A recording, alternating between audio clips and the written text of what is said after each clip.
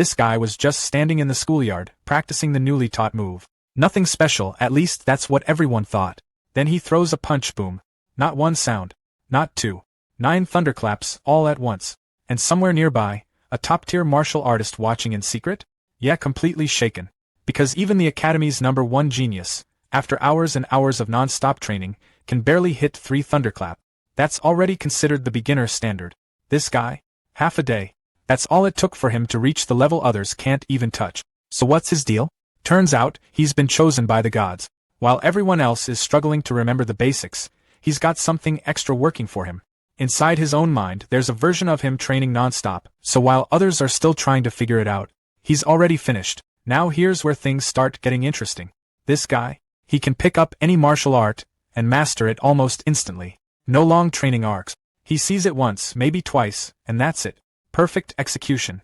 And it gets better. Every time he defeats someone, he gains point. Not just for show, real point. The kind you can actually spend. More points means more strength by copying others' technique. Now the scene has shifted to the present where, in a flurry of strikes, a young man named Su-hong practices his Vajra fist. A fellow student marvels at his improvement, asking if he has already reached the coveted micro-level in martial arts mastery. Su-hong confirms he broke through 2 days ago. The student, impressed, declares that no one in the class can match Su-hong's Vajra fist and decides to head home, leaving the cultivation maniac to his training. As Su-hong prepares to leave, his teacher, Lee, stops him. The teacher's expression is serious as he brings up the 30,000 registration fee for the martial arts department, reminding Su-hong that the deadline is next Monday.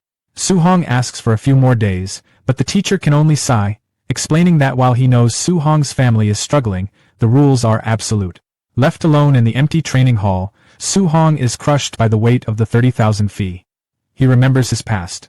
His parents died in a ferocious beast disaster when he was just 3, leaving him in the care of his aunt and uncle. They discovered his talent for martial arts and have fully supported his training ever since, hoping it would lead to a high-income profession in their dangerous world. He feels a pang of guilt, realizing that his dream is making their lives even harder. Returning home late, he overhears his aunt and uncle discussing their finances. They decide the rent can wait. Paying for Su-hong's registration fee is the priority. His aunt says she will get another job, while his uncle suggests stopping his own medication to save money, insisting that little Hong's talent is too great to hold back. Overwhelmed with guilt, Su-hong enters the room. They fuss over him, telling him to rest. In his room, he lies awake, tormented by their sacrifices. He resolves that he must solve this problem himself. There is only one place a martial artist can earn that much money in just a few days. The next day, Su-hong arrives at the underground martial arena. An announcer's voice booms, welcoming the audience to a place where only victory and defeat matter. Life and death are irrelevant. She introduces the reigning champion, a hulking fighter wearing a red mask, known as Mr. Minotaur. The announcer tells the newcomer to show some passion and heat up the atmosphere. She whispers for him to provoke the crowd, explaining that rookies are troublesome. Taking the cue, Su-hong roars, declaring himself invincible against anyone below the level of a true martial artist and calling all weaklings to come and fight. The crowd erupts in a frenzy, shouting for his death. The first match begins. Su-hong believes his Vajra fist is enough to win a few rounds and collect the tuition fee. His opponent rushes in, but Su-hong calmly notes his strong momentum but unstable lower body, seeing an easy win. A single, powerful blow sends the challenger flying.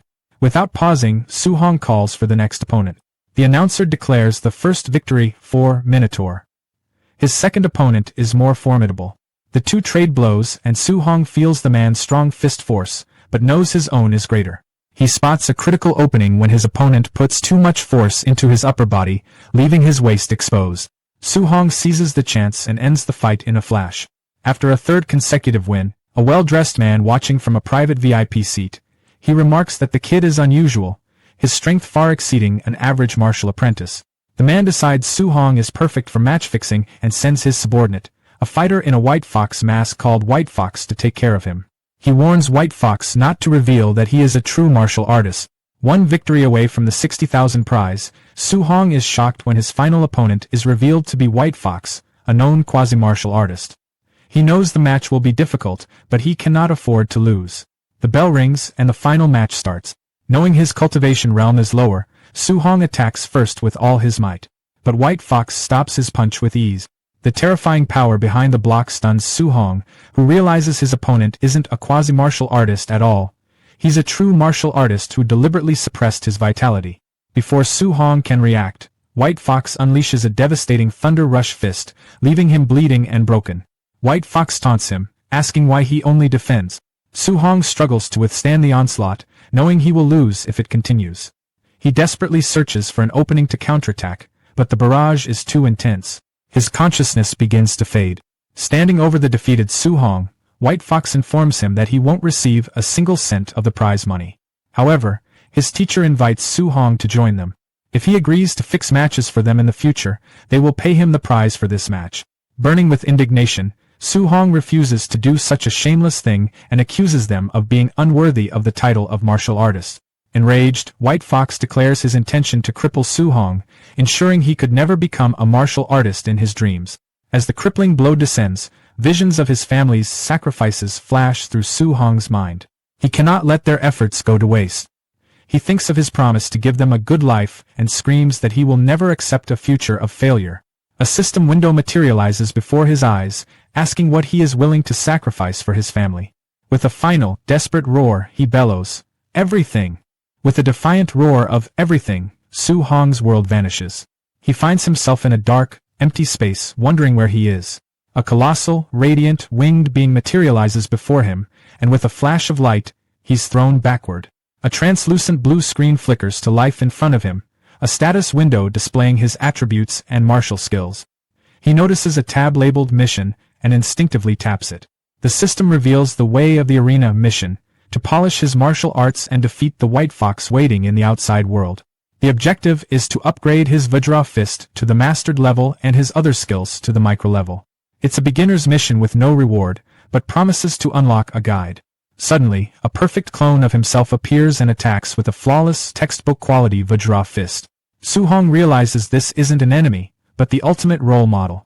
He eagerly engages, seizing the chance to learn from a perfect version of himself. As they spar, a progress bar for his Vajra Fist proficiency jumps from 7% to 10% in moments. He understands that this mysterious space allows for rapid skill upgrade. He fights with renewed determination, his skills advancing at an unbelievable rate. In what feels like an eternity of intense combat, his floating light palm and void step reach 100% and evolve to the micro-level. Finally, his Vajra Fist also hits its peak and breaks through to the mastered level. Exhausted but triumphant, he gives a grateful nod to the clone as it dissipates. A notification congratulates him on completing the mission and asks if he agrees to return to reality. He accepts. Time snaps back into motion in the arena. White Fox, his attack halfway to completion, sneers at Su-hong's mysterious glowing aura and strikes with his Thunder Rush fist. But now the attack seems laughably slow. Su-hong dodges with ease and lands a single, devastating punch that knocks White Fox out cold. The entire stadium falls into a stunned silence. Su-hong walks calmly to the dumbfounded announcer and asks when he will receive his prize money. Jolted back to reality, she hastily declares Minotaur the winner of the 60,000 grand prize. In the VIP suite, the arena boss is in disbelief. He questions how a mere martial apprentice could possibly master the Vajra Fist, a feat beyond most true martial artists. He furiously orders his men to follow Su-hong and uncover his true identity. Su-hong leaves the arena, sensing he's being followed. He slips into the dark alleyways, his movements fluid and sure, easily losing the thugs tailing him. An hour later, he arrives home and places the stacks of cash before his astonished aunt and uncle, who ask if he robbed a bank. Su-hong smoothly lies, explaining that the master of a dojo where he sparred was so impressed by his talent that he decided to sponsor his studies. His aunt remains skeptical, but his uncle proudly declares that their boy would never lie to them. Later, on the roof, Su-hong looks at his system window with a grin. His family's financial troubles are solved. The system notifies him that by defeating a higher-level opponent, he has earned 67 martial value points, which can be used to increase his vitality. He immediately pours points into it, and his vitality stat climbs to 90, elevating him to the rank of a quasi-martial artist. He feels a surge of power and decides to use all the remaining points. As his strength skyrockets, the wounds from his fight completely heal. Feeling an endless reserve of new power, he heads to the deserted school drill ground to test his limits on a combat power tester. Deciding to start with just 70% of his strength, he winds up and throws a punch. The machine instantly overloads, smoke starting to come out of it, and shatters. He mutters about the tester's poor quality, hoping he won't have to pay for it, before quickly fleeing the scene. Moments later, a furious groundskeeper arrives, screaming about which bastard broke his equipment and vowing to punish the usual suspects. In the gymnasium of Star City No. 1 High School, students were buzzing with gossip. The main topic was Chen Shan, who had been beaten up after smashing a tester machine the previous night. A student explained that Chen Shan had been punished by the principal and forced to take the blame because he refused to admit to his actions. Their chatter was interrupted by the principal, who introduced his old comrade-in-arms, a Tier 3 martial artist named Chen Tian. The guest instructor announced he was there to teach everyone a C-rank martial art, the Thunder Rush Fist, and expected them all to learn it well. Hearing this, the protagonist, Su Hong, became determined. He knew that learning such a technique outside of school would cost a fortune, and he resolved to seize this rare opportunity. The instructor, Chen Tian, declared he would demonstrate the fist 10 times, and how much the students learned would be up to them. As the students marveled at seeing a Tier 3 martial artist for the first time, Su Hong recalled that this was the same technique the White Fox had used. Chen Tian began his demonstration. He explained that at the basic level, the Thunder Rush Fist emits a single sound of thunder. Mastery progressed through levels. 3 sounds for proficient, 5 for micro-level, 7 for mastered, and a full 9 sounds for the perfect realm. He advised the students to aim for just the basic level for today. Hours later, the students were exhausted and dejected, finding the C-rank art far too difficult to learn. Suddenly, Chen Shan, the school's top genius, successfully executed a punch with a single thunderous sound, reaching the basic level. The principal proudly pointed him out to Chen Tian, asking if he was interested in mentoring the boy. However, Chen Tian was unimpressed, remarking that in other cities, this was merely a passing grade. He lamented that the students were not up to his standards.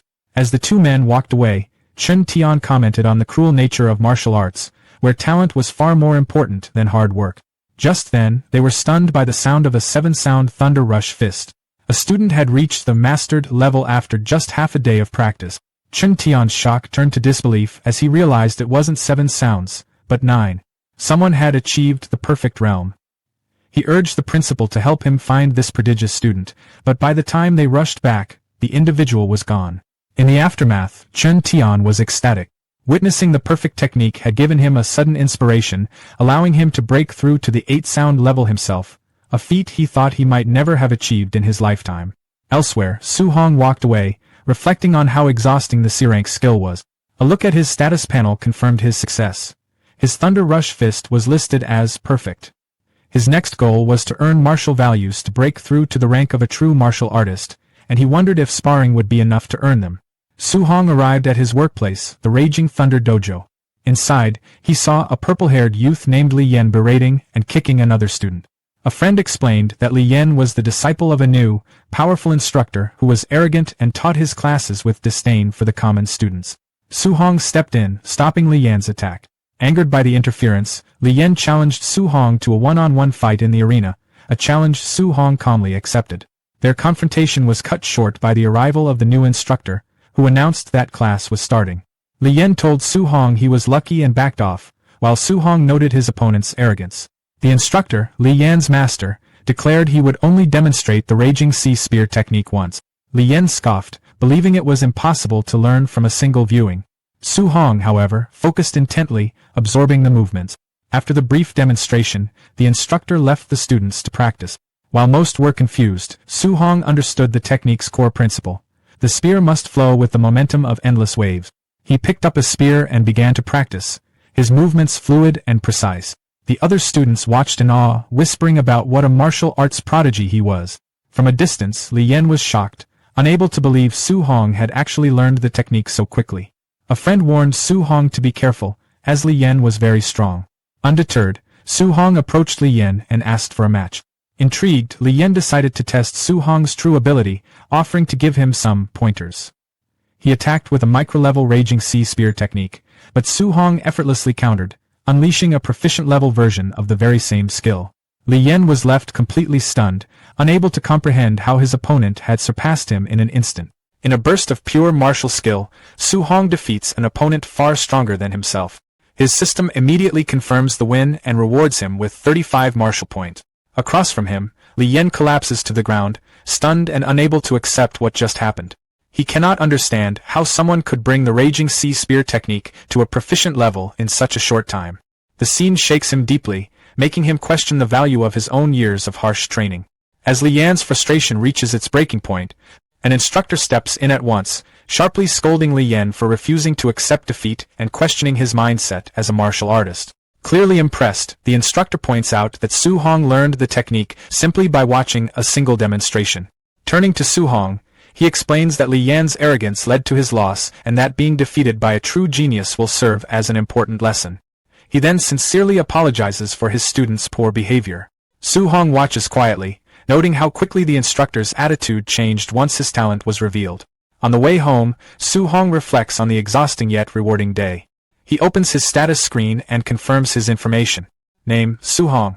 Vitality, 91.7. The Raging Sea Spear technique now shows as proficient, and he has 35 unused martial points. His thoughts shift to the upcoming school exams. He knows that wealthier students have already bought high-grade alloy weapons. Since he enjoyed using the spear, he decides he will need to buy an alloy version as well. A quick search crushes his hope. A single alloy weapon costs a shocking 69,800. His savings are not even enough to cover his aunt's medical expenses, let alone such a purchase. Just as he begins to feel helpless, his gaze lands on a public notice. The city lord is recruiting martial artists to hunt the growing number of ferocious beasts in the Star City wilderness, with generous rewards offered. An idea immediately forms in his mind. He will hunt beasts outside the city. When Su Hong gets home, he finds his aunt and uncle inside. His aunt is carefully tending to his uncle's injuries, worried about why he keeps working so hard when Su Hong has already given them money. His uncle insists that Su Hong is still young and that they cannot rely entirely on him. He wants to save for Su Hong's future while he still has the strength to work. Su Hong greets them warmly. Although his aunt urges him to rest, he tells his uncle that he can earn money now and that his uncle should stay home to recover and take care of her. His uncle is clearly touched but says he cannot bring himself to do nothing. Su Hong reassures them that he is only earning a small amount for daily expenses and will not push himself too hard. His uncle reminds him that martial arts training is costly and that they want to support him as much as they can. Deeply moved by their selflessness and unwilling to see them harm their health, Su Hong becomes even more determined. He knows he cannot miss the opportunity to hunt beasts. Understanding how dangerous the wilderness is, Su Hong realizes he must strengthen himself first. Without hesitation, he spends all 35 martial points on vitality. He watches the number rise steadily until it reaches 95.2. 2 days later, late at night, Su Hong lies exhausted on the floor of the empty school gym. His status screen shows that every one of his techniques, from the Raging Sea Spear to the Void Step, has reached the perfection stage. His vitality now stands at 95.3. He knows he is only one step away from becoming a true martial artist.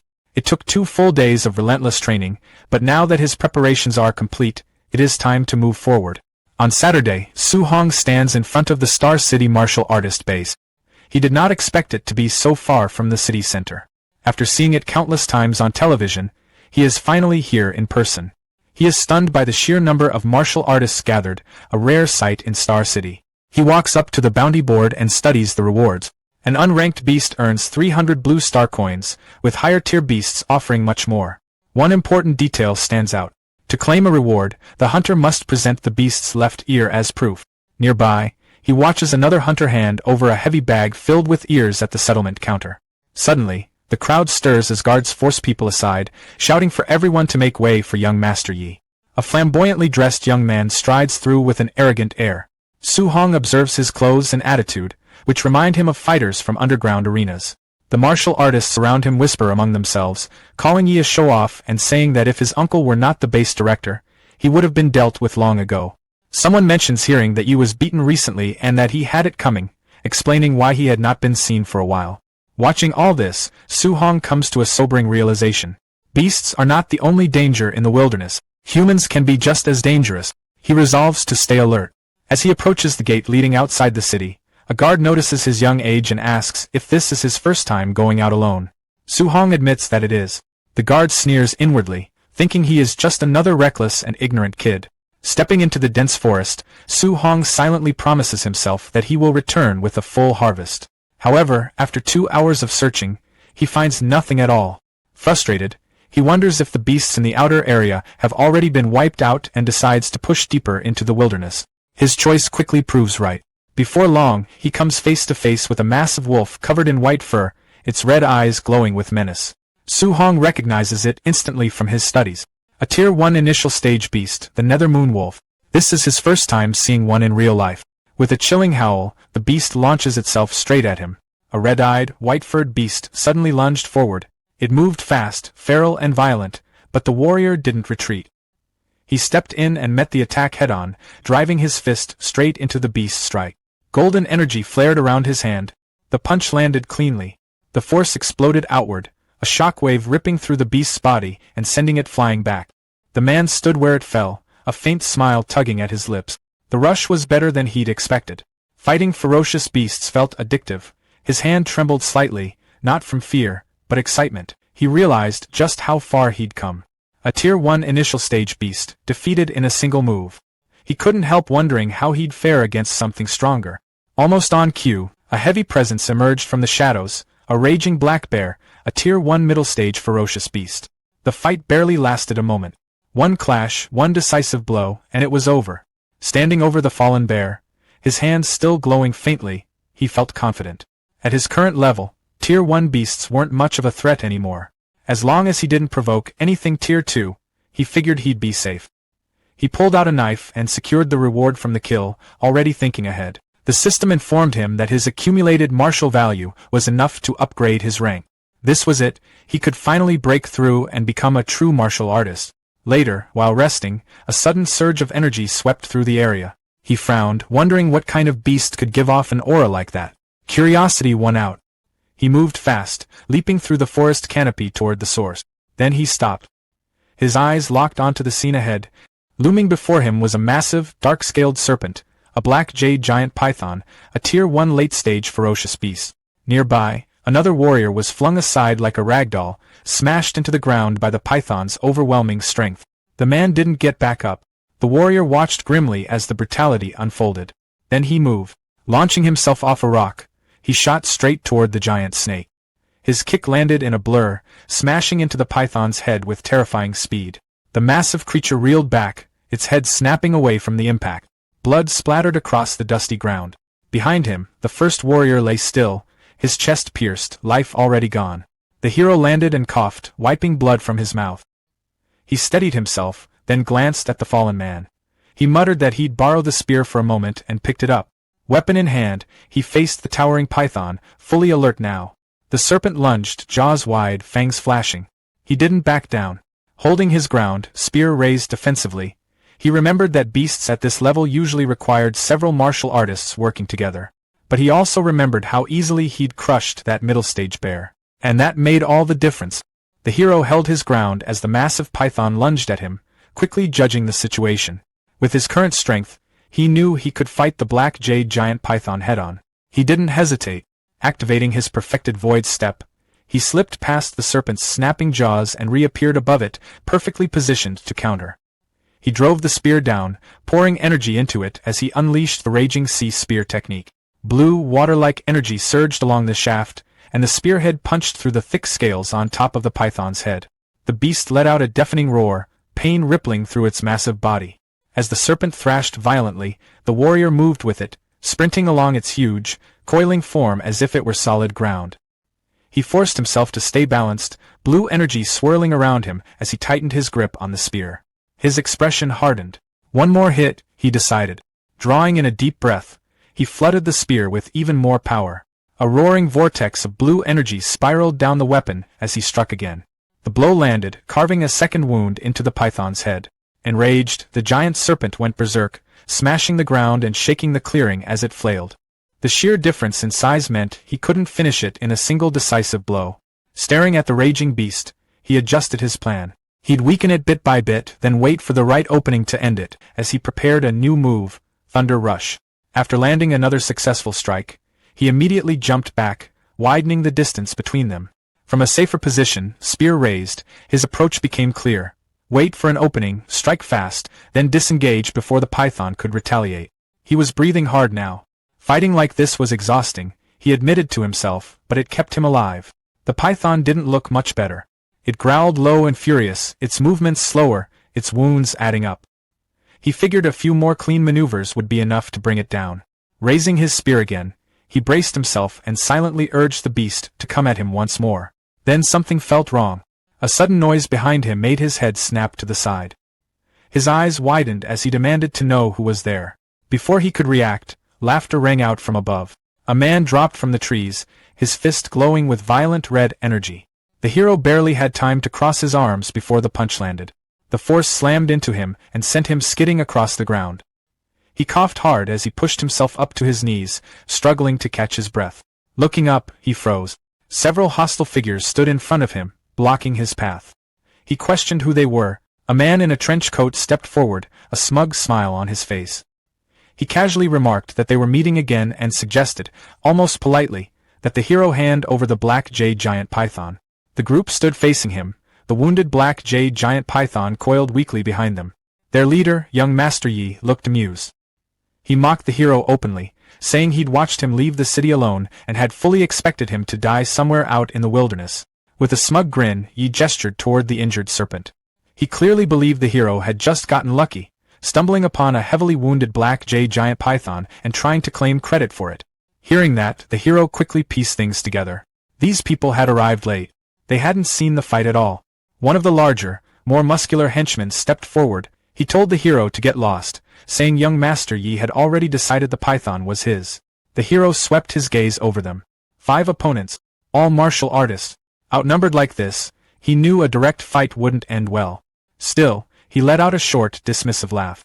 Red energy flickered around his fist as he mocked the idea that his earlier blow had just been a sneak attack, openly questioning whether they truly believed he couldn't take them on. Then he moved. His punch shot forward, wrapped in terrifying red energy.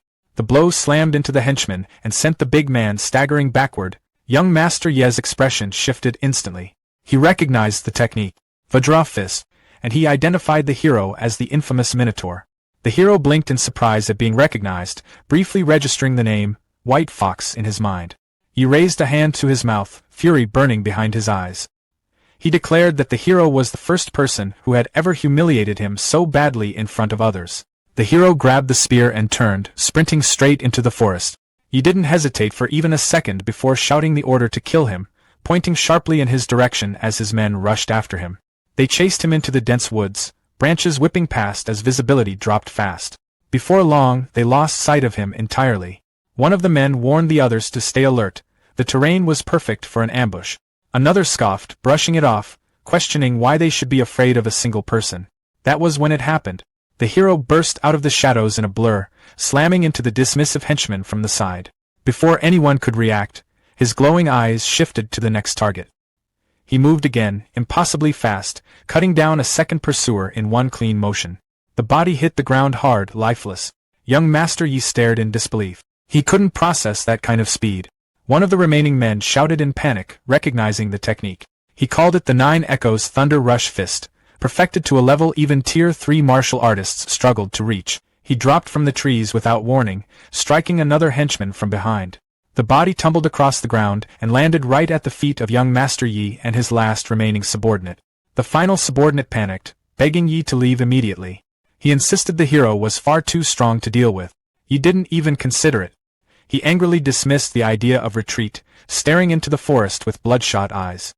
He declared that no matter what, he would kill the hero today. From the shadows, the hero watched him closely. The hero moved without hesitation, striking down the last remaining henchman. When it was over, young Master Yi stared at the scene in disbelief, fury twisting his face. He cursed under his breath, unable to wrap his head around how the hero had grown this strong in just a few days. The hero suddenly vanished from Ye's sight. He spun around instantly, only to find empty air behind him. Before he could relax, the hero reappeared again at his back, already poised to strike, but this time, Yi reacted a split second faster. He turned sharply and launched an attack of his own. Fury twisted Ye's face as blue energy erupted around him. He flatly refused to accept that he could lose here, forcing his power upward. With a sharp gesture, he extended a finger and fired a concentrated beam of blue energy, his void-breaking finger. The hero barely managed to deflect the blast with the spear. He didn't stop. He snarled and unleashed a non-stop barrage. Explosions tore through the forest. Trees shattered, dirt blasted upward, and the hero was forced on the defensive, constantly parrying and dodging as energy beams detonated around him.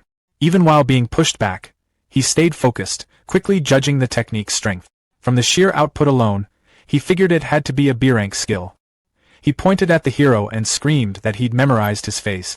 If the hero dared hurt him any further, he vowed he'd wipe out his entire family. That threat landed wrong. The hero's expression went cold, all warmth draining from his eyes. In the next instant, the hero closed the distance between them. He yelled that his uncle was a supervisor at the martial artist base, that his father was a powerful figure, anything to survive. It didn't help. In a flash, the hero appeared right in front of him, red energy blazing around his fist. He remarked flatly that Yi had been more tolerable when he was acting superior. The punch came down like a verdict. Ye's body crumpled and crashed to the ground, broken and defeated. The hero stood over him, breathing hard, red energy still rolling off his body. He stated coldly that Yi never should have dragged his family into it. Barely conscious, blood pooling beneath him, Yi looked up in disbelief. He stammered that it was impossible, that the hero wasn't even a full martial artist. The black jade giant python's tail slammed down with crushing force, ending him instantly. The hero turned away and looked back toward the serpent. He'd spent too long dealing with the intruders. The giant python had fully recovered its stamina. In the forest clearing, the masked follower stared at his injured companion on the ground. He muttered to his partner that this kid was seriously not right. The other follower asked nervously where young Master Yi was, and if he had finished the job. Before they could speculate further, a rustle from the trees made the masked man turn sharply. The masked follower called out that he had finally decided to show himself. He lifted his weapon, adding that he wouldn't go easy on him. But Hero was already on the move, spear in hand. He shouted for them to get out of the way as he shot forward like an arrow. The reason for his urgency became horrifyingly clear a second later. A monstrous snake burst from the undergrowth. The snake struck fast, its jaws snapping around one follower. A terrible scream was cut short. Almost instantly, a blue system screen flickered in Hero's vision, reporting that an opponent had been indirectly eliminated and awarding him 30 martial value. Before anyone could react, the creature's heavy tail whipped around, crushing another follower. He thought to himself, stunned, that he could get points like that. Not sticking around to find out more, Hero took off, sprinting deeper into the woods. As he leaped from branch to branch, his mind raced. His martial value was now high enough. Finally, he could break through and become a true martial artist. Perched high in a tree, he scanned the area. He needed a quiet, secure spot for his breakthrough. His eyes landed on a cave entrance halfway up a rocky cliffside. That looked perfect. He didn't get far. As he approached the dark opening, the same giant red-headed snake lunged out with a furious roar, trapping him inside the cavern. Hero faced the beast, his back to the cave wall. A blue system interface materialized in front of him, displaying his details. It showed his name as Su Hong and his martial value as 504. No time to waste. Hero focused and mentally hit the breakthrough command on the screen. He urged himself to go faster. A red aura suddenly erupted around him, waves of heat rolling off his body like he was filled with molten rock. His vitality skyrocketed. His vitality reached 100. Then, a brilliant notification appeared stating he had broken through to a Tier 1 martial artist. He said to the cave air that he was now a real martial artist. He turned his gaze back to the giant snake, his eyes gleaming. He announced that it was his turn. He shot forward, his fist already glowing with a fierce red light. The punch connected with the snake's snout. Energy pooled in his free hand. He growled the beginning of a command, "Get," as he raised the spear high.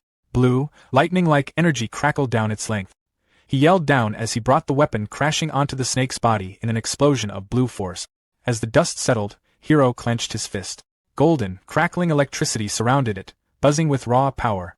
He announced his next attack, Thunder Rush Fist, and drove his energized fist down toward the wounded beast with a final, decisive blow. The snake's pained roar echoed through the cave as the attack landed. Hero stood on the giant snake's body in the misty clearing, spear in hand. Even though the beast had already been hurt, he felt a surge of confidence knowing he could now face something like that straight on. A soft chime in his mind confirmed his victory, adding 92 martial value to his total. Sitting down on the scaled carcass, he remembered the usual rule: cut off the left ear to trade for coin. He stared at the snake's head, then sighed. Right. Snakes don't have ears. Well, no helping it. He decided he'd better just get moving and headed out of the rocky clearing, leaving the massive body behind. Walking through the sun-dappled forest with his spear slung over his shoulder, he eventually came across another body, this one with blonde hair. It was young Master Yi. Hero looked down at him. You got off easy, he said quietly. Crouching, he began to search the young master's belongings. His main hope was finding that high-level martial technique Yi had used in their fight. His fingers closed around a small, unmarked black book. Could this be it? The void-breaking finger? Later that night, back in the shelter of a cave with a small campfire crackling, Hiro studied the book intently. He'd committed the introductory method to memory. Now it was time to let the system do its work. In the familiar blue, data-stream space of his mind, he sat cross-legged. Come on, he urged. A glowing, translucent copy of himself materialized before him. Together, they moved through the intricate forms. Void-breaking finger, Hiro called out in the mental space. Streaks of light followed his movements as the system text flashed, tracking his progress. 51%, 78%, 93%. Back in the physical world, by the fire, a blue notification settled in his vision. Void-breaking finger, basic 1%. Hiro doubled over, coughing. Even at the basic level, a B-rank skill put an incredible strain on his body. 3 days later, a thunderous howl echoed through the trees. A huge, red-eyed ape monster slammed its fists against the ground. Perfect, Hiro thought. He needed something to test his new power on. He darted forward, energy focusing at his fingertip. The technique felt smooth, powerful. As the ape monster fell, Hiro stood amidst the settling dust, his fingers still glowing with a faint blue energy. He'd reached the perfect realm. The system confirmed it. Void-breaking finger, master-void-breaking finger, perfect. The power was absolutely worthy of a B-rank skill. The martial artist base was in an unusual state of quiet when he arrived. Inside, the main hall was buzzing. A crowd watched as one man at the counter collected a hefty payout of 230,000 blue star coins, murmurs of admiration rippling through the onlookers. Another group, the Thunder Squad, was being praised for their haul of Tier 1 beasts. When it was Hiro's turn, he hoisted a large, heavy bag onto the counter. The woman working there peered inside, and her eyes went wide. She started counting, her voice rising with disbelief as she announced the total. 406,000 blue star coins from 72 initial stage, 83 middle stage, and 17 high stage Tier 1 beasts. A cold sweat prickled on Hiro's neck. He'd gotten carried away. This was way too much attention. Before he could even leave the counter, a commotion erupted outside. Official vehicles screeched to a halt, blockading the base entrance. The crowd around him stirred, everyone turning to look. Was the base under attack? People whispered, noting the high-level martial artists now stationed at every exit. A stern-looking man in a suit, identified by the system as Yi Chi, base person in charge, and Yi Feng's uncle, barked orders to his subordinates. Seal the area. No one gets out. A brave soul from the crowd called out, asking what was going on. Yi Chi's face twisted with fury. His nephew Yi Feng and his entire group of 4 martial artists were all dead, he shouted. A shocked silence fell, then broke into frantic murmurs. Yi Feng was killed? His whole squad wiped out? Nearby, 2 men whispered to each other. Good riddance, one said. We've all been robbed by that crew. Finally, someone took out the scourge. Yi Chi, followed by an assistant, pushed through the crowd. He made a chilling announcement. A B-rank martial skill was missing from his nephew's body. Every martial artist present would be searched. Hiro stayed in the middle of the crowd, keeping his expression neutral. The bodies had been mauled by that giant python. There shouldn't be a trail leading back to him. As he began to move with the flow of people, he couldn't shake the feeling. Were they already targeting him? Suddenly, Yi Chi himself was there, his gaze locking onto Hiro. I heard a little brother here killed 400,000 worth of beasts all by himself, Yi Chi said, his voice carrying over the murmurs. Your skills must be truly amazing. Su Hong noticed his path was blocked, and a man in a sharp suit stepped forward, flanked by a few rough-looking thugs. The man's face carried a polite sort of menace as he spoke, mentioning the rumors about Su Hong's recent solo hunt and the fortune in beast cores he was said to have gained. But the thugs weren't convinced. They looked at Su Hong like he was just some low-level fighter, a novice who could never have pulled off such a feat to them. He was nothing more than a thief who probably took the missing young Master Ye's backpack. The thugs tried to grab him, but Su Hong moved faster than their eyes could follow, his weapon appearing in a blur. He spoke coolly, reminding them he was a student at the elite Xingqian No. 1 high school and daring them to touch him. The leader hesitated, caught between anger over his nephew's stolen martial art and the risk of provoking a potential prodigy from the top academy. Trying another approach, the man offered 10,000 as compensation for the search. Su Hong stayed calm, knowing his secrets were safe with Yi Feng gone, claimed by a monstrous python in the wild. He countered, asking for 3 times the offer. With no other choice, the man agreed. Su Hong even encouraged them to be thorough to avoid being wrongly accused. The search turned up nothing, but just as Su Hong was about to leave with the money, the leader called him back, insisting no one could leave until he was fully satisfied. By the time the man finished speaking, Su Hong had vanished into the city. Thinking about his next move, a quick shower and then a visit to the Warriors Association to test his rank and get the guidance technique. Alone in the room, Su Hong pulled up his internal status screen, a holographic display floating before him. He had 534 martial arts points, the result of relentless training and brutal encounters. His chi and blood value was 103, just enough to be a first-tier martial artist. The next stage required 200 points, and with his accumulated points, he could almost reach it in one step. But his attention turned to two stats he'd never touched before: spirit and mortal body. Curious about their potential, he started allocating points into spirit, watching the number climb with no immediate effect. Then he focused on mortal body, eager to see what evolution it might bring. The Warriors Association proving grounds were buzzing with energy. A promising young fighter, a disciple of the famous Jiang Ming, had just finished his test with a combat power of 1763, enough to nearly be a mid-tier warrior. The crowd admired him, and he turned to the next challenger, Su Hong, with obvious disdain.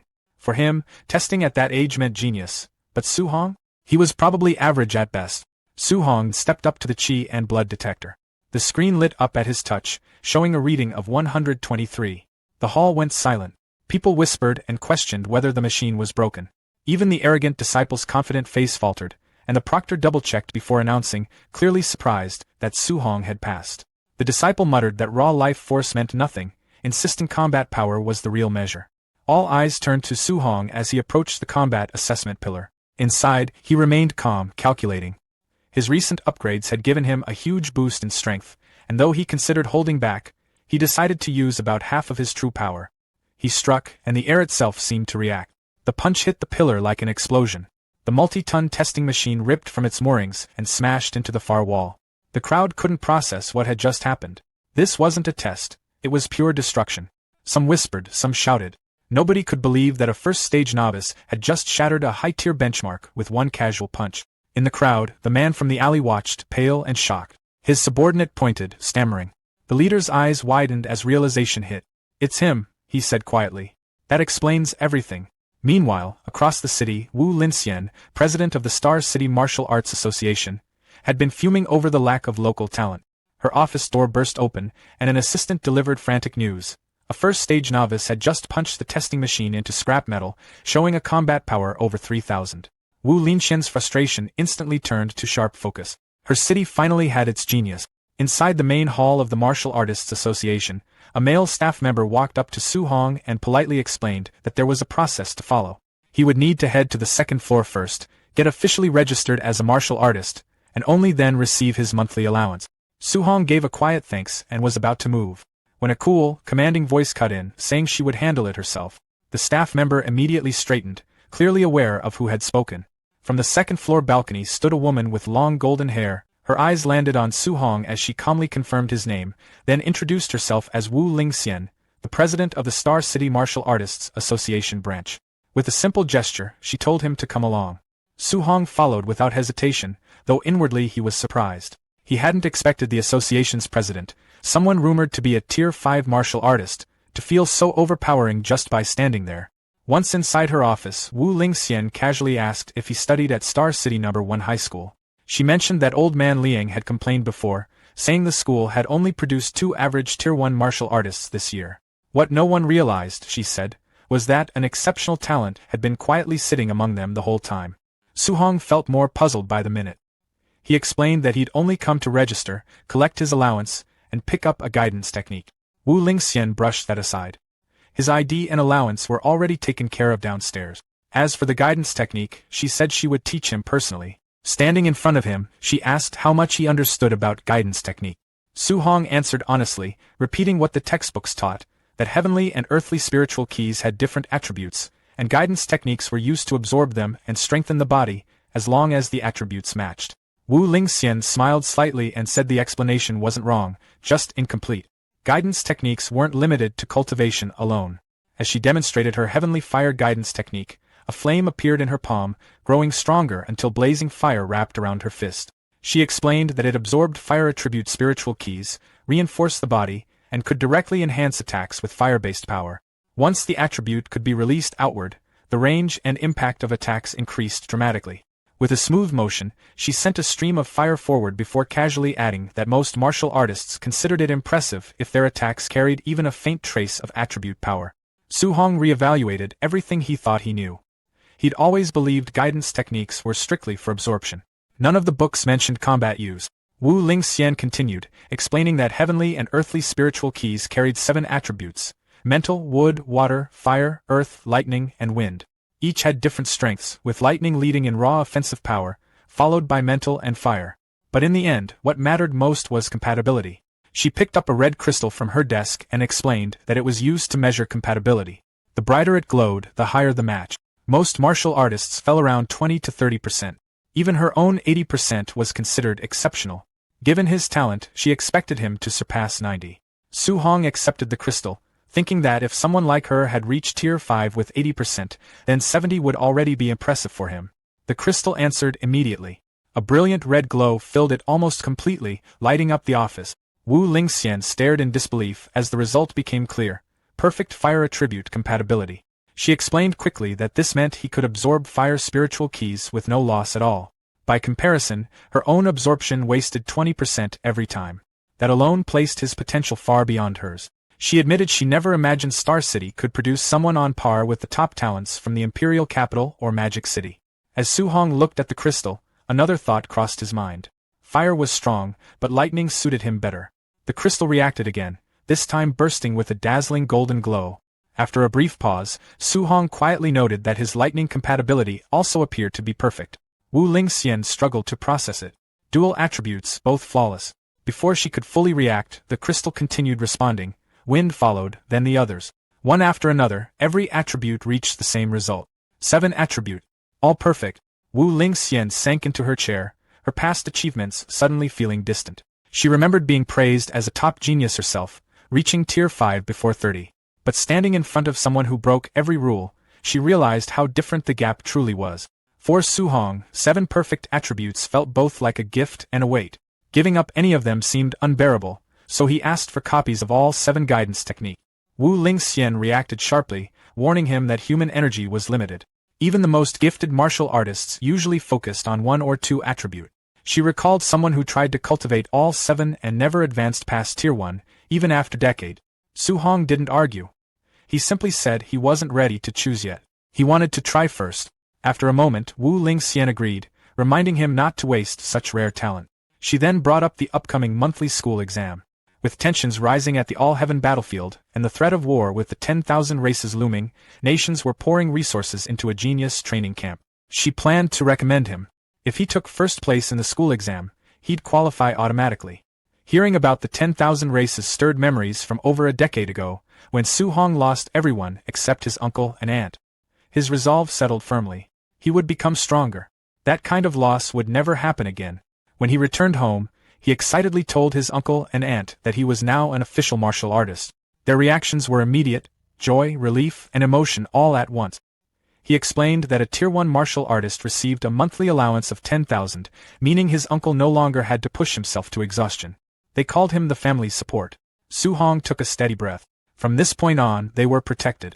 That night, just past midnight, he tested the guidance technique. Sitting quietly, he circulated his energy. His eyes glimmered faintly as he punched forward. A small flicker formed around his fist, but instead of fire, only thin smoke drifted out. He frowned. This felt far weaker than expected. Then a notification appeared, confirming that he had successfully learned the guidance technique. Checking the details, he saw it was only level 1. That was when a new idea took shape. If guidance techniques had levels, then maybe this was something only he could push far beyond its limit. Su-hong stared at the system interface, still unable to wrap his head around one thing: how guidance techniques were actually upgraded. He tried pouring martial value into it the same way he had done with his other skills. The system responded instantly with a warning saying his martial value wasn't enough. Seeing that, he didn't push further. There was no point forcing it. He reasoned that it made more sense to slow down, focus on cultivation first, fully grasp every guidance technique, and then worry about earning more martial value later. With his plan set, he settled into cultivation. He worked on all the guidance techniques at once. Almost immediately, a fierce, blazing aura burst out from his body. Hours passed in silence. One after another, the Thunder Guidance Technique, Water Marsh Guidance Technique, Thick Earth Guidance Technique, and Spirit Wind Guidance Technique all reached level 1. Inside him, 7 different spiritual keys now existed together. The problem showed itself right away. The energies didn't cooperate. They pushed against each other aggressively. At that moment, Su Hong finally understood what President Wu had warned him about. There really had been geniuses in the past who tried cultivating 7 techniques at once, and never moved beyond Tier 1. The energy inside his body turned violent. Pain spread as his veins stood out sharply and sweat streamed down his face. Even though all 7 attributes were present, he realized he could only activate 1 at a time. The instant he tried to use 2 together, the energies clashed, wiped each other out, and vanished. A red flame burst from his palm, lasting only a heartbeat before breaking apart. He focused again, and lightning surged instead. Su Hong narrowed his eyes. Fire and lightning were naturally close in nature. Could they really not be combined? He tried again. The result was the same. Annoyance crept in, but he didn't stop. He tried again. And again. Time slipped by unnoticed until the sky began to lighten. His breathing turned rough, his clothes soaked, his arms shaking from fatigue, but he kept going. Lightning surged once more. This time, he forcefully dragged the fire along with it. Energy exploded outward as he pushed through with everything he had. And finally, it worked. After an entire night of non-stop attempts, lightning and fire fused into a single force. Without wasting time, Su Hong decided to test it properly. He headed straight to the Star City Martial Arts Square. This time, he chose a Tier 3 combat power tester, not interested in repeating his past mistake of destroying equipment. Previously, using only half his strength, he had hit 3,000 combat power. Now, he limited himself to just 30%. He threw a punch. The number jumped past 2,300. Su Hong paused. By his estimate, it should have been closer to 1,800. That was nearly a 500-point difference. If pure lightning already gave results like this, what would happen when combined with fire? Energy gathered again in his palm. When he struck, the tester shook hard as the number shot past 3,000. A small smile appeared as he looked at his hand. With thunder fire combined and only 30% output, he had already surpassed a high-stage Tier 1 martial artist, and his vitality was only 123. That kind of potential felt overwhelming, and this was with just 2 attributes. His thoughts immediately jumped ahead. What if he combined all 7? Lightning crackled and flames swirled in his palm as he made his next decision. He would attempt 3 attributes next. Later, on the rooftop of his home, Su Hong lay flat, shirtless, staring at the sky. After countless intense attempts, he finally accepted the truth. Merging 3 attributes was far harder than merging 2, several times harder. No matter how he adjusted or experimented, there was no real progress. That was when the answer clicked.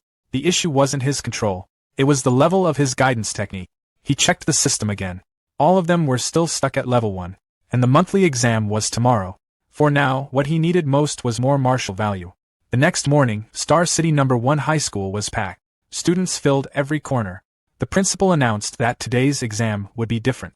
Due to rising pressure on the front lines, a large-scale genius training camp was being set up to prepare for future conflict. The rewards were insane. Top-tier resources, martial arts manuals, pills, and even grandmasters as instructors. The top 3 students in this exam would earn a spot in Star City's training camp. The crowd erupted. A genius training camp.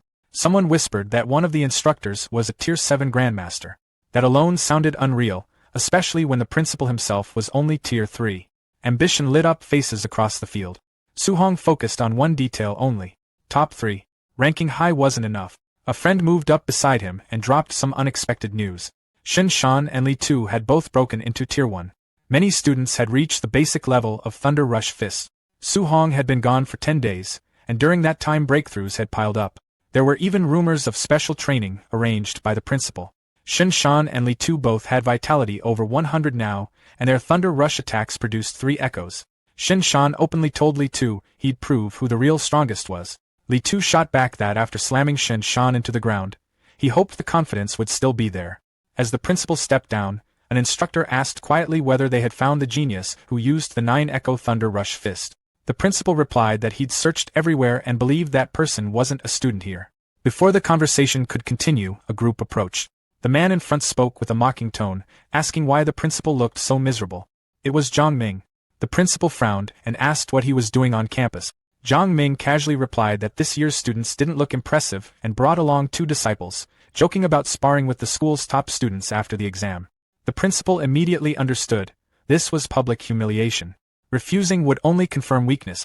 Before he could answer, Zhang Ming added that he'd understand if the principal declined. After all, the students looked fragile. An instructor snapped back, asking if Zhang Ming was picking a fight. The exchange stopped abruptly when someone leaned in and whispered something to Zhang Ming, pointing toward the crowd. Zhang Ming followed the direction and spotted Su Hong standing calmly among the students, a faint smile on his face. Recognition hit instantly. So he really was from number 1 high school. Zhang Ming cursed inwardly and gestured to his disciples. Facing that boy meant guaranteed loss. Rather than embarrass himself, he laughed it off, saying he'd only been joking. There was no competition at all. His disciples played along, pretending to back down. The principal and instructor were furious. Soon after, the exam officially began. The first match was announced. Number 665, Shang Peng, versus number 666, Su Hong. As they stepped onto the stage, Su Hong's friend grew nervous. Shang Peng was a quasi-martial artist known for raw strength. A teacher shouted a reminder not to push too hard. Injuries weren't worth it. Before the match even started, Shang Peng smirked and asked whether Su Hong planned to fall on his own or be slammed down. In the next moment, Su Hong disappeared. Before anyone could react, he appeared behind Shang Peng, grabbed him with one hand, and drove him straight into the floor. The arena went quiet. His friend and the teacher stared, swearing softly. They couldn't understand when Su Hong had reached this level. One move. Complete victory. As the dust settled, Su Hong stood alone at the center of the stage. Su Hong stood over his defeated opponent again, calm as ever. The crowd completely lost it. They shouted that Su Hong had won again, and asked how he was even that strong. Some of them started guessing that he might already be a Tier 1 martial artist. Excitement kept rising as people reminded each other that the next match would decide the champion. Up in the office, Principal Lee sat with Chen Tain, watching everything unfold. Chen Tain frowned and asked where this Su Hong had suddenly come from. He said he had been giving private tutoring before, yet Su Hong had never shown up in front of him. Principal Lee lowered his gaze and admitted it was his own failure. He said he should have discovered such a promising student earlier. By not giving Su Hong proper guidance sooner, he felt like he had almost buried real talent. Chen Tain looked thoughtful. He mentioned that Su Hong seemed familiar, like he had seen him somewhere before, but he just couldn't remember where. Soon, Principal Lee shifted the topic and said the semi-final between Chen Shan and Li Tu should be wrapping up with a winner any moment. Down in the arena, Chen Shan and Li Tu were locked in a fierce fight. Spectators commented that their strength looked almost identical, making it impossible to predict who would win. Li Tu suddenly prepared a heavy punch and told Chen Shan that since they both knew the Three Echoes Thunder Rush Fist, Chen Shan shouldn't even dream of winning without using his ultimate move. Chen Shan blocked it. Then Chen Shan's fist burst into flames. He told Li Tu to watch carefully and declared that he was the real number 1 in the school. The crowd gasped. Some shouted that Chen Shan could already perform attribute externalization, and that it was the fire attribute, second only to thunder in power. But Li Tu answered calmly, saying attribute externalization wasn't anything special. As he spoke, a blue aura wrapped around his fist. Spectators immediately reacted, saying Li Tu could use it too, and his was the metal attribute, known for even stronger combat power than fire. Li Tu then added that he had more to show. He unleashed the Five Echoes Thunder Rush Fist. The two clashed violently. Chen Tain observed that in just around 10 days, Li Tu had mastered attribute externalization and pushed his Thunder Rush Fist to the micro level. He admitted Li Tu's talent was impressive. Principal Lee calmly said there was no need to even watch the final. With micro-level Thunder Rush Fist and the metal attribute, Su Hong had no way of beating Li Tuesday. He added that it was a pity. If Su Hong had learned a guidance technique and Thunder Rush Fist, he might have stood a chance. Off to the side, a man suddenly proposed a bet. He offered 50,000 that Su Hong would take first place and asked if Principal Lee and Chen Tain were interested. One of them called him crazy, pointing out that while Su Hong was strong, he didn't even know a guidance technique. What could he possibly use to win?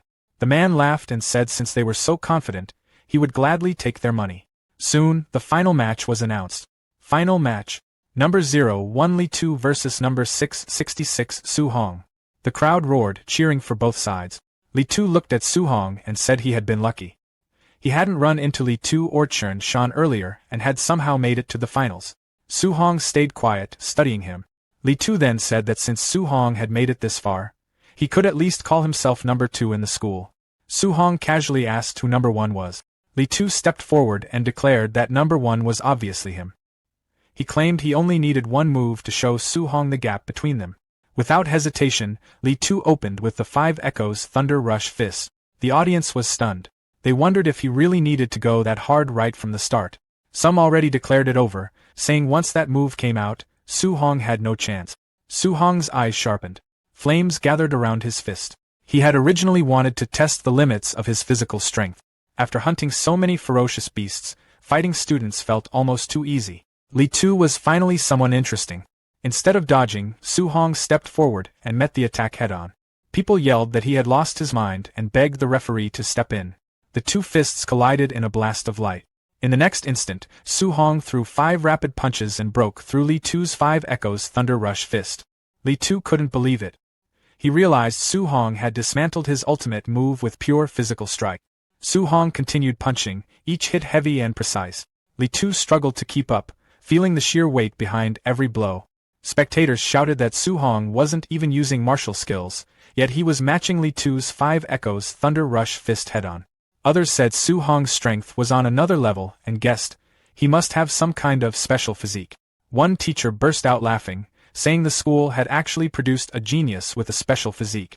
Chen Tain narrowed his eyes and pointed out that while Su Hong's strength was shocking, Li Tu had already condensed an attribute. Su Hong still had no clear advantage. Li Tu slid back, then powered up again. He shouted at Su Hong not to get arrogant and insisted that only he could win. His fists glowed as he rushed forward. Su Hong had planned to keep testing his body alone, but seeing Li Tu go all out so quickly, he decided to respond properly. Electricity sparked around him. The crowd froze in shock as thunder gathered around Su Hong's fist. People started shouting that Su Hong could also use attribute externalization. Others were so stunned they could barely form words. They realized Su Hong had mastered the thunder guidance technique. A special physique plus the thunder attribute, the most aggressive of them all, made his talent overwhelming. The two attributes crashed against each other. Li Tu felt it instantly. Su Hong's thunder was even stronger than his metal. Su Hong calmly said that since Li Tu had shown his ultimate move, he would return the favor. This time, the exchanges were too fast to follow. When it ended, Li Tu was on the ground. He looked up in shock, realizing Su Hong had used 9 echoes. He couldn't understand how that was even possible. Su Hong stood over him quietly. For a moment, the audience had no words. Then someone shouted, asking if Su Hong had really won. The arena exploded with noise. People yelled that 9 Echoes Thunder Rush Fist was the perfect realm. Some even said Su Hong's Thunder Rush Fist looked stronger than the teacher who taught it. Others declared that this wasn't just a genius, this was the dragon of Star City No. 1 High School. Chen Tain stared at Su Hong and muttered that 9 Echoes shouldn't even be possible at this level. He suddenly wondered if Su Hong was the mysterious genius who had disappeared from school that day. He added that once someone like this entered the training camp, those so-called elites with powerful backgrounds would be in serious trouble. Standing alone in the ring, Su Hong said that a golden carp doesn't belong in a small pond. Once it meets wind and clouds, it becomes a dragon. In his heart, he knew Star City was just a small puddle to him. Principal Lee smiled faintly. He believed that in the upcoming training camp, Su Hong would rise like a dragon from the depth. The Magic City, the Imperial Capital, even the battlefield of 10,000 races, those were the stages where someone like Su Hong would truly shine. By the time Su Hong got back to his old apartment building, the sun was already setting. His uncle had just finished making a simple dinner. Su Hong called out that he was home, and his uncle immediately asked how the exam went. With a grin, Su Hong said he'd taken first place in the monthly exam. His uncle stared at him for a second, then burst out in excitement. They were still celebrating when loud knocking suddenly hit the door. A woman's sharp voice came from the hallway, asking if this was Su Hong's home. Su Hong opened the door, confused. His uncle and aunt stood just behind him, peeking out cautiously. Outside stood a well-dressed woman covered in expensive jewelry. She introduced herself as Lin Nan's mother. She explained that only the top 3 students could enter the training camp. Her son had ranked 4th. Then she got straight to the point. She wanted Su Hong to give up his spot. She calmly pulled out a stack of cash, and said she was offering 30,000 if he stepped aside. Su Hong and his family just looked at her. No one reached for the money. They looked more confused than tempted. When she saw that the cash wasn't working, her tone changed. She said the training camp was brutal, and that people could die there. She added that with their poor background, it would be smarter to quit early. Other students, she claimed, had high-grade pills and resources that Su Hong could never afford. Her words made his aunt uneasy. She asked Su Hong quietly if it was really that dangerous. His uncle rubbed her back, trying to calm her down. Then he turned to Su Hong and seriously asked if he could truly promise he'd be safe.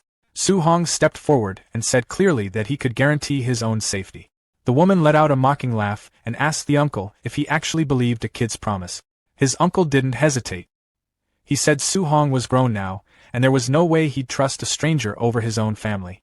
The door shut behind her. From the hallway, she shouted that they were just waiting to get eliminated at camp.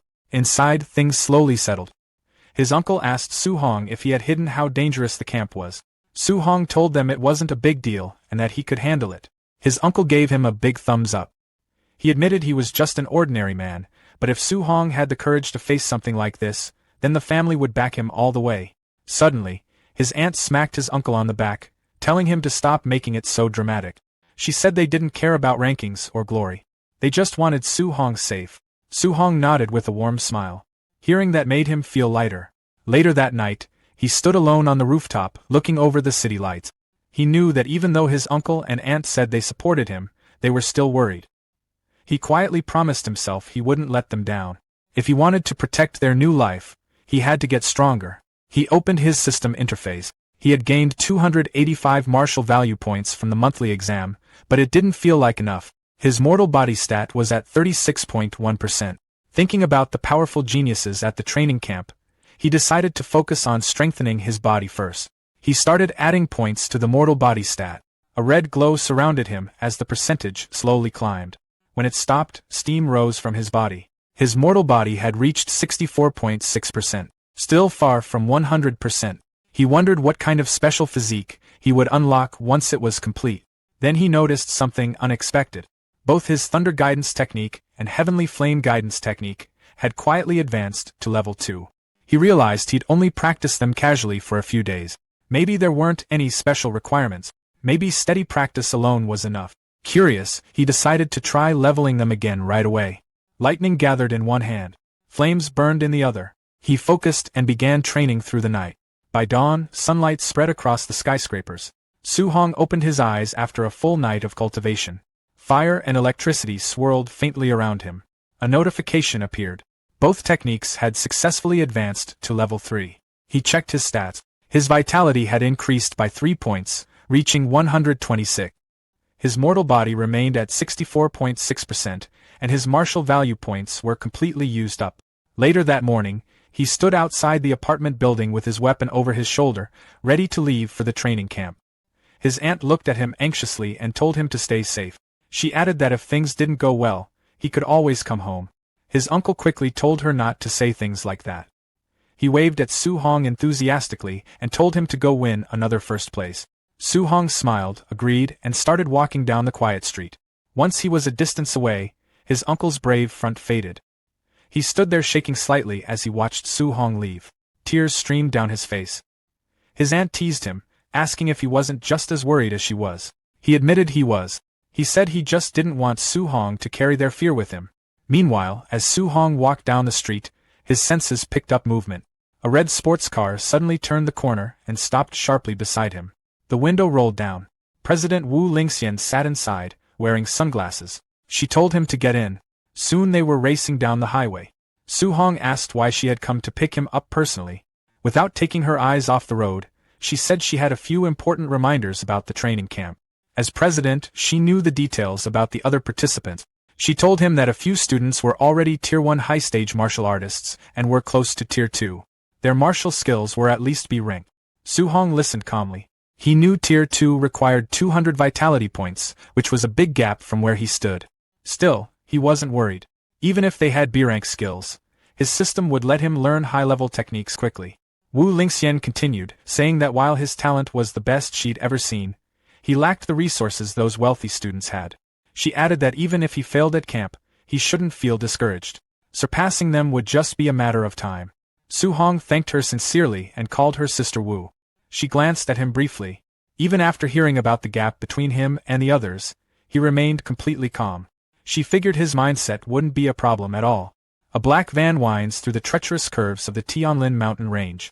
Inside the vehicle, Li Tu and Chen Shan leans forward in shock, saying that the training camp is set in a place where ferocious beasts gather. Principal Li calmly tells him not to worry, explaining that a grandmaster oversees the camp and ensures there is no life-threatening danger. Su-hong looks out the window at the passing landscape. He knows the Tianlin mountain range stretches across multiple cities, including Star City and Yang City. Spiritual energy is dense there, and ferocious beasts are everywhere. Deep within the mountains hide beast kings comparable to Tier 7 grandmasters. Even a Tier 1 beast on the outskirts is far more dangerous than those found elsewhere, and ordinary Tier 2 martial artists would not dare to enter lightly. The van continues forward. In the forest shadows, several pairs of glowing red eyes track the vehicle's movement. Li Tu feels that gaze and wonders if an attack is coming. Su-hong remains steady, sensing how brutal this environment is. He understands that the training camp's competition will likely resemble the beast's constant slaughter. Holding onto his seat, he feels a small smile form as he realizes he actually enjoys this kind of atmosphere. The van arrives at a fenced clearing where dozens of students have already gathered near several tents. After getting out, Chun Shan wonders aloud how strong the other participants might be. The crowd is filled with martial artists carrying various weapons. Su-hong stands among them with his own weapon slung over his shoulder. An official in a gray suit stops them and tells everyone to wait until all participants arrive before the entrance assessment begins. Hearing about an assessment, Su-hong watches as several luxury vehicles drive into the camp. A red Rolls-Royce leads the group. Some students complain about the big families arriving late. As the newcomers step out, attention quickly shifts to them. Xiao Nan, known as a spirit master, appears alongside Lin Xinghe of the Lin family, who is rumored to be close to Tier 2. At the front stands the city lord's son, Wang Tiantuo, often called the barbarian god. He possesses a special physique and extremely high fire attribute compatibility. Su-hong studies them quietly, wondering if these are the top geniuses the president mentioned. A faint smile crosses his face as he waits to see what they can really do. The official steps forward and announces the rules. The training camp lies 30 kilometers deep within the Tianlin mountain range. Certain ferocious beasts carry special tokens inside their bodies, and only those who obtain a token can enter the camp. Everyone has 8 hours to reach the destination. Whispers spread through the crowd. Going that deep means encountering powerful beasts, and if something goes wrong, people could die. While many grow uneasy, Su-hong stays calm. In his view, 8 hours is more than enough time to hunt extra beasts and earn martial value. When someone asks what happens if they run into beasts far beyond their level, the official replies that they should consider themselves unlucky and eliminated, though rescue will eventually come. Complaints immediately erupt, with students arguing that the rules are unfair and depend too much on luck. The official's expression turns cold as he reminds them that the world is not a game.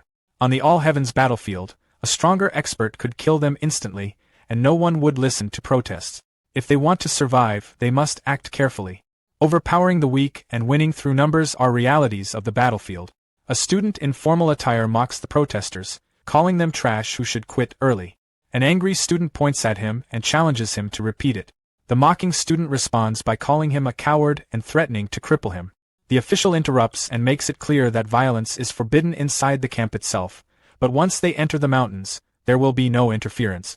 Snatching tokens or settling grudges is entirely up to them. The two hostile students continue glaring at each other. Watching all this, Su-hong quickly realizes that the camp is designed to push participants into fighting. By his estimate, more than half of them will be eliminated under these rules. Another thought surfaces in his mind. Fighting these students could bring him a huge amount of martial value. The official checks his device, which lets out a loud beep. He announces the start of the assessment and orders everyone to move. The students rush forward in a chaotic wave, disappearing into the dense forest of the Tianlin mountain range. Not far inside the woods, the rivalry between the suit-wearing student and his challenger finally explodes. The student in the suit mocks his opponent and tells him to come over if he wants to be sent rolling back home. His opponent, burning with anger, shouts that if he wants to be eliminated so badly, he will grant his wish. He rushes forward with a flaming fist and yells that he is finished. The suit-wearing student answers with a punch wrapped in cold blue energy.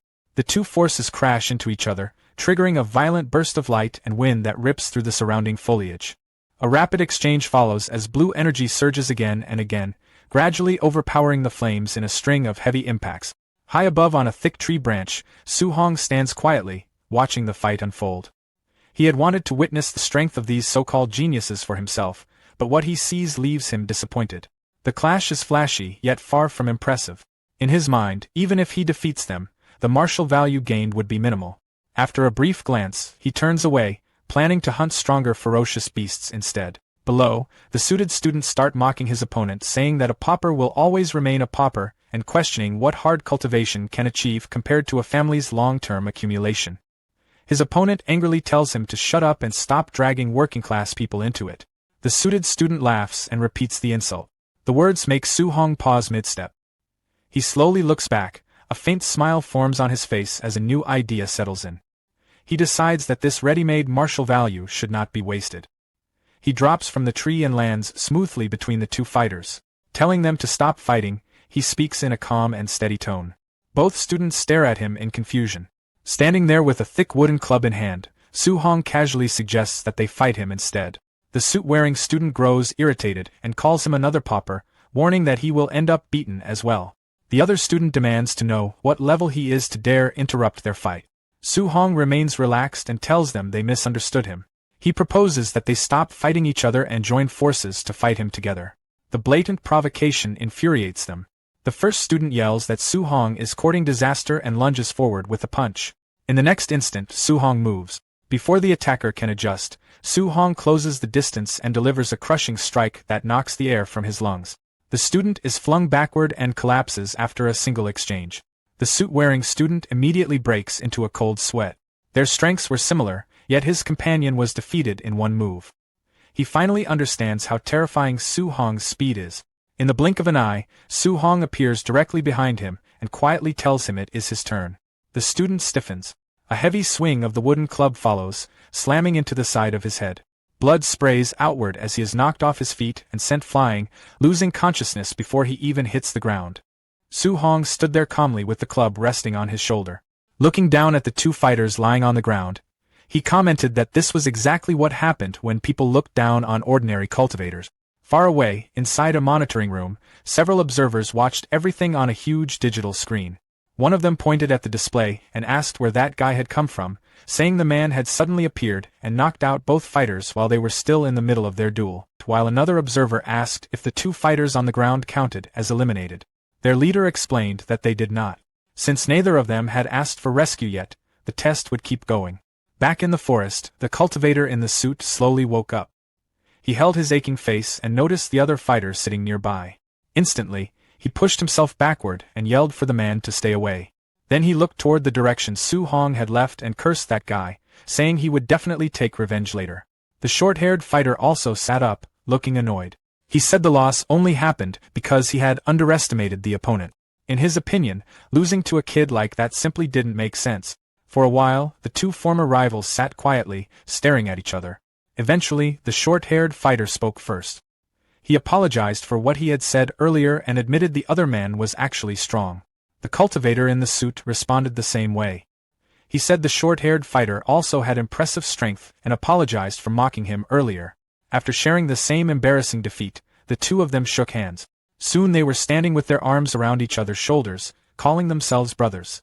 They quickly came up with a plan for revenge. The abandoned wooden club nearby would be perfect for giving that kid a few solid hits to release their anger. Meanwhile, Su-hong ran through the forest at high speed. Suddenly, he stopped when a group of Tier 1 initial stage giant-toothed wild boars rushed out from the bushes. Seeing them again, Su-hong muttered that he had run into another pack. He wondered how many of these creatures he had already seen in the Tianlin mountain range. The boars charged toward him with heavy pounding steps. He launched his Thunder Rush fist. 9 echoes, sending yellow lightning bursting forward. The attack cut through the group in a massive X-shaped blast of energy. When the dust cleared, system messages appeared around him. Martial value +9.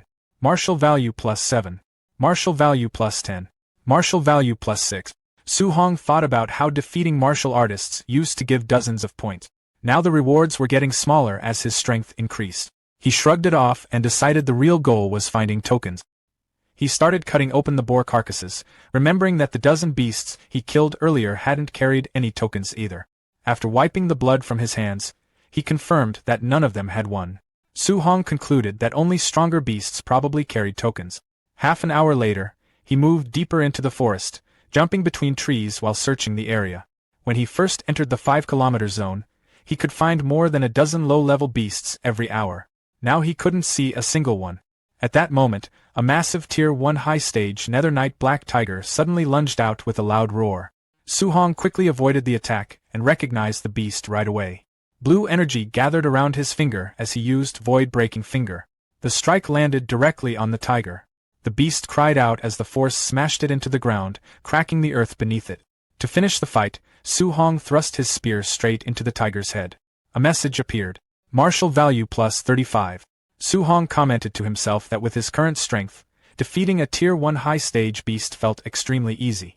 He then searched through the tiger's stomach and finally pulled out a red and gold token covered in blood.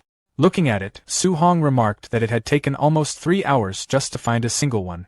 Thinking about it, he compared the situation. Low-level boars appeared everywhere, while high-stage beasts like this tiger were rare. The stronger beasts gave more value, but there were far fewer of them. After considering it for a moment, Su Hong decided that quantity was the better option. Hunting lots of weaker beasts near the outer areas would let him gather martial value much faster. With 5 hours left in the assessment, Su Hong headed out again. His plan was simple: push his mortal body to its limit before time ran out, leaving behind a clearing full of blood and beast carcasses as he walked away. The forest clearing was filled with the bodies of fallen wild boars. Blood stained the ground, and the air carried the heavy scent of battle. Suddenly, a huge bear burst out with a thunderous roar and rushed straight at Su Hong. Its eyes glowed with a faint red light as it swung a massive claw toward him. The attack missed.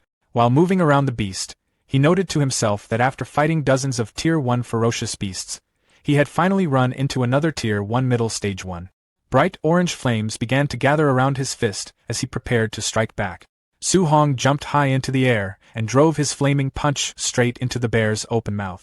Fire and force burst out at the same time. In the reflection of the bear's golden eye, Su Hong could be seen descending again for the finishing strike. He dropped down with full force, slamming his weight onto the beast. The impact shook the ground violently. Moments later, the huge body stopped moving. Su Hong stood over the defeated beast and took a moment to think. Ever since his mortal body reached 60%, defeating a Tier 1 middle stage ferocious beast with pure physical strength had become possible. He glanced down at his hands and clothes, both covered in blood. Then he opened his system interface to check his progress. After calculating the numbers, Su Hong noted that he had already gained 254 martial value points. He still needed a little more than 100 points to fully max out his mortal body. Looking at the remaining time, Su Hong saw that over 3 hours were still left in the assessment. He picked up his spear, ready to continue hunting and gather enough martial value. Right then, several thunder-like booms suddenly echoed across the forest. Su Hong immediately looked toward the sky. Sweat formed on his forehead as he asked out loud what kind of noise that was. Above the forest, a massive golden bird with glowing wings flew across the sky, its enormous shadow covering the land below. Su Hong stared at it and wondered what kind of ferocious beast it could be. After watching it for a moment, he guessed that it might actually be the legendary Golden Rock Beast King. The giant bird released a sharp, piercing cry. With a powerful flap of its wings, a huge shockwave spread across the forest. Trees bent and snapped while dust rose everywhere. Su Hong planted his spear into the ground and held on tightly to keep his balance against the powerful force. Watching the scene, he commented to himself that the Beast King's strength was terrifying. Even a simple flap of its wings had created such an enormous shockwave. He looked up at the wrecked trees and broken earth, wondering what kind of fierce creature could cause that level of destruction. While watching the chaos, Su Hong quietly compared himself to the ones responsible. He had made progress lately and knew he was stronger than before. Still, when he thought about those top-tier experts, he could only admit to himself that the gap between them was enormous. In front of people like that, he felt as small as an ant. Just then, a bright ball of light drifted down from the sky, pulling his attention upward. High in the air, the Golden Rock Beast King faced a man glowing with golden energy. Tier 7 Grandmaster Qin Tianlai hovered calmly in front of it. With a steady voice, he told the rock that he, Qin Tianlai, had temporarily taken over this territory and asked why the beast had come back again.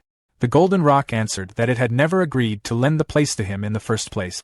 Qin Tianlai didn't seem bothered. He simply said that if the rock refused, then he would keep beating it until it changed its mind. The moment he finished speaking, he rushed forward with a powerful strike. The impact thundered across the sky. The rock cried out and flapped its wings, sending out a desperate shockwave. Qin Tianlai treated the attack like it was just noise. Golden energy burst out again and again as he launched a continuous barrage, forcing the Beast King backward. In the end, the rock had no choice but to retreat in embarrassment. As it fled, it shouted that Qin Tianlai should just wait. Qin Tianlai answered in a cold tone, telling it to stop talking nonsense and leave. After that, the Grandmaster took a slow breath and looked down at the mountains where the examinees were scattered. Using his voice to reach everyone, he announced that the students shouldn't panic and that the assessment would continue. Down below, Su-hong watched the scene with wide eyes. He couldn't help asking himself if that was really the strength of a Tier 7 human martial artist. In his heart, he quietly promised that one day he would reach that level too. Qin Tianlai soon flew back toward the monitoring base. He passed over the facility and landed smoothly. Two Tier 5 martial artists, Lin Zhe and Bai Mu, quickly came forward to greet him. They praised his strength, saying he looked even more impressive than the rumors suggested. Qin Tianlai waved it off and told them to stop flattering him. Instead, he said they should head to the monitoring room and check which students had managed to endure the Golden Rock's pressure. Inside the monitoring room, the surveillance screens showed students scattered across the mountain. Most of them were lying on the ground after the pressure earlier. Still, a few names quickly caught Qin Tianlia's attention. He pointed to Wang Tiantua first. The boy was a Tier 1 high-stage martial artist with a vitality of 340 and the barbarian god body. Qin Tianlai remarked that the Star City Lord, despite having more than 100 children, had finally produced one decent kid. Next, he noticed Lin Xinghe. This student was also Tier 1 high stage and had escaped the pressure by using extremely smooth movement technique. His compatibility with the wind attribute was an impressive 96%. Then there was Xiao Yan, a Tier 1 middle stage spirit master with 290 vitality. According to the data, he had used mental power to counter the pressure earlier. After looking through the information, Qin Tianlai felt somewhat disappointed. All of these talented students came from major families. He then asked if there were any notable students from the schools, especially Star City No. 1 High School. Bai Mu replied that most of those students were only at the Tier 1 initial stage. Hearing that, Qin Tianlai lost interest. He casually commented that Star City didn't seem worthy of its reputation and started preparing to leave. Suddenly, Lin Zhe called out to him from the screens. He pointed at one monitor and asked what was going on with that student. The display showed Su-hong. While many students were still recovering from the earlier pressure, Su-hong was already moving through the forest again. Not only was he standing, he had started hunting ferocious beasts as if nothing unusual had happened. Lin Zhe and Bai Mu looked stunned as they watched. They said the boy was from Star City No. 1 High School and called him a monster. Qin Tianlai picked up Su-hong's file to check the details. The moment he read it, his calm expression finally changed. In his mind, he wondered if this kid was even human after seeing the numbers. The file listed Su-hong as Tier 1 initial stage with a vitality of 123.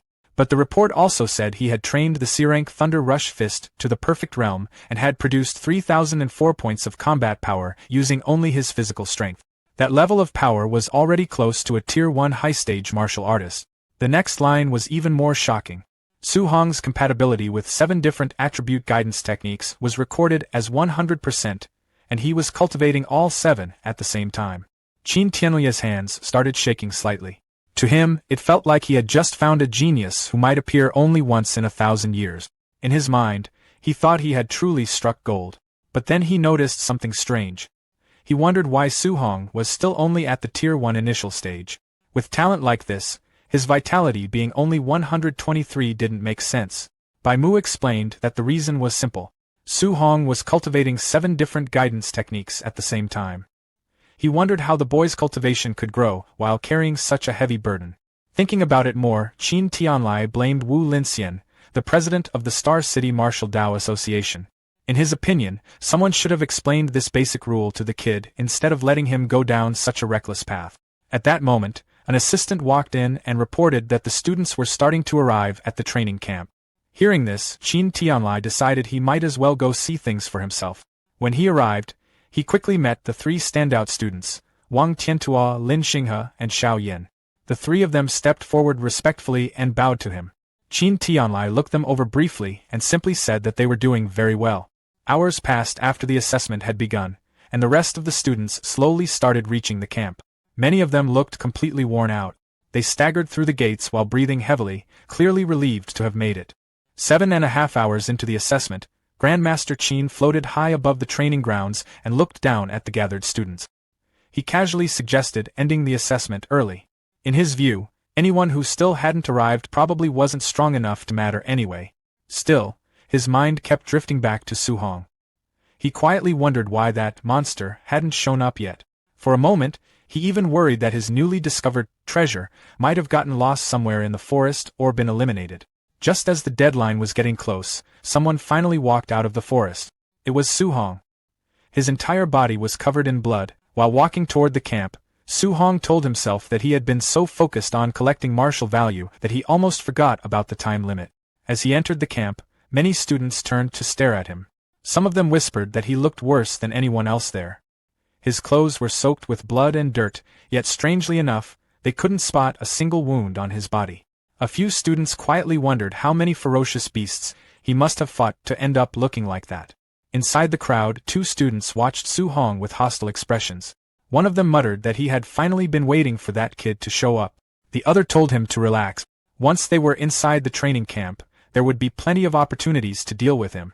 Not far away, the elite students also noticed Su-hong. Lin Xinghe commented that arriving right at the final moment was usually something skilled people tended to do. Xiao Yin looked at Su-hong for a moment and said the situation was starting to get interesting. Soon after, an official stepped forward and announced that the 8 hours were officially over. Anyone who hadn't arrived by now was eliminated. He then began introducing the facilities available inside the camp. First was the gravity training room. Next was the movement technique training room. Then there was the ferocious beast combat room. Finally, he pointed toward a large building and explained that it was the martial art pavilion. Inside, students could exchange for various skills, techniques, pills, and weapons, even items up to A rank. The moment Su-hong heard the words A rank, his attention sharpened. The official continued explaining that using these facilities required contribution points. Students could earn those points by completing training tasks, and those who performed especially well would receive extra rewards. Night gradually fell over the camp. The official dismissed the students who were still able to continue training, while those who were injured were guided toward the dormitories. Su-hong eventually entered his assigned living quarters. When he saw the room, he immediately felt relieved. It was a single room. That meant from now on he wouldn't have to worry about anyone noticing him while he cultivated or used his upgrade.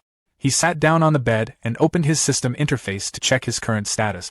Martial value, 354. Su-hong had been waiting for a moment like this. Without hesitation, he decided to spend all 354 martial value points to push his mortal body to the limit. As soon as he confirmed the upgrade, a series of system notifications started appearing. Mortal body plus 0.1. His body began to glow with a deep red aura. The percentage climbed quickly. His physique surged past 70%, then 80%, then 90%, until it finally reached 100%. A final notification flashed across the interface. Mortal body 100%, evolution.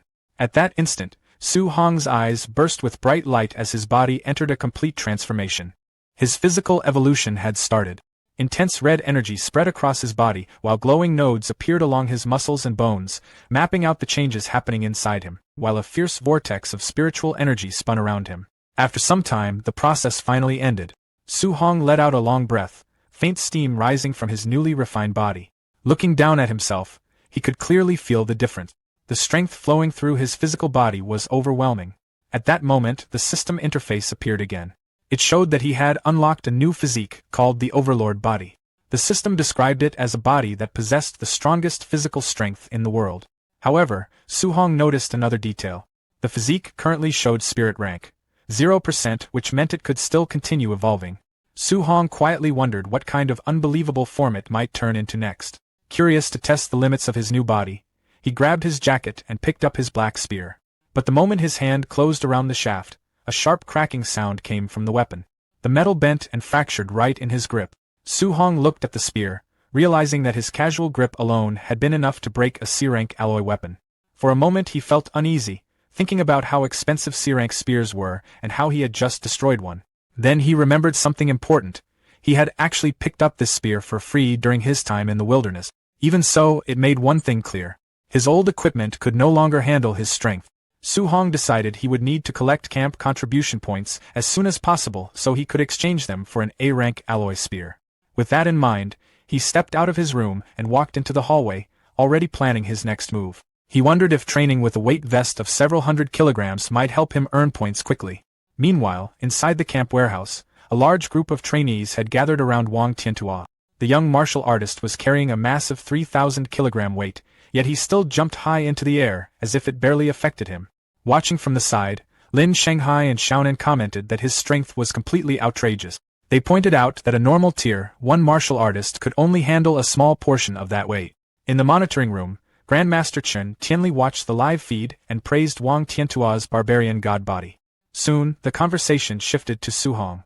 Someone asked how they should deal with Su Hong's strange cultivation path, trying to practice 7 guidance techniques at the same time. Chen Tianli said dealing with a proud genius directly usually caused problems. Instead, he planned to let Su Hong realize the mistake on his own. He then asked Instructor Lindsay about the progress of a secretly arranged night raid meant to ambush the trainees. Lindsay smiled in anticipation, mentioning that many students had started relaxing after the entrance exam. The sudden attack would definitely catch them off guard. Chen Tianli gave a specific instruction for the plan. He told Lindsay to send a Tier 1 high-stage martial artist to face Su Hong during the raid. The idea was simple. Once Su Hong was completely defeated, Chen Tianli would step in and explain that his cultivation methods simply wouldn't work, forcing him to give it up. Some of the staff felt uneasy. The opponent Chen Tianli planned to send had over 400 vitality and more than 5,000 combat power. Compared to Su Hong's much lower vitality stats, the gap looked huge. They worried that such a crushing defeat might damage Su Hong's confidence. Chen Tianli dismissed the concern immediately. He said that if Su Hong's determination collapsed that easily, then he wasn't worth much anyway. At the same time, outside in the camp, Su Hong overheard several trainees talking excitedly. They were all heading to the gravity room to watch Wang Tiantua train. Not wanting to deal with the crowd, Su Hong decided to go somewhere quieter first. He walked toward the equipment warehouse, which happened to be empty at the moment, planning to check out the excitement later. Inside the equipment warehouse, Su Hong picked up a smart scoring bracelet and checked it carefully. The device showed that it was used to calculate a trainee's contribution points. He began walking around the room, passing rows of lighter training equipment. After a while, he stopped in front of another rack and looked at it with clear curiosity. The rack held several 10-ton weight vests, each one made from extremely heavy alloy. Su Hong wondered who could possibly train while wearing something that heavy. Curious about his own limits, he decided to try one on. The moment he put on the 10-ton vest, the weight pressed down on his body. Moving became much slower, and he could tell his stamina would drain quickly if he kept it on for long. After testing it for a short moment, he decided it wasn't practical for long training sessions, so he switched to a 5-ton vest instead. Su Hong jumped around the warehouse a few times to test his movement. After several quick leaps and turns, he nodded to himself. The 5-ton weight felt just right for his current physical condition. While adjusting the vest, Su Hong started thinking about the other top trainees. He wondered how much weight Wang Tiantua and the other geniuses usually trained with. Since they were already Tier 1 high-stage martial artists, he assumed they had to be at least as strong as him, maybe even stronger. Curious about their training methods, Su Hong left the warehouse to observe them. Outside, a large crowd had gathered in front of a pyramid-shaped gravity room. Many trainees were talking excitedly. They were amazed that Wang Tiantua had entered the gravity room without removing his 3-ton weight vest. A large monitor showed what was happening inside. Wang Tiantua was currently training under double gravity, and people pointed out that this effectively turned his 3-ton vest into a 6-ton load. Standing at the back of the crowd with his arms crossed, Su Hong listened to their discussion. When he heard that Wang Tiantua's base vest weighed only 3 tons, he felt genuinely surprised. Compared to the 5 tons he could comfortably wear, that number felt extremely light. At that moment, Su Hong realized something important. He had seriously underestimated how powerful his newly evolved overlord body had become. He then walked over to 2 familiar faces from his old school, Chen Shan and Li Zi, and asked why they weren't going inside the gravity room to cultivate. Both of them looked discouraged. They explained that the gap between them and the top geniuses was too large. Training there while everyone watched would only invite comparisons, and they didn't want the embarrassment. Su Hong gave a quiet sigh and patted one of them on the shoulder. From his point of view, letting pride and fear stop them from training was simply a waste of time. Even when they told him to wait until the crowd left, Su Hong didn't listen. He walked straight toward the brightly lit pyramid-shaped gravity room. The moment people noticed him approaching, the crowd started talking again. Some of them mocked him, assuming he wanted to challenge Wang Tiantua's record. Several trainees joked that he was being arrogant, especially since it didn't look like he was wearing any kind of weight suit. Su Hong ignored all of it and stepped through the entrance. As he walked inside, he quietly thought about how expensive facilities like this were usually limited to elite aristocratic families. Since he had access to it now, he had no intention of wasting the opportunity. Inside the high-tech training room, Su Hong calmly considered his limit. Under his tracksuit, he was secretly wearing the 5-ton weight vest. If he set the gravity to double, the pressure on his body would reach 10 tons, which he estimated he could only endure for about 10 minutes. Instead of pushing too hard at the start, he decided to pace himself. So he adjusted the control dial to 1.5 times normal gravity. The pressure increased instantly. A heavy invisible force pressed down on his entire body, and Su-hong let out a low grunt while adjusting his stance. Outside, the crowd watched everything through the monitor. Since they didn't know he was wearing the 5-ton vest, they thought he was training with no extra weight. Seeing him struggle under just 1.5 times gravity, many of them started laughing. Some of them mocked him openly, saying he couldn't even handle such a basic setting. Others pointed out that he had been the last person to finish the entrance assessment, which only reinforced their belief that he was weak. Inside the room, Su-hong paid no attention to any of that. He sat cross-legged on the floor and began cultivating, a fiery red aura slowly rising around him. He soon noticed that the intense gravity made it much harder to circulate his guidance technique. However, the pressure also pushed his body to adapt faster, and his cultivation speed increased significantly. For 2 full hours, Su-hong stayed seated in the gravity room, continuing his training. Sweat soaked his clothes as he pushed his body further, while his eyes carried a faint blue glow. The effort paid off. When he checked his system panel, he saw that his water, earth, and wind guidance techniques had each increased by 1 level. His vitality had also risen from 126 to 130. Finally, Su-hong stood up and turned off the gravity machine. The effectiveness of the room impressed him. As he walked toward the exit, he started thinking about how useful the camp's movement technique room and ferocious beast training room might be. Completely exhausted, Su-hong stepped out of the facility. Sweat covered his face, and he wiped it away as he walked forward. 2 trainees who had been waiting nearby immediately started mocking him again. They still believed he had trained under 1.5 times gravity without any weight. One of them laughed at his tired appearance and bragged that he could easily sleep overnight under those conditions. Su-hong didn't bother arguing with them. Instead, he casually complained about how hot the room had been and how uncomfortable his gear felt. While saying that, he unzipped his tracksuit. Underneath it, the massive 5-ton weight vest became clearly visible. The 2 trainees stopped talking the moment they saw it. Their eyes stayed fixed on the heavy equipment that had been hidden under his clothes the entire time. The 2 trainees had been watching when Su-hong finally took off his weight vest. They assumed it was only around 500 kilograms. They admitted he did okay lasting that long, but still talked like he wasn't anything special. As he let the vest drop to the ground, they casually said he couldn't even compare to the camp's top genius, Wang Tanhua. Right then, the crowd suddenly got noisy. Someone pointed out that Wang Tanhua had just come out of the gravity room. People immediately started talking, saying he had endured 6 tons of pressure for more than 2 hours. Wang Tanhua walked out drenched in sweat, breathing heavily, while others praised him as the strongest in the entire training camp. He took off his heavy vest and tossed it aside without much care. The moment it hit the ground, the impact made the floor shake, startling the trainees nearby. Wang Tanhua rolled his shoulder a bit, looking relieved, and mentioned that the weight had been seriously exhausting. Lin Xingyi walked up, casually fanning himself, and suggested they compete in the movement technique room. Wang Tanhua shook his head right away, saying Lin Xingyi practiced an A-rank wind movement technique, and going against him in speed would just be asking to lose. Su-hong, standing nearby, caught that part of the conversation and became interested the moment he heard A-rank movement technique. He figured that even though his overlord body had given him huge raw strength, his speed and agility still needed work. With that in mind, he smiled slightly, seeing a good chance to improve. He followed the crowd to a dome-shaped training room, curious to see the A-rank Flying Swan's startling cloud step in action. Inside, everyone was focused on the monitors. Some trainees commented that Lin Xingyi had set the arrow-dodging simulation all the way to level 10, the highest difficulty. On the screen, Lin Xingyi moved incredibly fast, weaving through a non-stop storm of arrows with ease. His movements looked smooth and controlled, and at one point, he even closed his eyes midair while avoiding the attack. At the same time, pink petals seemed to drift around him, adding a dramatic flair that left the audience staring in amazement. Watching quietly, Su-hong commented that the technique was impressive. Almost immediately, his system interface popped up in front of him. It showed that just by observing, he had already copied the Flying Swan's startling cloud step and unlocked it at 1% proficiency. Su-hong studied Lin Xingyi's movements more carefully, then stepped forward, planning to try it himself. His action caught people's attention right away.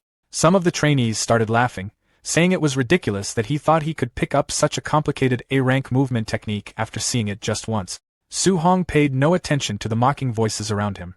Instead, his awareness shifted into the system's virtual training space, where he faced a simulated version of Lin Xingyi.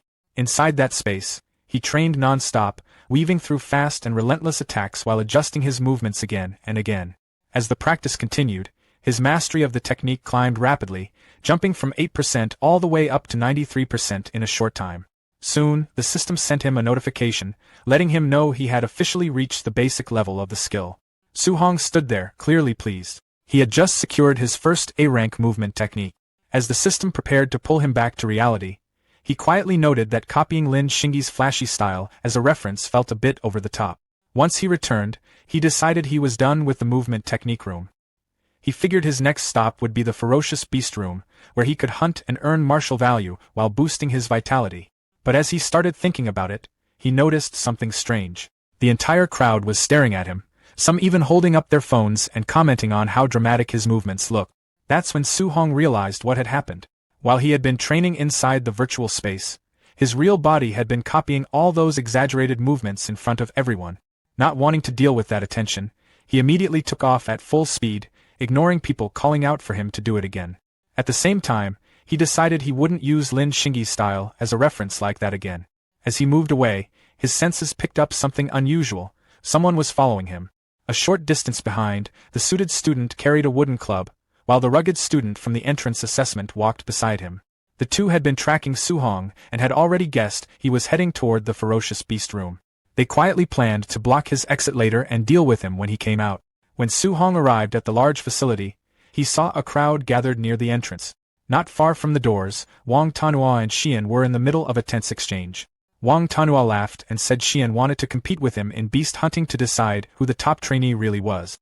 He then asked if she seriously thought her spiritual telekinesis could stand against his barbarian god body.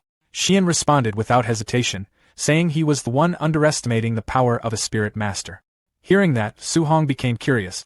It was a fighting style he hadn't seen before, so he decided to hold off on earning points for now and watch her first. Through the observation window, he saw a simulated forest environment, and then something unexpected.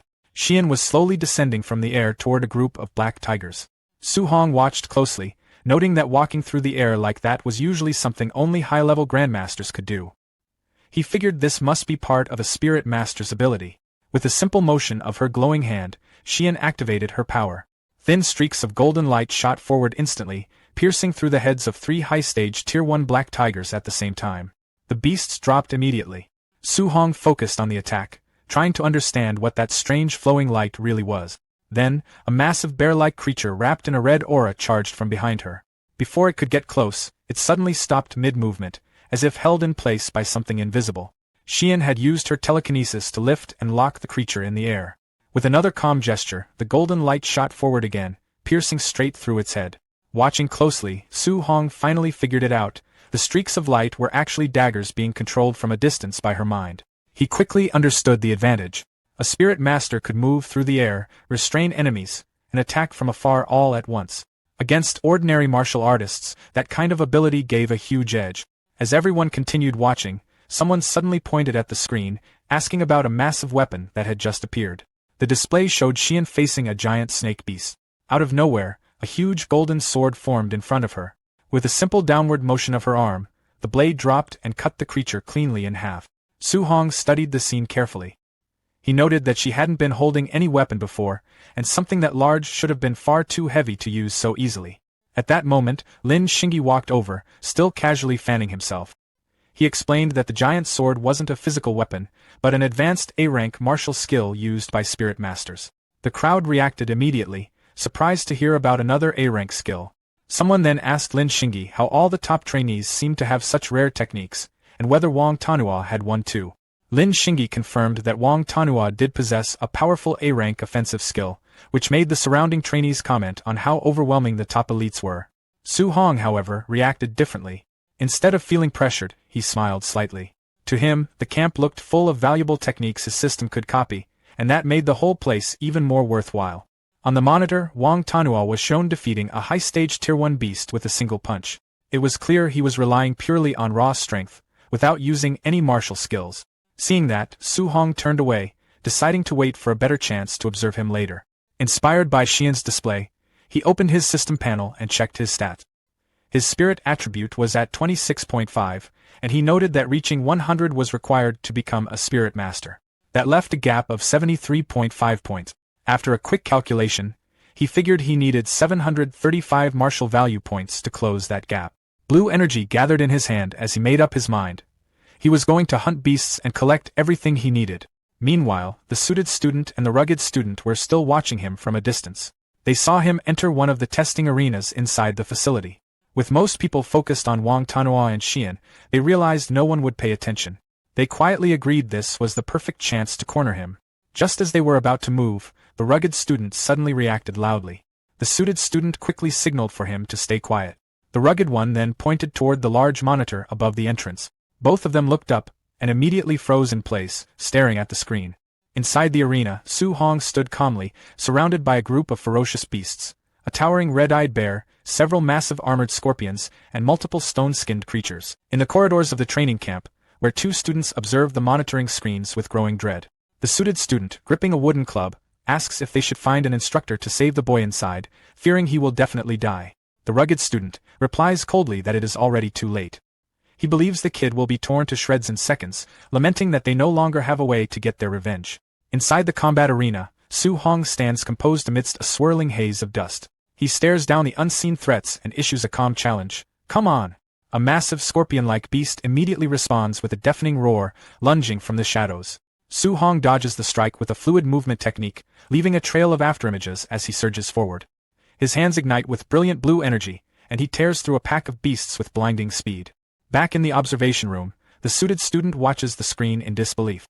He questions if he is dreaming, wondering how a Tier 1 initial stage martial artist could perform such a feat. He notes that even a middle stage martial artist would die if surrounded by over a dozen high stage ferocious beasts. As Su Hong continues his assault, the suited student's eyes widen. He recognizes the footwork as Lin Xinghe's flying swan's startling cloud step, an A-rank movement technique. The rugged student is equally shocked, pointing out that as a number 1 high school student, Su Hong shouldn't have access to such high-grade technique. He speculates that Su Hong might be from a great family or, even more impossibly, learned the technique just by watching Lin Xinghe. The suited student admits that mastering an A-rank technique so quickly is heaven-defying.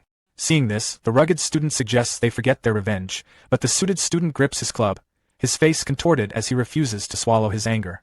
However, the rugged student urges his friend to look at the screen one more time, showing Su Hong sitting atop a massive carcass. He has killed 11 high-stage ferocious beasts in just a few minutes. Su Hong checks his system interface, which notifies him that over a dozen Tier 1 high-stage beasts yielded a total of 81 martial value points, averaging only 7 points each. He sighs, realizing that the stronger he becomes, the harder it is to earn martial value. The respite is short-lived as more red-eyed monsters emerge. Su Hong stands, declaring there is no time to rest. A wolf-like beast lunges from above, but Su Hong meets it with his Vajra fist. A golden shockwave erupts on impact, rattling the chamber. The remaining beasts, including massive scorpions and tigers, begin to retreat in fear. Su Hong's eyes glow with blue light as he smirks, demanding they hand over all their martial value. He leaps into pursuit, grabbing a scorpion and smashing it into the others with overwhelming force. In the hallway, the suited student's rage has turned to hollow acceptance. He rhetorically asks when the cycle of vengeance will end and declares he has decided to forgive Su Hong. The rugged student quickly agrees, suggesting they slip away before the monster beats them up too. They exit the corridor just as a crowd of students gathers to welcome the elites. The crowd discusses the top scores. Wang Tiantua killed 9 high-stage beasts in under 10 minutes, while Xiao Yan killed 8 while standing completely still. When a student asks the rugged and suited pair if they got their revenge, the suited student laughs nervously, pretending they did. Internally, they both know that if they hadn't backed off, they would be lying on the ground like dead dogs. The 3 top elites, Wang Tiantua, Xiao Yan, and Lin Xinghe, then emerge. Wang Tiantua reports 280 points, while Xiao Yan reveals she earned 270. The crowd is stunned, calculating they must have killed 50 or 60 beasts each. Other students mourn their own scores of 50, 20, or even 10 points. When asked who won the hunting competition, Xiao Yan points to Lin Xinghe. The students conclude that they can only hope for 4th place with those 3 around. The rugged and suited students watch from a distance, mocking the ignorance of the crowd. They know there is an even more terrifying monster in the camp standing above the top 3. 1 hour later, the truth is revealed in the artificial forest. The training area is a blood-soaked graveyard of countless beasts, left in the wake of Su Hong's devastating session. Su Hong exhales a heavy breath, wiping sweat from his forehead after continuously killing ferocious beasts for over an hour. Even with his overlord body, the prolonged combat has left him feeling exhausted. He looks down at his wrist interface, reflecting that he is still far from his goal of 735 martial value points. A system notification appears on the screen, detailing his gains. 400 contribution points from hunting and 300 from his weight vest, totaling 700 points. He wonders what he can exchange for at the martial art pavilion. Inside the traditional architecture of the martial art pavilion, Su Hong stands at a counter, meticulously browsing through a catalog while an attendant looks on. He scans the prices for various Tier 1 pills, noting vitality pills for 10 points and spirit gathering pills ranging from 30 to 50 points. His attention then turns to the A-rank martial arts section, where techniques like explosive palm, bone netherfire fist, and startling swan heavenly roam cost between 2,000 and 3,000 points. He realizes that while A-rank arts are expensive, with the cheapest at 2,000 points, the prices for pills are acceptable, especially given the presence of spirit gathering pills. The attendant rests her head on her hand, watching him with a bored expression. She asks if he has decided what to exchange for, privately assuming that as a Tier 1 initial stage student, he won't be able to afford anything. Su Hong asks if the spirit-gathering pills listed are the kind that increase spiritual power. She confirms they are, explaining they are only effective when taken for the first time and that higher grades provide better improvements. She notes that the highest grade available is Tier 4 for 500 contribution points. Su Hong looks at the Tier 4 list, seeing vitality pills for 100 points and spirit-gathering pills for 300 and 500 points. Su Hong points a finger and requests a Tier 4 spirit-gathering pill. The attendant reacts with a shocked awe, and quickly reminds him that a Tier 4 pill costs 500 points, not 50. Su Hong calmly reaffirms his request for the Tier 4 pill. When he presents his wrist interface, it scans with a beep, revealing a full balance of 700 points. The attendant is stunned, unable to believe he has so many points. Her attitude shifts immediately to one of cheerful enthusiasm as she presents the pill box, happily calling him handsome as she thanks him for his patronage. Su Hong then asks if they have any dual thunder and fire attribute alloy spears. She confirms they have them for 200 points. The scene transitions to Su Hong's dormitory later that night. Mounted on the wall are his new weapons, a pair of C-rank dual thunder and fire attribute spears, known as Thunder Fire Spears, tipped with red tassels. Su Hong sits on his bed, viewing his updated status window. His vitality has reached 135 and his spirit is at 26.5. His overlord body physique is at 1% spirit rank. His guidance techniques for thunder and heavenly fire have reached level 4, while water marsh, thick earth, and spirit wind are at level 3. Su Hong notes that the improvement from this single day is greater than what he achieved in an entire previous week. He calculates that with his spiritual power at 26.5 and his 490 martial value points, he is still 25.5 points short of the 100-point mark. He opens a box to reveal a glowing golden pill resting on a red cushion. Holding the pill up, he expresses his hope that it will provide the 25.5 spiritual power improvement he needs. He places the pill in his mouth, his eyes filled with resolve as he declares his absolute determination to become a spirit master. The moment the glowing, green, pearl-like pill activated, Su Hong felt it kick in instantly. A stream of vivid green energy spread through his body, lighting up his internal pathways like neon wiring. The tension in his nerves melted away, and the exhaustion he'd been carrying just faded. Sitting cross-legged on his bed, he let his mind settle. As things cleared up, his senses stretched outward, quietly mapping out every corner of the room. When he finally opened his eyes, they shimmered with a bright blue glow. Checking his system, he saw the update. His spirit stat had jumped by 24 points, landing at 50.5. He did the math in his head and realized he was frustratingly close. With 490 martial value points and his new stat boost, he'd only reached 99.5%. Just 5 points short. He couldn't help but think he should have taken down one more beast earlier. Now, there was nothing to do but wait until tomorrow.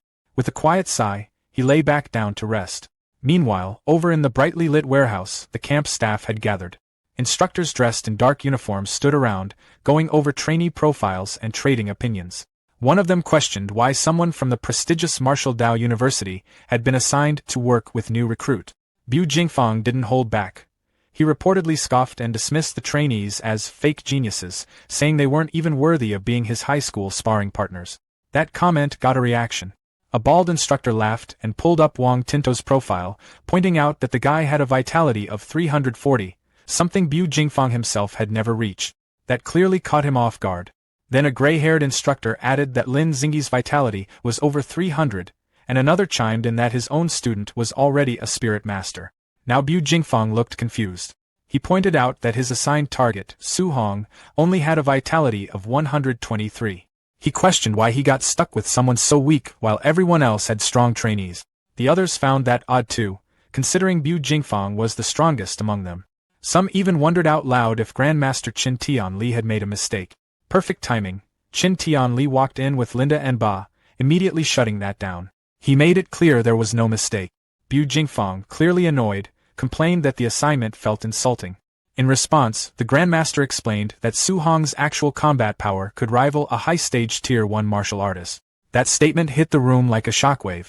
The instructors couldn't wrap their heads around it. How could someone with just 123 vitality be that strong? Qin Tianli simply said some details were classified and told Bu Jingfang he'd understand once they fought. Still not impressed, Bu Jingfang reportedly sighed and said that with his own vitality nearing 500, this whole thing felt like straight-up bullying. That earned him a sharp smack on the head. The Grandmaster, visibly irritated, told him to stop talking and focus on the mission. He ordered him to go all out, no holding back, and beat Su Hong until he started questioning his life choices. Rubbing his head, Bu Jingfang asked if the Grandmaster had some kind of grudge, adding that he wouldn't take responsibility if he accidentally crippled the kid. In response, Qin Tianli reportedly grinned and told him to go as ruthless as he wanted, even promising rewards if things got that far. At that point, Bu Jingfang was all in. With the order given, the operation began.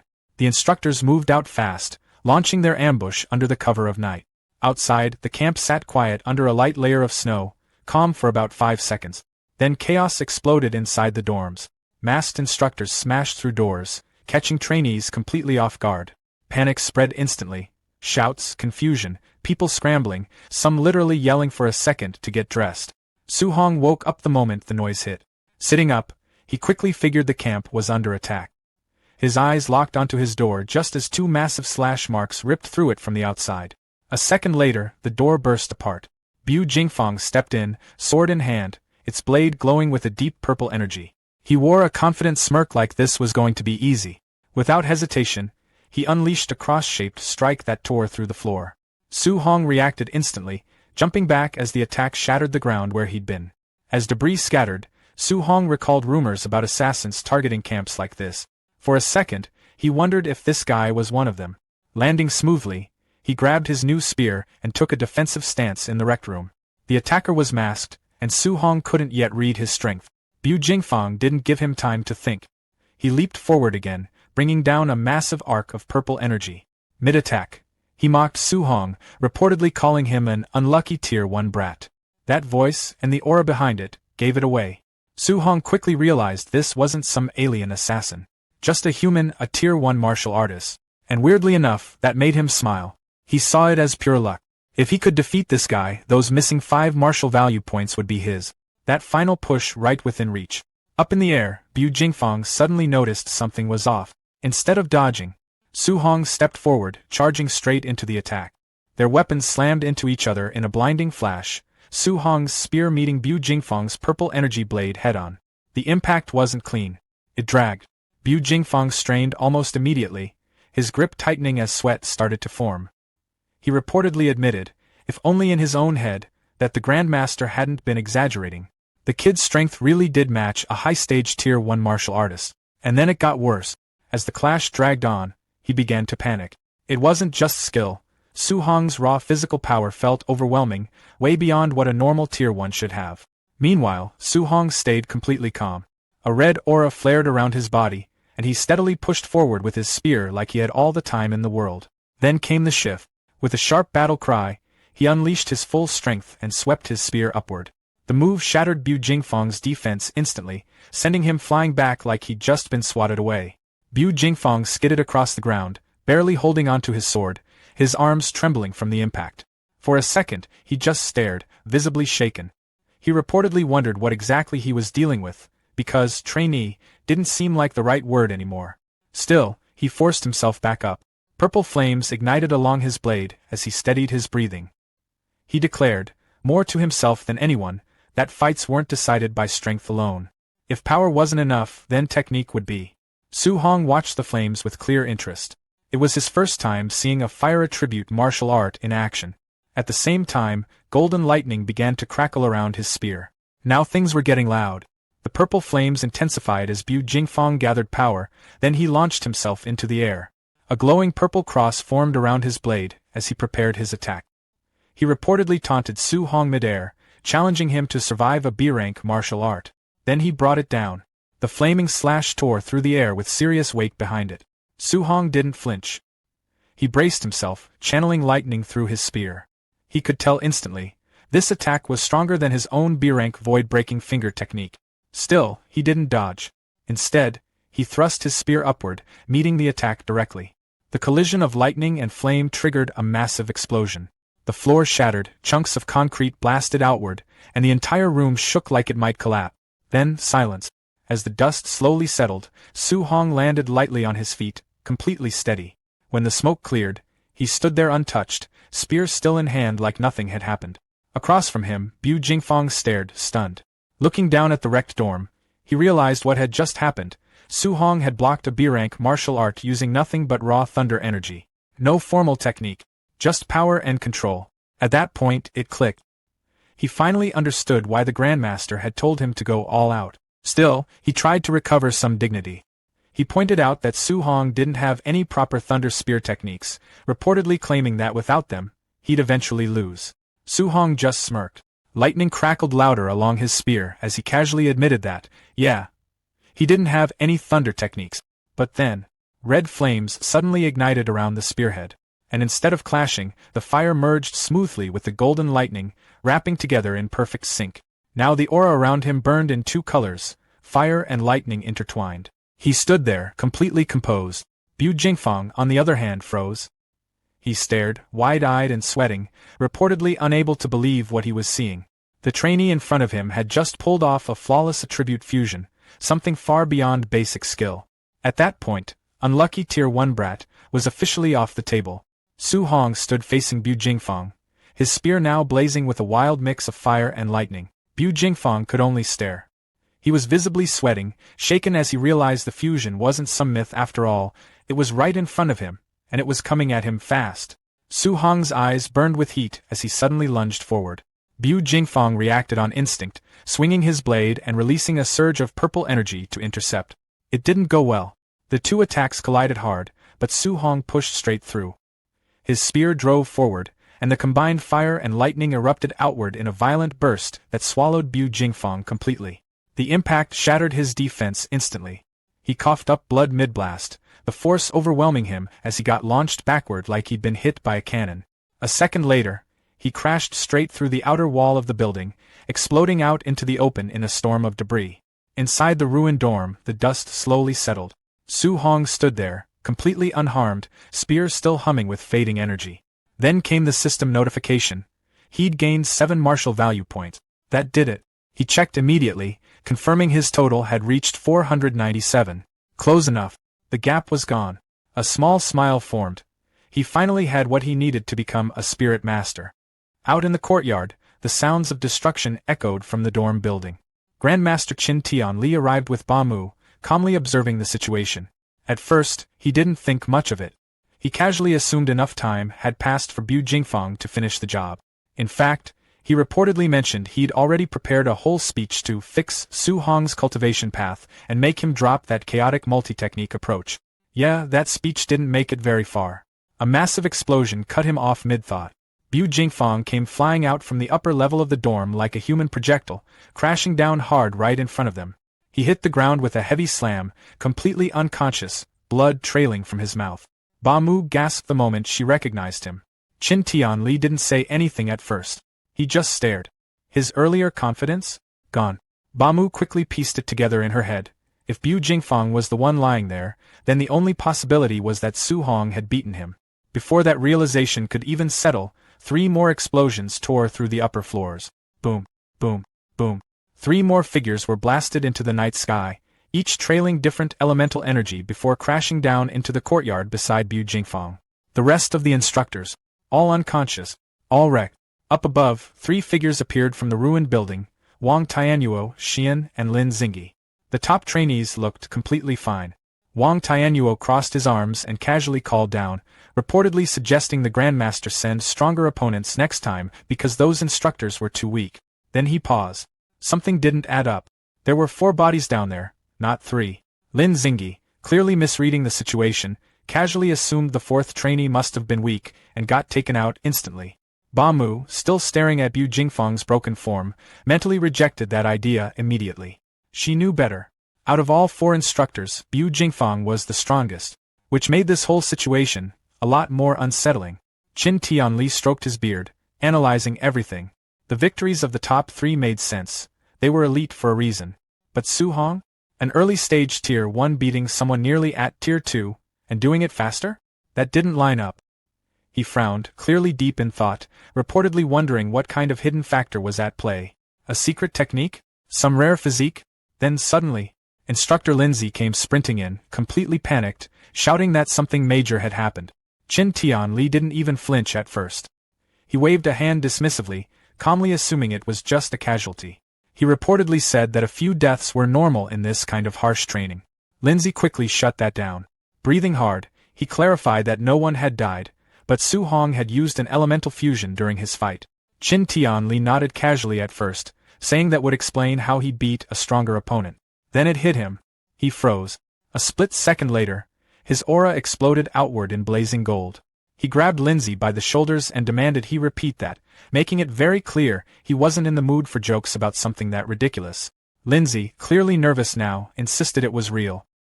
He said he'd seen the monitor feed himself, Su Hong wielding a spear wrapped in both fire and lightning. He even suggested asking Bu Jingfeng if there were still doubts. Slowly, Qin Tianli looked down at the unconscious instructor. And it clicked. The fusion was real. His entire demeanor flipped.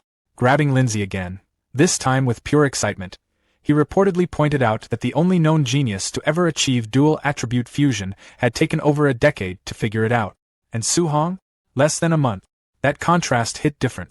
Qin Tianli burst into laughter, openly calling Su Hong a heaven-sent prodigy, a true dragon among men. At that point, Lindsay was completely drained and had to be held up by Ba Mu, who looked just as stunned. Still trying to process it, she asked if attribute fusion was really that powerful, enough for someone at early Tier 1 to defeat an opponent nearly at Tier 2. Qin Tianli steadied himself and confirmed it. He explained that the original pioneer of the technique had been able to suppress Tier 2 opponents while still at Tier 1. That answer only raised more questions.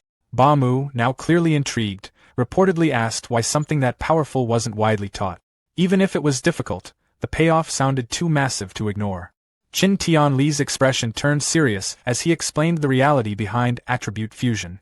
He reportedly said that plenty of people had tried it before, but most either failed miserably or ended up crippling themselves in the process. And even in the rare cases where someone actually succeeded, it usually wasn't worth it. He added that many of those who pulled it off got stuck at Tier 1 forever, unable to progress any further. So after all that risk and effort, they basically hit a dead end. Not exactly a glowing review.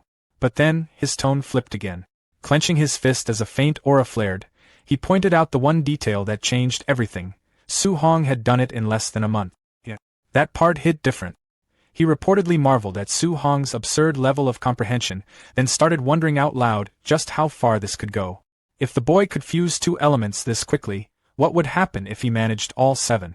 And just like that, his imagination ran wild. Spreading his arms dramatically, Qin Tianli painted a full-on cinematic vision. Su Hong, fully matured, wielding a blinding storm of all 7 elements fused together, dropping a single, catastrophic strike that wipes out a massive alien emperor.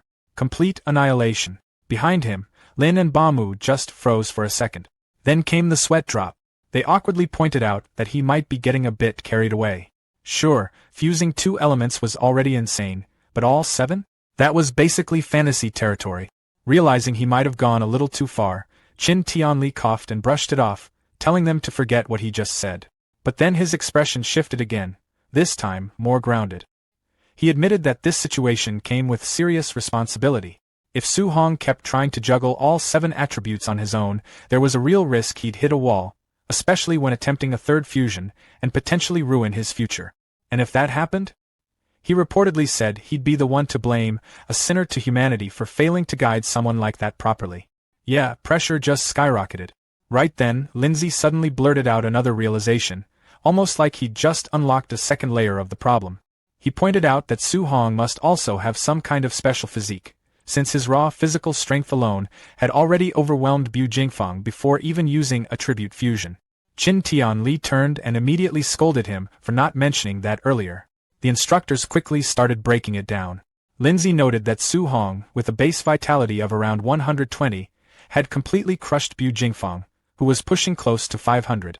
That gap wasn't normal. Not even close. They compared it to Wang Tianyuo's elite barbarian god body, and concluded that Su Hong's physical amplification was on an entirely different level. At that point, calling it monstrous felt like an understatement. Qin Tianli looked back toward the damaged dorm, clearly thinking things through. Then he made a call. He declared that the next day, he'd organize a proper combat tournament. No more guessing, he wanted real data. The plan was simple: test Su Hong's true combat power and limits directly. And for opponents? He wasn't holding back. He decided to pit Su Hong against the camp's top 3 elite trainees, Wang Tianyuo, Lin Xingyi, and Xian. All at once. With a sharp glint in his eyes, he reportedly said he wanted to personally see what would happen when a monster like Su Hong collided head-on with the strongest geniuses the camp had to offer. Safe to say tomorrow wasn't going to be quiet. Su Hong sat quietly in the rec room, meditating among the scattered debris.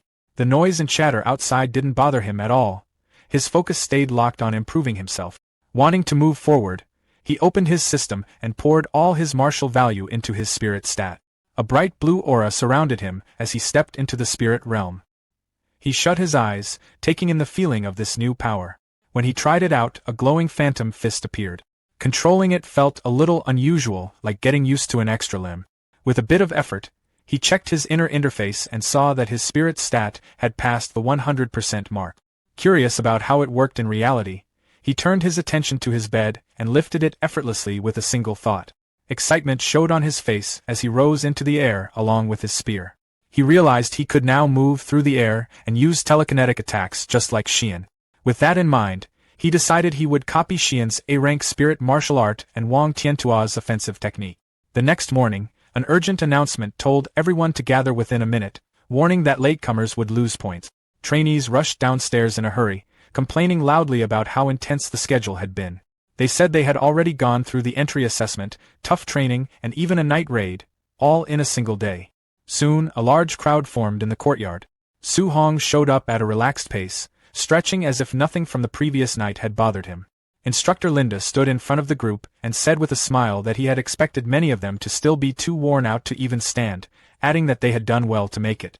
One rugged-looking trainee argued that he had only lost because of a cheap sneak attack. He claimed he hadn't even had time to get dressed and complained that the attack had gone straight for a sensitive spot. Linda responded with a sarcastic tone, asking if he really expected an alien assassin to wait for him to get ready before striking. His friend laughed and jokingly called him, Bro Underpants. From where he stood, Su Hong found himself agreeing with Linda's point about real combat, though he also understood why everyone looked so drained. Noticing the mood, Lindsay announced that there would be a full test to give everyone a fair chance to prove themselves. He explained that an automated system would measure their vitality, combat power, spirit, strength, speed, and martial skills. Wang Tiantua, Xian, and Lin Xing listened with confidence, already seen as the top 3.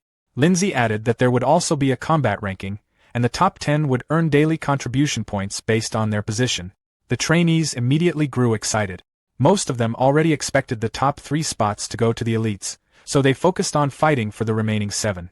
Su Hong felt curious and wondered what kind of reward first place would bring. As the crowd got louder, Lindsay quieted them and led everyone to the testing facility, a massive warehouse. Inside, he stood on a stage next to a mechanical, spider-like device known as a Tier 2 combat power tester. As everyone settled, Grandmaster Qin Tianli carefully observed the group, noting that his target was blending in perfectly. A bandaged trainee standing near Su Hong assumed the Grandmaster was looking at him because of his potential.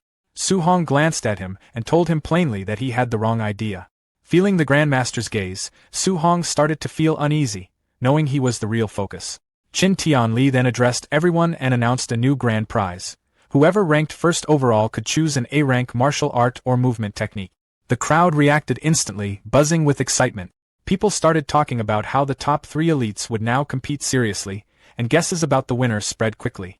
Wang Tiantua's expression turned more focused as he thought about how rare A-rank techniques were, even for his family. Xian looked confident, clearly eager to claim such a powerful skill. Lin Xing hid behind his fan, but his sharp gaze showed his determination, seeing this as a chance to prove his approach was right. Su Hong's eyes lit up with determination as well. The chance to gain another A-rank technique pushed him to go all in for first place. Watching everyone, Qin Tianli narrowed his eyes. He revealed that his real goal for this test was to uncover Su Hong's true limits and full strength. With that in mind, he moved forward and announced the order for the testing to begin. Lin Xing went first, followed by Xian, and then Wang Tiantu. The lineup alone made the trainees uneasy, and they quietly talked among themselves about how intense the start was. Some of them wondered who would end up going forth and have to deal with that kind of pressure. The Grandmaster soon revealed the next name, Su Hong. The crowd reacted with surprise, but Su Hong stayed composed, taking it as confirmation that he was being singled out. His old schoolmates, Chen Shan and Lidu, looked at him with sympathy. They remembered that he had placed last during the entry assessment and started guessing that he might have somehow upset the Grandmaster. Others shared their own theories, saying the Grandmaster probably arranged things on purpose, placing the weakest student right after the top 3 to highlight the gap and push everyone else to improve.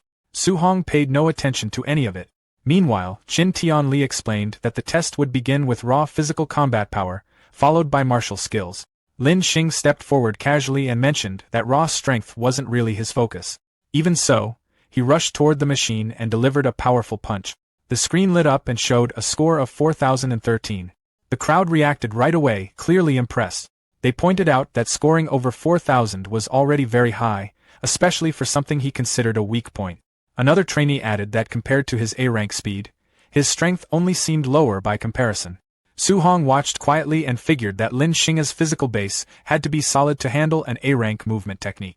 At the same time, he got his system ready, planning to copy whatever martial art came next. Lin Xing then gathered swirling green wind energy around his fist. As he released the cloud-hiding gale fist, the attack slammed into the machine with force. The device shook, and the score jumped to 5642. The reaction was immediate. People started talking about how a score above 5,600 already met the level of a Tier 2 martial artist. They were especially struck by the strength of his B-rank technique. Su Hong quietly copied the move, green energy forming around his own hand as he analyzed the result. He noticed that the technique had only raised Lin Xing's score by around 1,600 points, which he didn't find all that impressive. After stepping down with a confident look, Lin Xing was met with a comment from Xian, who said his result was nothing special. He didn't seem bothered and simply told her to show something better. Xian then stepped up and recorded a base combat power of 3,253. The trainees commented that it made sense, since spirit-focused fighters usually didn't rely on physical strength. When it was time to use martial skills, her eyes lit up. She used her telekinesis to form a massive golden hammer and brought it down onto the machine with force. Su Hong's system reacted instantly, copying the ability and giving him the spirit attribute weapon condensation art. He felt satisfied as he took it in, thinking that the training camp was full of opportunities. A small smile appeared as he started wondering how many more techniques he could pick up before everything ended. Xian moved fast, swinging her arms straight down as if she'd already decided the result. The massive golden spirit weapon followed her lead and crashed hard into the combat power tester. The hit sent out a burst of force, with sparks flying and the machine shaking under the impact. A moment later, a blue holographic number appeared, 5942. The crowd immediately reacted. People started saying her combat power was close to 6,000, which even surpassed Lin Xing's. Others brought up how she used to be just over 3,200, pointing out that her strength had nearly doubled. Many praised spirit masters, calling them incredibly gifted and saying their explosive strength was on another level. While everyone was caught up in the excitement, Su Hong stood quietly among them. A faint blue aura surrounded him as his mind shifted into the system space. Nearby, a trainee mentioned feeling jealous of Xiao Yan, explaining that spiritual power wasn't just strong, it was flexible too. It could let someone move through the air or control objects, making it extremely useful in real fights. Inside the system space, golden spiritual energy surged around Su Hong, spiraling upward as he raised a finger. The energy gathered quickly, forming a large glowing construct above him, and even the air around it reacted to the pressure. But it didn't last.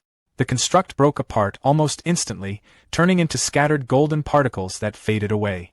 Su Hong let out a heavy breath, clearly worn out. He understood that the weapon condensation art could create more than just weapons. It could form almost anything, like furniture or even beasts. But the more detailed and solid the creation, the more spiritual power it required. After testing it, he realized his current level wasn't enough to fully control the technique yet. Sweat formed on his face as he accepted that it wouldn't be easy. Back in reality, he decided he'd take his time learning it. For now, his focus shifted to the next person, Wang Tiantua. He was curious about his martial art. Soon, the announcement came. It was Wang Tiantua's turn. The crowd grew excited again as Wang Tiantua stepped forward, carrying himself with confidence. People started talking about his reputation, saying he had the barbarian god body, a physique known for its overwhelming strength.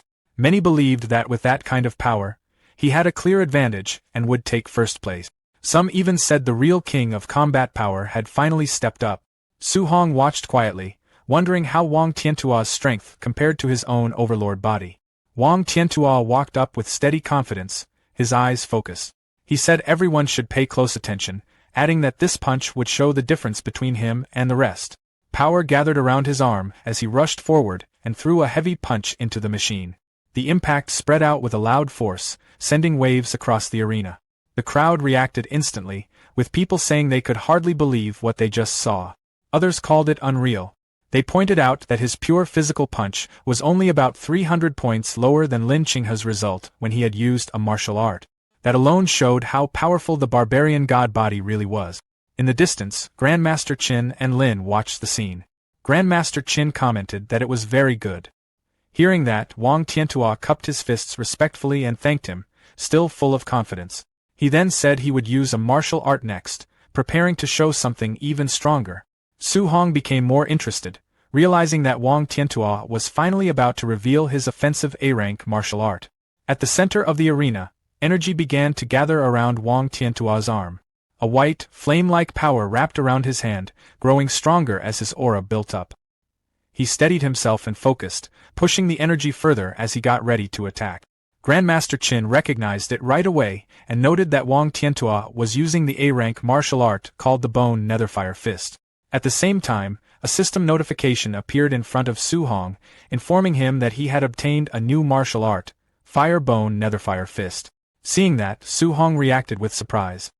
He remembered that this martial art was available in the pavilion and cost 2,800 contribution points to exchange for it. Meanwhile, Wang Tiantua moved. He unleashed the A-rank martial art with full force. His arm, covered in blazing energy, came down like a falling meteor. The impact shook the entire arena, and the combat power tester flashed brightly before showing the result, 75-34. The crowd burst into loud reactions once again. The spectators were still caught up in shock, saying that if the score had been just 500 points higher, it would have matched a Tier 2 middle-stage martial artist with a vitality of 600. Grandmaster Qin watched with clear satisfaction and gave Wang Tiantua high praise. He mentioned that Wang Tiantua's elder had always talked about raising a grandmaster, adding that now it seemed completely within reach. Wang Tiantua responded respectfully, cupping his fists and saying he would take those words to heart. With his turn over, Grandmaster Qin called for the next participant, Su Hong. As Su Hong made his way forward, the crowd started whispering. People said that after the top three had shown such overwhelming strength, anyone going up now would look bad in comparison. Some noticed how calm Su Hong looked and commented that they wouldn't be nearly as composed in his place. Others made casual remarks, saying he didn't seem to care at all. Reaching the front, Su Hong stood before Grandmaster Qin and Lindsay. Grandmaster Qin explained the rule, saying the first punch had to rely only on physical strength, with no martial arts involved. Su Hong gave a simple nod, showing he understood. He planted his foot firmly and lowered his body slightly as energy gathered around him. The air around him started shifting, and dust lifted from the ground as he built up strength. After a short pause, he let out a steady breath and focused. He told himself the reward for this test was already his. Then he moved. Su Hong dashed forward with speed, his fist driving straight into the testing machine. A loud boom spread across the arena, and dust burst outward, covering the area for a moment. When it cleared, the glowing display showed the result, 65-51. The crowd went quiet for a second, then reactions started spreading. No one had expected a number that high. Grandmaster Qin stared at the result, visibly surprised, even admitting to himself that he had misjudged just how strong Su Hong was. The arena stayed unusually quiet as people kept looking at the number, trying to process it. Then the murmurs started again. Some questioned if the machine had an error after seeing a score above 6,500. Others pointed out that Su Hong used to rank last, yet now he was showing strength on a completely different level. A few trainees even said they used to think Wang Tiantua was unbeatable, but now it looked like someone stronger had appeared. From the observation area, Wang Tiantua, Lin Qinghe, and Xian watched closely. Xian commented on how extreme the number was. Lin Qinghe said that kind of power didn't match a Tier 1 martial artist and insisted Su Hong had to be Tier 2. Wang Tiantua, noticing the difference, admitted to himself that he had been overconfident earlier. Once things settled down, Su Hong turned to Grandmaster Qin and politely asked if he should continue with a martial art for the next test. Grandmaster Qin looked at him, clearly approving, and nodded, telling him to go ahead. Su Hong stepped back into position, adjusting his breathing as he set his stance, ready for the next move. In the next moment, Su Hong shifted his focus inward as his mind entered the system space. A familiar interface appeared, showing the progress of his newly acquired martial art. The percentage started climbing. 1%, 4%, 6%, 9%, 14%, 23%, rising steadily. Back in the arena, he stood still while a cold, blue flame-like aura spread around him. As the progress increased, he realized this bone netherfire fist suited him extremely well. He noted to himself that learning it felt even faster than when he practiced the flying swan startling cloud step, which was also an A-rank technique. From the observation area, Grandmaster Qin watched closely, wondering how much Su Hong's combat power would increase once he used a martial art. Lindsay, standing beside him, mentioned that Su Hong came from an ordinary background and suggested his martial art shouldn't be anything too advanced. Grandmaster Qin, however, kept his eyes on Su Hong and said calmly that what he was using didn't look like a low-level technique at all. At that point, the system interface finished processing. The display showed 100%. Su Hong had fully learned the bone netherfire fist at the basic level. A sharp focus appeared in his eyes as the technique settled in. Blue netherfire gathered around his fist while he stood ready in the arena. The crowd quickly noticed. Some pointed out that it looked exactly like Wang Tiantua's bone netherfire fist, and people started questioning how Su Hong could use the same technique. Without waiting, Su Hong stepped forward and released it. His aura surged as power gathered into his strike. He wondered briefly how strong an A-rank offensive martial art could be. With blue flames wrapping around his arm, he drove forward and slammed his attack into the testing machine. The impact sent out a powerful shockwave, kicking up dust and debris across the arena. The machine shook heavily, and many spectators had to raise their arms to block the force. As the dust swirled, voices started rising again. Some said Su Hong's power looked even stronger than Wang Tiantua's and urged others to check the result quickly. When the dust cleared, the display lit up. 9,000. The reaction was immediate. People shouted that 9,000 already matched the standard for a Tier 2 high-stage martial artist. Others couldn't believe it.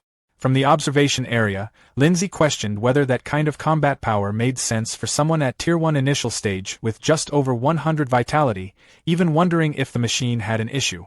Grandmaster Qin, still watching calmly, simply concluded that Su Hong was on a completely different level. Nearby, Lin Qinghe broke it down, explaining that 7,000 combat power matched Tier 2 initial stage, 8,000 matched middle stage, and 9,000 matched high stage. Xie Yan added that a normal Tier 2 martial artist would have around 500 vitality, so Su Hong must have been hiding his real stat. Hearing that, Wang Tiantua admitted his own vitality hadn't even reached 400 yet and said losing to Su Hong wouldn't be embarrassing. But then, another result appeared.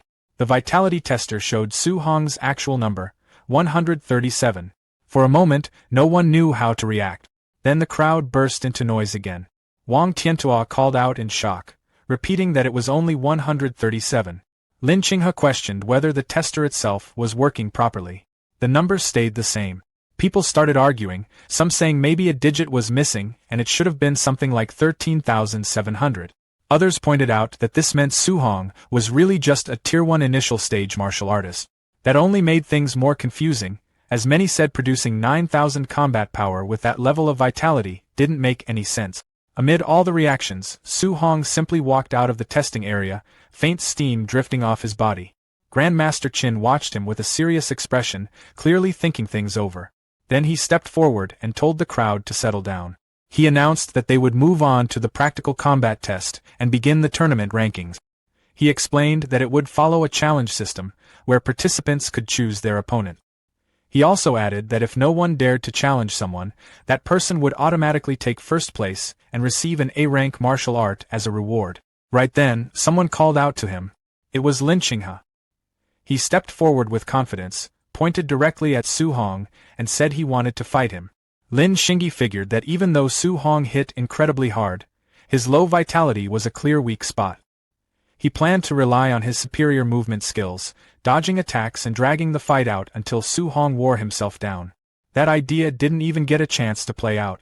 Grandmaster Qin Tianli stepped in and turned down the one-on-one challenge. He said the top 3 elites would face Su Hong together instead. The trio didn't take that well. Wang Tianyuo showed clear irritation, saying he didn't like being underestimated. Xian questioned whether Su Hong was even worth teaming up against, while Lin Xinghe pointed out that the 3 of them together might overwhelm someone at Su Hong's level. The Grandmaster ignored all of it and asked Su Hong what he thought. Su Hong casually said he was fine fighting all 3 at once.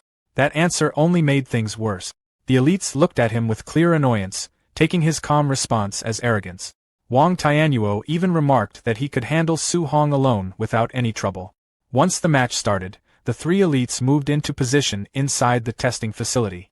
Wang Tianyuo and Xian rushed forward right away, while Lin Xinghe pulled back, planning to wait for an opening. He intended to stay out of direct combat, then jump in with a high-speed attack when Su Hong was distracted. That plan fell apart almost instantly. Xian and Wang Tianyuo suddenly shouted at him to dodge.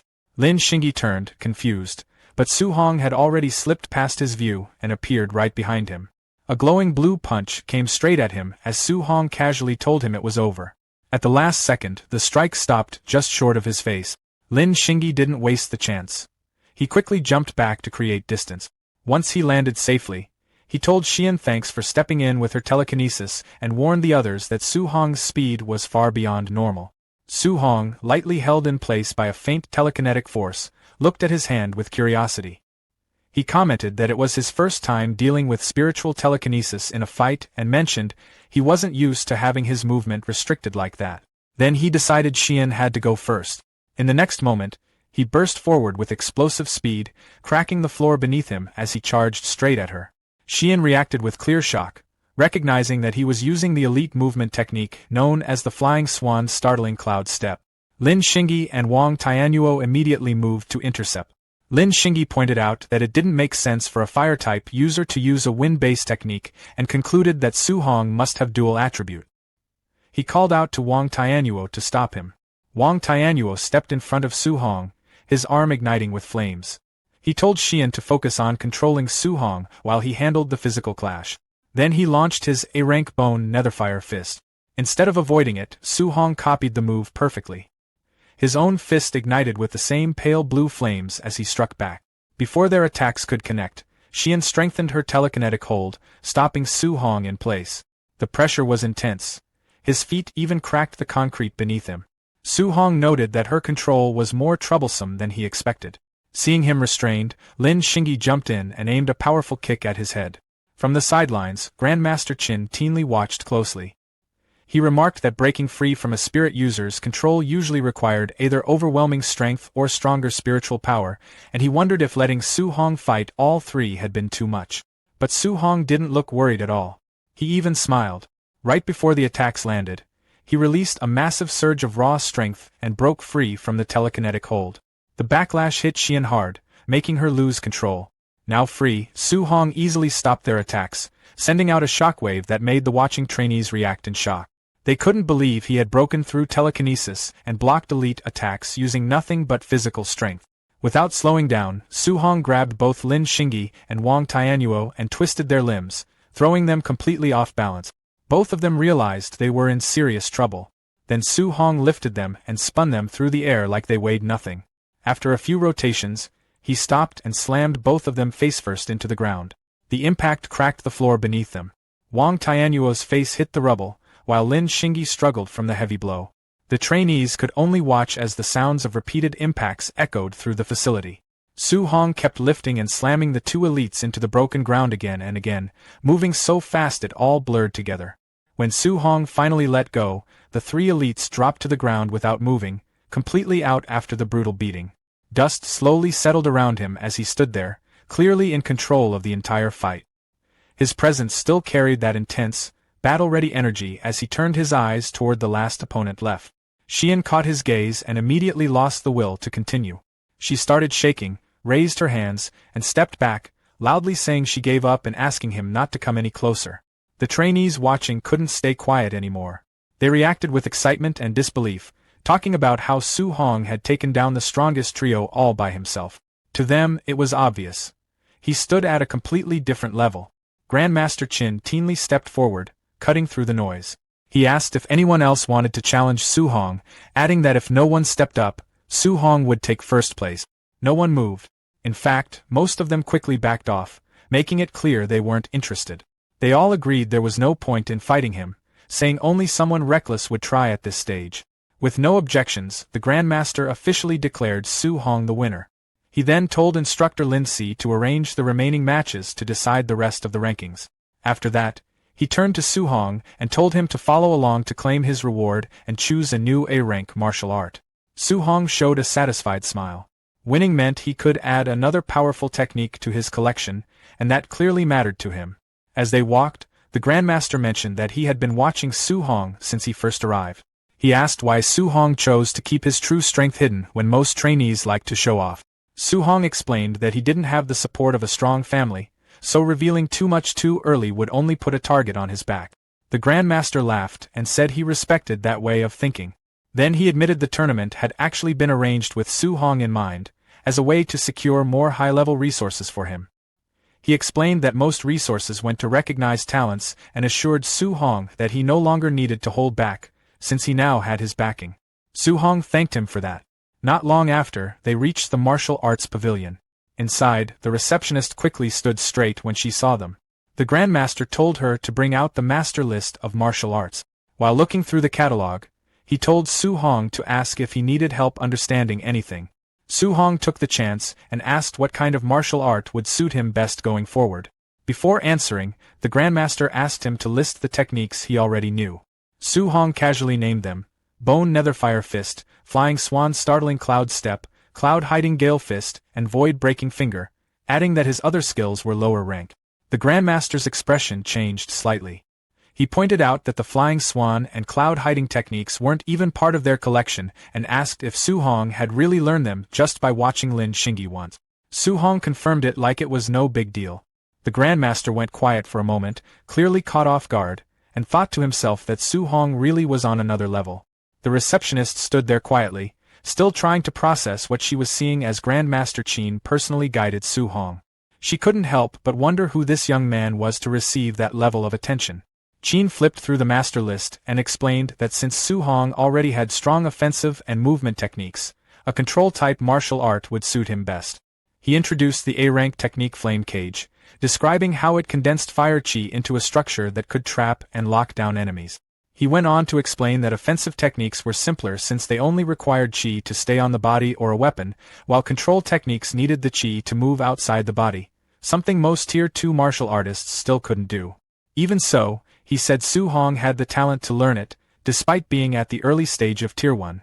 Su Hong thanked him, and Qin decided to show him directly. He raised his hand, and a small flicker of fire appeared in his palm. As he spoke, the flame expanded, forming a large, glowing cage that surrounded an imagined opponent. Qin explained that the idea was simple: trap the enemy first, then follow up with an attack. He demonstrated by releasing a powerful blast into the cage, describing it as a finishing move done in one strike. Still, he added that maintaining the cage while attacking at the same time wasn't something Su Hong could manage yet, mentioning that he himself only achieved that after reaching Tier 3. After hearing that, Su Hong quickly waved it off and said he didn't want a control-type technique anymore. Qin found the reaction a bit unexpected, but he also noted that Su Hong was willing to listen instead of forcing things, which he saw as a good sign. Meanwhile, a blue system screen flashed briefly in front of Su Hong. He had already learned Flame Cage just by watching. He kept a small smile to himself and asked Qin to recommend something else. Qin then suggested a defensive martial art and showed him the A-rank Earth Armor. He explained that it formed a dense layer of Earth Qi over the body, giving extremely high defense.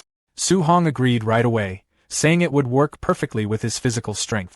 As they continued, Qin asked about Su Hong's special physique. Su Hong casually said it was called the Overlord body.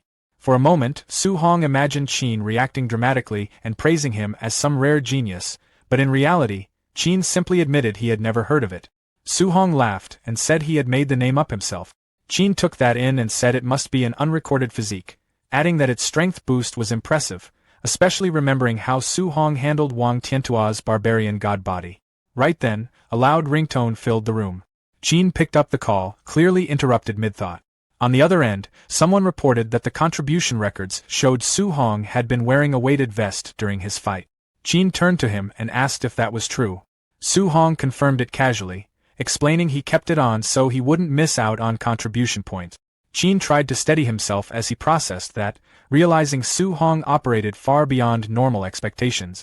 Qin told him to stop focusing so much on contribution points and said there would be plenty of rewards after he cleared the training camp challenges. He urged him to take the vest off. Su Hong agreed and started removing it. The receptionist stepped forward and offered to take it back, saying she'd return it to the warehouse. Su Hong handed it over and mentioned that it was a bit heavy. She smiled confidently as she reached for it, but the moment it landed in her hands, her expression changed instantly. The vest slipped and crashed onto the floor with a heavy impact, cracking the stone tiles beneath it. She stared at the damage, then asked how much it weighed. Su Hong casually said it was 5 tons. Qin felt the weight of that statement immediately. Su Hong had fought and won against 3 late-stage Tier 1 geniuses while carrying that burden. Qin placed an arm around Su Hong and said he had another A-rank martial art in mind for him. When Su Hong asked what it was, Qin explained that since he used a spear, he should look into Grandmaster Jiang Lin from Yang City. Jiang Lin had an A-rank thunder spear art, known for being especially powerful.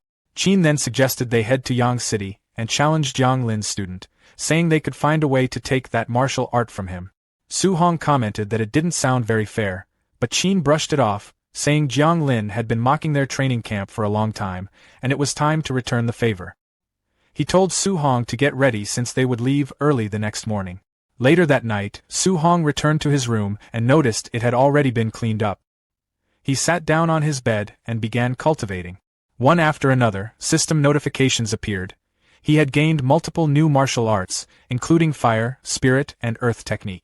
Surrounded by faint waves of energy, he set a goal to reach the basic level in all of them before morning. At the same time, Qin contacted Jiang Lin and told him he would be bringing a student over to challenge his dojo. Jiang Lin sounded relaxed and told Qin not to bother, saying his Yang City camp had already produced a top genius with a wood spirit body who had reached Tier 2. He added that in just 2 days, that student had already trained an A-rank control technique to the point where his chi could leave his body. In the Yang City training hall, that very student stood surrounded by strong waves of green energy, showing off his growing power. Lin Chunfeng called out, "Wood prison!" and thick vines burst out, smashing a nearby table. But the technique didn't hold for long, and the vines soon faded back into green energy.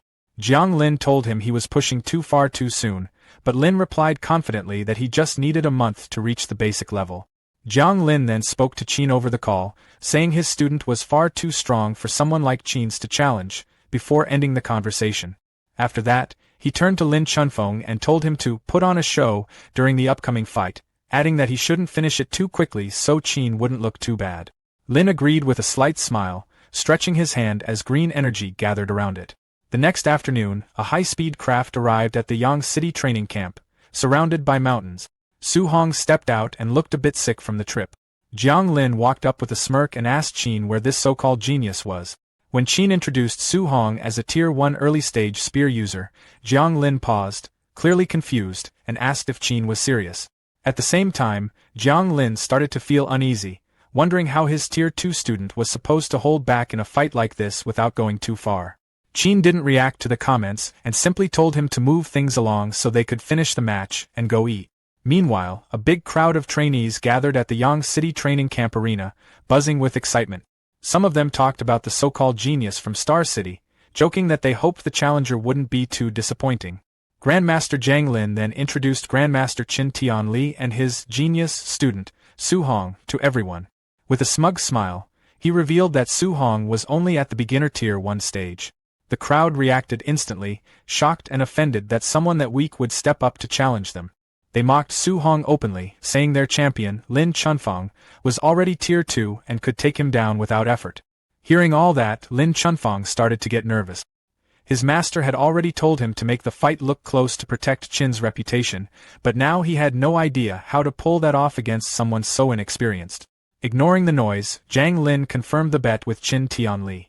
He said that if his student won, Qin would have to teach him an A-rank martial art. Then, acting generous, he added that if Su Hong somehow managed to win, he could pick an extra A-rank martial art as a reward. Su Hong politely thanked him. Qin Tianli, clearly amused, patted Zhang on the back and joked that he was being very generous. Deep down, Zhang Lin felt completely sure of the outcome. In his view, there was no way a Tier 1 beginner could defeat a Tier 2 fighter with a rare wood spirit body. Soon, both fighters stepped into the arena as the grandmasters watched closely. Zhang Lin quietly reminded Lin Chunfang to hold back. Lin nodded, gripping his sword, saying he understood. As he drew his blade, Lin Chunfang kept worrying about how to act during the fight. He was scared that one careless move might end things too quickly. Then he noticed something odd. Looking at his opponent, he asked why Su Hong wasn't using the spear he had brought with him. Su Hong casually stretched and said he wasn't planning to use his weapon yet. In truth, he had a simple reason. His only spear technique was just a basic C-rank skill, far weaker than his newer A-rank fist and movement abilities. Using the spear would only slow him down. Lin Chunfang took it the wrong way. To him, it sounded like pure arrogance, and it got on his nerve. Wanting to test that attitude, he jumped into the air and rushed forward, his sword wrapped in a green aura. He brought it down in a heavy strike, but Su Hong easily stepped aside, letting the blade crash into the stone floor and send debris flying. Su Hong smoothly moved back across the arena, using his A-rank movement skill.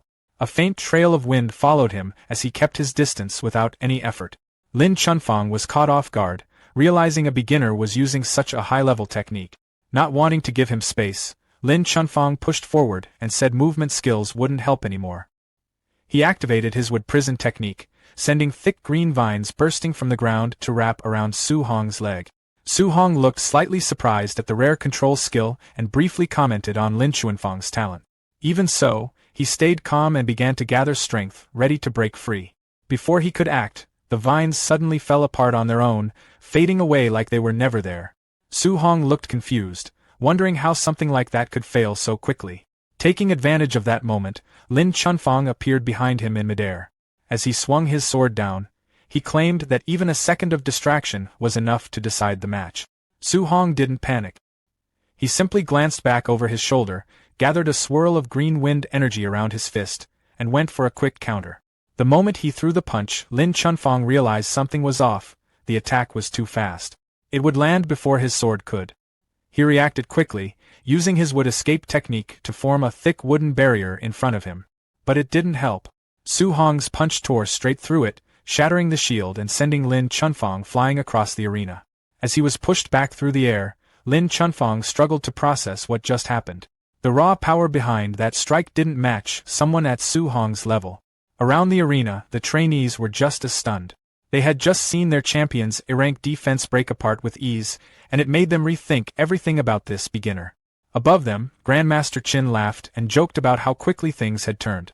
Zhang Lin, still holding his ground, argued that strength alone wouldn't be enough and told Qin to keep watching.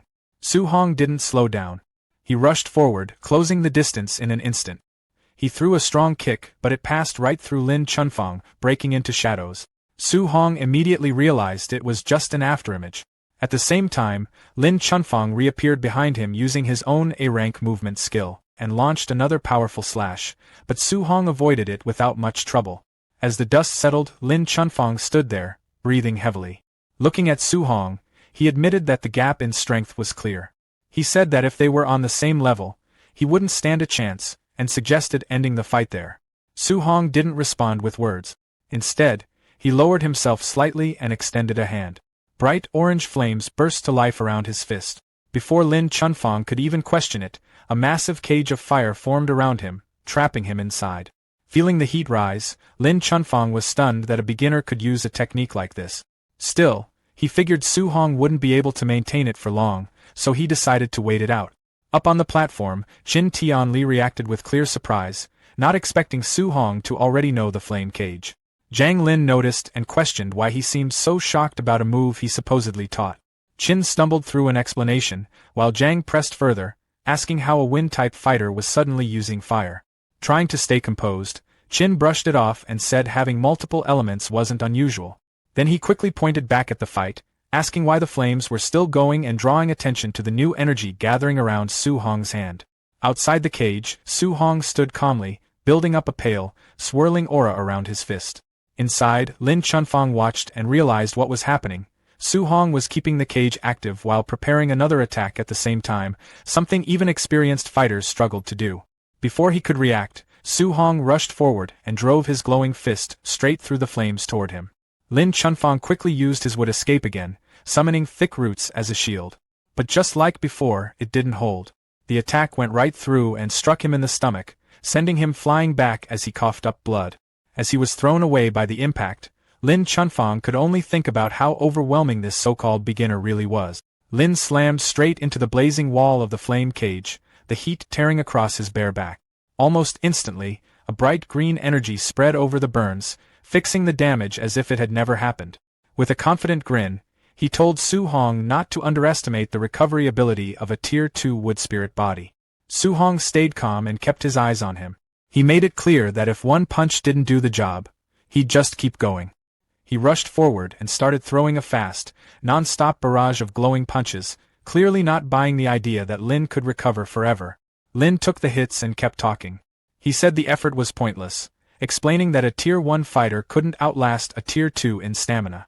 At the same time, he gathered a dense ball of green energy in his free hand and challenged Su Hong, saying they'd find out whether the flame cage would give out first or if Su Hong would run dry.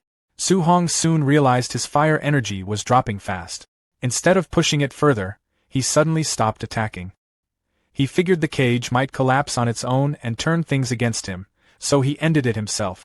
As the flames disappeared, Lin laughed, taking it as a sign that Su Hong had backed down. He confidently said it was his turn now and that the outcome was already decided. That confidence didn't last.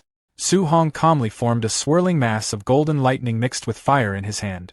He mentioned that he hadn't planned to use this move since it consumed too much energy. Seeing that, Lin grew uneasy. He couldn't believe a Tier 1 fighter could produce that kind of power. Realizing he couldn't let Su Hong get close, he quickly slammed both hands onto the ground and poured all his remaining energy into defense. Calling out his technique, he raised a massive wall of thick wooden pillars from the floor to block the attack. Su Hong stepped forward, his eyes glowing with sharp golden light. He pulled his fist back, lightning surging around it, then drove it forward with overwhelming force. The air around the strike twisted as it hit, tearing straight through the wooden wall like it wasn't even there. The punch landed cleanly on Lin's face, sending him flying backward before he hit the ground, completely out cold. Su Hong stood there quietly as the flames faded and debris settled, looking down at his opponent. For a moment, the entire arena went silent. Then the Yang City trainees reacted all at once, struggling to process what they had just seen. Their champion, someone with Tier 2 healing, had gone down in a single hit. Many of them compared that strike to something on the level of an S-rank technique, and they couldn't believe Su Hong was still only at early Tier 1. Grandmaster Zhang Lin stared at the arena, clearly shaken. He turned to Qin and demanded to know what kind of talent he had brought in.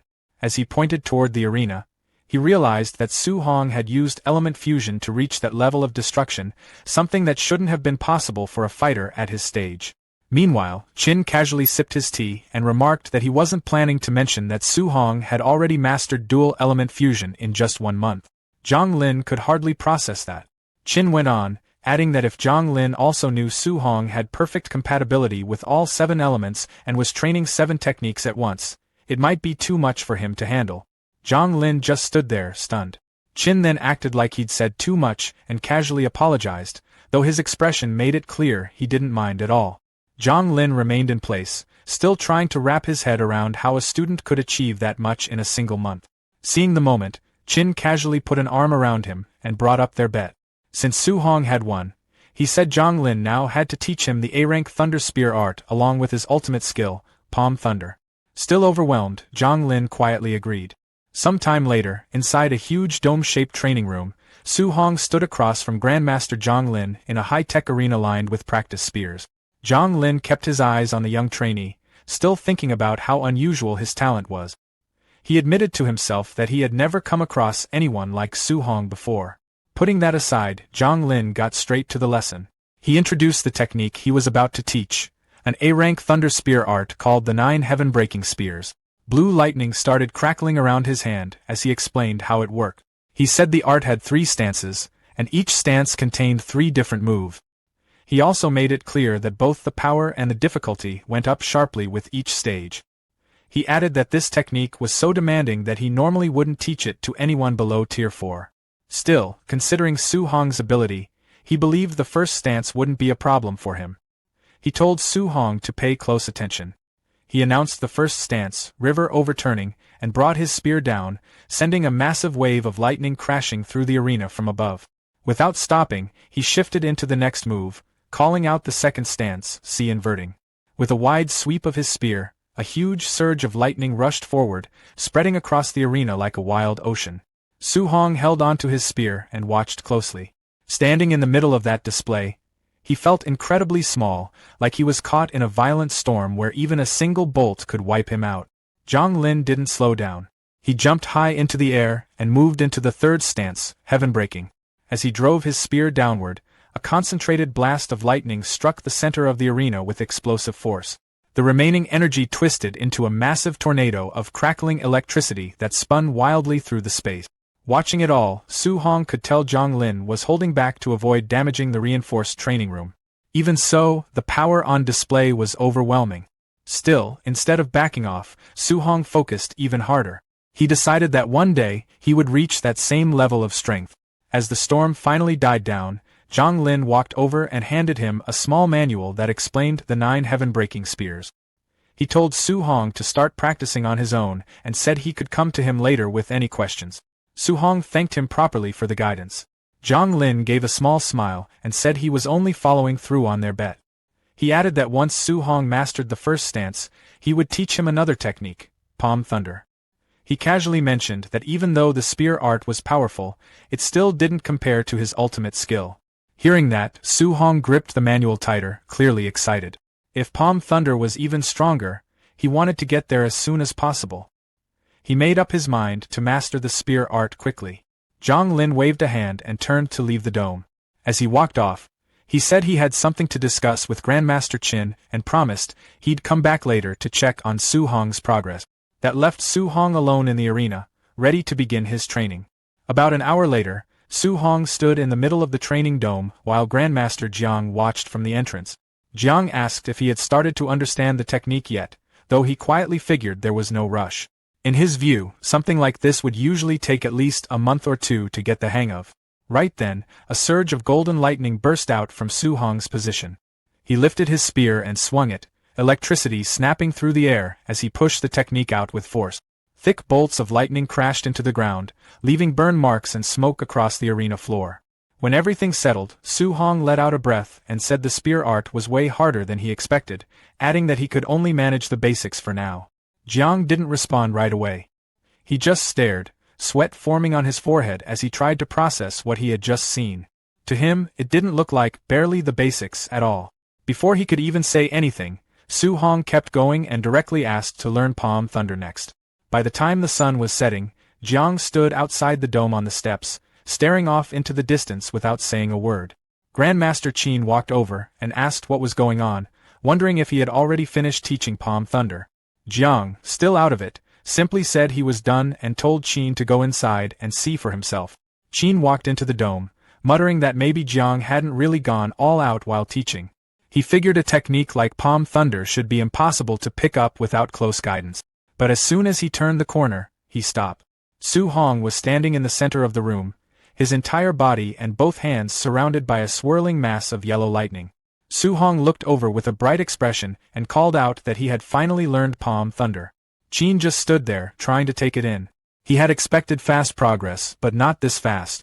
He remembered it had taken him 3 full months to master the same move back when people called him a genius. At that moment, he understood that Su Hong's future had no clear limit, and reaching Tier 9 didn't seem out of reach at all. Jiang eventually walked in and placed a hand on Qin's shoulder, telling him to stop standing there and suggesting they go grab something to eat since it had been a while. Qin agreed and told Su Hong that they were heading out for a drink. Later that night, the Yang City training camp dorms sat quietly under the moonlight. Inside his room, Su Hong sat on his bed, going over his progress. After defeating Wang Tiantua and his 2 companions the day before, and Lin Chunfeng earlier that day, he had gained a total of 230 martial value. He opened his system interface and checked his stats. Vitality, 138.6, Spiritual Power, 100.2, Physique, Overlord Body is Spirit rank 12%, Martial Value, 230. Looking at it, he felt all 3 areas, Vitality, Spiritual Power, and Physique, were still too low. The 230 martial value didn't feel like nearly enough. After thinking it over, he decided his foundation mattered most, so he focused on increasing his vitality. As he did, the system recorded small boosts, adding plus 0.1 each time. He let out a quiet sigh, realizing he needed a better way to earn more martial value. Since no one in the camp wanted to spar with him anymore, his choices were limited. He decided that from now on, he'd head to the ferocious beast room and hunt instead. At the same time, in a nearby restaurant, Grandmaster Jiang was clearly drunk, his face red as he slammed the table and complained to Qin. He accused him of being shameless and tricking him out of 2 A-rank martial arts. Qin just laughed and pointed out that Jiang had already said that more than once. Their meal got interrupted when a teaching assistant rushed in, saying they had finally found Jiang. He reported that the night raid event was about to begin and they were waiting for his order.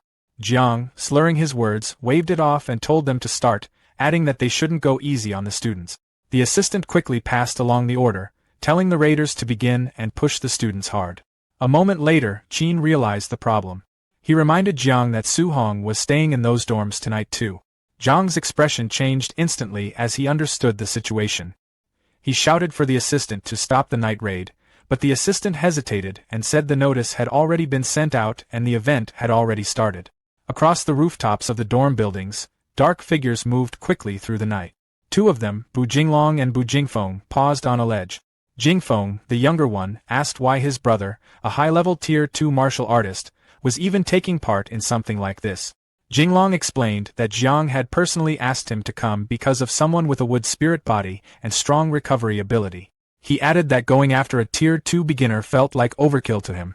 Jingfeng's expression changed as the description sounded familiar. Jinglong noticed and teased him, bringing up how Jingfeng had been taken down during a night raid at the Star City camp and calling it embarrassing. Jingfeng got irritated and said that if he ran into Su Hong again, he wouldn't hold back this time. Jinglong warned him not to take a wood spirit body lightly, but Jingfeng brushed it off, questioning whether someone at his level really needed to worry about a Tier 1 beginner. Jinglong just smiled slightly and asked if he was really that confident he wouldn't mess it up again. "Everyone put your hoods on and listen up," the leader told the group as they pulled on their black masks. He then called for them to move out together, leading the charge. The night raid hit the dorms all at once. Shouts about a sneak attack mixed with loud reactions and complaints as masked raiders rushed through the halls. Su Hong peeked out from behind his door, trying to figure out if the noise outside really was a night raid. In the hallway, he saw a raider swing at a student who had just stepped out of the shower with only a towel on. A second later, the raider noticed Su Hong and called out that they had missed one. He rushed in to attack, but Su Hong answered with a sharp upward punch to the chin. The hit sent the man straight up, smashing through the ceiling tiles. Su Hong stood in the doorway, clearly annoyed. He commented that they were attacking without even saying anything first, adding that he wasn't even part of this training camp, so there was no reason for him to be targeted. As he looked up at the raider stuck in the ceiling, he figured out that this really was a night raid. He took note of the black outfits and covered faces the raiders were wearing. That gave him an idea. If he changed into those same clothes and blended in, he could move around freely, take people down, and collect rewards without drawing attention. He paused for a moment, wondering if it was a bit questionable, but a confident grin spread across his face as he decided to go through with it. Elsewhere in the building, Lin Chunfeng was backed into a corner, still wearing just a towel. He called out to the raiders, telling them to at least wait until he could put something on. One of them laughed and told him to stop struggling and just accept it. Right then, another masked figure showed up at the door, calling out that he was there to help. The raider turned, confused, but before he could react, the disguised Su Hong stepped in and landed a heavy punch to his face. The raider went flying and slammed into the wall. Lin Chunfeng stood there, stunned, asking if the attackers had started fighting each other. Su Hong didn't explain anything. He ran back into the hallway, calling out that he was about to gain a lot tonight. Lin Chunfeng just watched him leave, confused about why that raider didn't come after him. Su Hong moved quickly through the first floor, his fists covered in fire. He commented that since these opponents were strong, he didn't need to hold back. Raiders dropped one after another, and it didn't take long before they realized someone among them wasn't on their side. After clearing the first floor, Su Hong jumped up toward the second and struck a raider midair. As he kept fighting, his system kept updating rapidly. He laughed, saying he had really hit a jackpot as the gains kept piling up. When he reached the third floor, he saw several raiders gathered at a doorway, watching a fight inside. They were talking about how Lin Chunfeng was holding up surprisingly well against Bu Jinglong, a high-level Tier 2 fighter. When Su Hong walked over, they told him that all the other students had already been taken down, and only the wood spirit body user was left. Su Hong cut in, saying there was no need to wait. His hand lit up with energy. The others looked at him, confused. Then, without hesitation, he turned on them and struck. The raiders were sent crashing into the room where the fight was happening. Inside, Bu Jinglong, surrounded by a red aura, turned toward the noise and demanded to know why his own side was getting attacked. Both he and Lin Chunfeng, whose body glowed green, paused and looked toward the entrance. Su Hong stood there, his body shining with bright yellow energy. Facing both of them, he calmly challenged them, saying they could come at him together. Bu Jinglong told Lin Chunfeng to move aside and recover while he handled the troublemaker himself. Clearly annoyed that someone had stepped in and disrupted the Night Raiders' rules, he rushed straight at Su Hong, yelling that he was about to learn a hard lesson. Su Hong didn't seem bothered at all. He gathered golden energy into his hand, creating a powerful Vajra fist before meeting Bu Jinglong head-on. The collision hit with so much force that Bu Jinglong lost his footing and staggered backward. He looked completely caught off guard by the sheer strength behind Su Hong's attack. At that moment, Bu Jinglong realized this guy was far from ordinary. Without wasting time, he called for Lin Chunfeng to join him. Lin Chunfeng instantly activated his wood prison technique, sending massive vines bursting out from the ground to trap Su Hong. But Su Hong reacted quickly, flipping away before the vines could touch him. Using the opening, Bu Jinglong suddenly appeared behind Su Hong and launched a heavy punch. Instead of landing cleanly, his fist slammed into a glowing purple armor made from earth energy that had formed around Su Hong's body. Bu Jinglong could hardly believe it. He started wondering where this monster of a fighter had even come from and how someone could casually block a high-level Tier 2 attack like that. Before he could fully react, Su Hong disappeared from sight. A second later, he reappeared and smashed Bu Jinglong straight into a wall. The impact shattered the instructor's armor and left him coughing blood. Su Hong didn't stop there. He immediately rushed past the shocked Lin Chunfeng and drove a flaming punch into the back of his head, sending him crashing face-first into the ground. Lin Chunfeng was knocked out instantly. Not long after the fight ended, the system rewarded Su Hong with martial value points for defeating both opponent. When he checked his status screen, he saw that his balance had jumped past 2,400 points, leaving him pretty excited over the massive increase. The next morning, Lin Chunfeng and Bu Jinglong stood alongside the other injured raiders. Everyone looked beaten up and exhausted while trying to recover from the previous night. Grandmaster Jiang Lin was furious. Pointing at the wounded group, he loudly blamed the chaos on Chen Tianli's outrageous student. Chen Tianli acted completely innocent and casually denied having anything to do with it, which only made Jiang Lin even more annoyed. He sarcastically asked who else could possibly be responsible for wrecking the camp like that. Finally losing patience, Jiang Lin shouted at them to leave and personally kicked his rival out of the camp. Chen Tianli just laughed it off while flying away with Su Hong. As they traveled through the air, Chen Tianli suddenly asked Su Hong whether he was still missing martial arts techniques for the metal, wood, and water elements. Su Hong admitted that he was and asked why. With a playful smile, Chen Tianli hinted that it might be time to visit a few more of his old friends. Over the next 10 days, Su Hong and Chen Tianli traveled from one training camp to another, visiting 3 camps in total. Every time, they pulled off the same routine. Su Hong would step into battle and easily defeat the camp's top fighters, while Chen Tianli happily collected the rewards afterward. Whenever the rival grandmasters accused them of cheating, he simply laughed it off and acted like he had no idea what they were talking about. After returning to his dorm, Su Hong focused on absorbing everything he had learned. While meditating, the system confirmed that he had successfully mastered the beginner stages of 3 A-rank martial arts, Metal Ripple, Woodvine Entanglement, and Water Dragon. When he opened his eyes, he couldn't help feeling impressed with himself. Not long ago, owning even one A-rank martial art would have sounded impossible, but now he had several of them. Checking his system again, Su Hong noticed his martial value points were getting close to 3,000. Since he had been saving them for a while, he finally decided it was time to boost his vitality.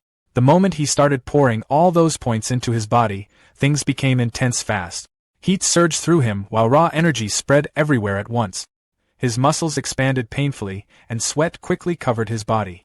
Even Su Hong started wondering if he had pushed things too far in one go as his vitality climbed all the way to 450. After a while, the violent energy finally calmed down. Breathing heavily, Su Hong stayed on one knee while recovering from the strain. Even with the pain, he felt excited after realizing he was now only 50 points away from reaching Tier 2 martial artist status. When he checked his remaining points, he saw exactly 100 left. For a moment, he debated whether to spend them on spiritual power or improve his rare Overlord body physique instead. Curious about how strong the physique could become, Su Hong picked the Overlord body upgrade option. The system instantly consumed all 100 points, only to increase the spirit rank by a tiny 0.1%. Su Hong looked completely annoyed by the result. In his mind, upgrading this special physique felt ridiculously expensive compared to everything else. After thinking it over, he decided reaching Tier 2 mattered more right now. He grabbed his jacket and headed for the door, planning to hunt monsters in the ferocious beast room to earn more points. But before he could leave, he bumped into Grandmaster Chen Tianli. The old master casually asked whether Su Hong still lacked a healing martial art. Hearing that question immediately made Su Hong nervous because he already had a pretty good guess what the Grandmaster was planning next. Not long later, the two arrived at the Hang City training camp. Grandmaster Wang Qingshan stood before a large crowd of trainees and announced a brutal survival event. For 7 days, students would be sent into the 10,000 monster mountain range with no outside supplies and would have to survive completely on their own. Disguised among the local trainees while carrying his spear, Su Hong quietly listened to the rules. He quickly noticed the difference between Hang City and Star City. As a provincial capital, Hang City had far stronger students. Here, trainees only earned points by killing beasts at their own level or higher. Once the event officially began, Su Hong immediately rushed into the mountain range alongside everyone else. Back outside the forest, Wang Qingshan questioned Chen Tianli's confidence. He pointed out that Su Hong had not even reached Tier 2 yet. Chen Tianli stayed completely relaxed and reminded him about their bet. If Su Hong won the survival challenge, Wang Qingshan would have to teach him an A-rank healing martial art. In exchange, Chen Tianli boldly promised to teach an A-rank martial art to every Hang City student capable of defeating Su Hong. Wang Qingshan looked amused by that deal and wondered whether Chen Tianli could really afford to make such a promise, especially since many students there were already Tier 2 fighters. Chen Tianli still didn't seem worried. He claimed that facing stronger beasts early would help Su Hong grow faster. A moment later, though, his expression changed after hearing that creatures connected to the 10,000 races demonic cult had also appeared in the mountains. Wang Qingshan casually explained that they were mostly low-level Tier 2 and Tier 3 beasts, acting as though it was no big issue. Chen Tianli immediately complained that sending students against Tier 3 monsters sounded like a death sentence. Wang Qingshan answered coldly that the war between the 10,000 races was cruel, and true experts could only be created through dangerous battles and hardship. Hearing that, Chen Tianli could only sigh and accept the situation. At that point, he figured it would already count as a success if Su Hong managed to come back alive. Meanwhile, deep inside the wilderness, Su Hong was doing far more than surviving. With a lightning-covered spear strike, he sliced the head clean off a massive wolf beast. Excited to test his newly learned techniques, he followed up by releasing countless beams of golden metal energy that tore through an entire pack of monsters. Right after that, he switched to his wood attribute abilities. Thick glowing vines erupted forward, wrapping around a giant snake before crushing it completely. As night covered the mountain range, Su Hong unleashed a huge water dragon that blasted through a flaming beast with overwhelming force, showing just how powerful his new A-rank martial arts had become. Later, he stepped into a dark cave surrounded by the glowing corpses of defeated beasts. Looking around at the destruction, Su Hong admitted to himself that the new techniques were unbelievably strong. Still, he also realized there was a downside. Using multiple A-rank martial arts back-to-back drained his spiritual energy much faster than expected. Standing inside the blood-stained cave surrounded by monster remains, Su Hong checked his system and saw that he had already gained more than 500 martial value points. Since his vitality had finally reached its limit, he decided the time had come to attempt his Tier 2 breakthrough. Sitting down to meditate, Su Hong started channeling all his newly earned points into his vitality. Soon, a blazing aura erupted around him as the system continuously strengthened his body and pushed it toward the next stage. At the same time, somewhere deep in the forest, a red-haired cultist wandered through the darkness while complaining about being stuck on patrol duty in the middle of the night. He felt certain nobody would ever discover their hidden sacrificial grounds buried in such a remote mountain range. But while passing near a cave, he suddenly noticed the freshly killed corpse of a giant beast lying outside the entrance. Realizing an outsider had entered their territory after all, the cultist slowly approached the cave before calling out toward whoever was hiding inside with a dangerous grin on his face. He threatened that refusing would only make things far more painful, bragging that he would skin him alive and slowly torture him first. Looking at the corpse of the blazing black tiger nearby, the man guessed the intruder was probably only around Tier 2 or maybe low Tier 3 strength at best. Inside the cave, Su Hong quietly listened to the arrogant threats. Since the cultist spoke about Tier 3 martial artists so casually, Su Hong originally suspected he might be facing a dangerous Tier 4 expert. Considering he had only just entered Tier 2 himself, he admitted he did not feel confident fighting someone that strong. Rather than risking it immediately, Su Hong decided escaping first would be smarter. He instantly launched a water dragon attack from inside the cave to create an opening for his retreat. The cultist grinned the moment he saw the incoming attack.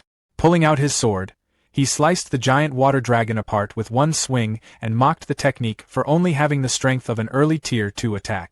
The moment he spotted Su Hong running, the cultist immediately chased after him. While pursuing him through the forest, the man casually praised Su Hong's talent, saying it was impressive for someone so young to defeat powerful beasts at such a low level. But right after complimenting him, he cruelly admitted that he especially enjoyed killing geniuses before they could grow stronger. A short while later, the cultist suddenly looked confused when Su Hong stopped running altogether. Turning around calmly, Su Hong explained that after sensing the energy from that last attack, he realized the cultist was only an early-stage Tier 3 martial artist, nowhere near as terrifying as he originally feared. At the same time, Su Hong noticed a strange tattoo on the man's neck and immediately recognized it as the symbol of the 10,000 Races demonic cult. He remembered hearing about them before. The group consisted of human traders who traded with alien races, carried out terrorist attacks, and even sacrificed their own people in exchange for power. Looking at the cultist with clear disgust, Su Hong released a blazing golden aura and declared that trash like him deserved to die. The cultist only smirked after hearing that. Wanting to prove his superiority, he unleashed an A-rank sword technique called Fire Slash. A huge flaming blade shot forward toward Su Hong.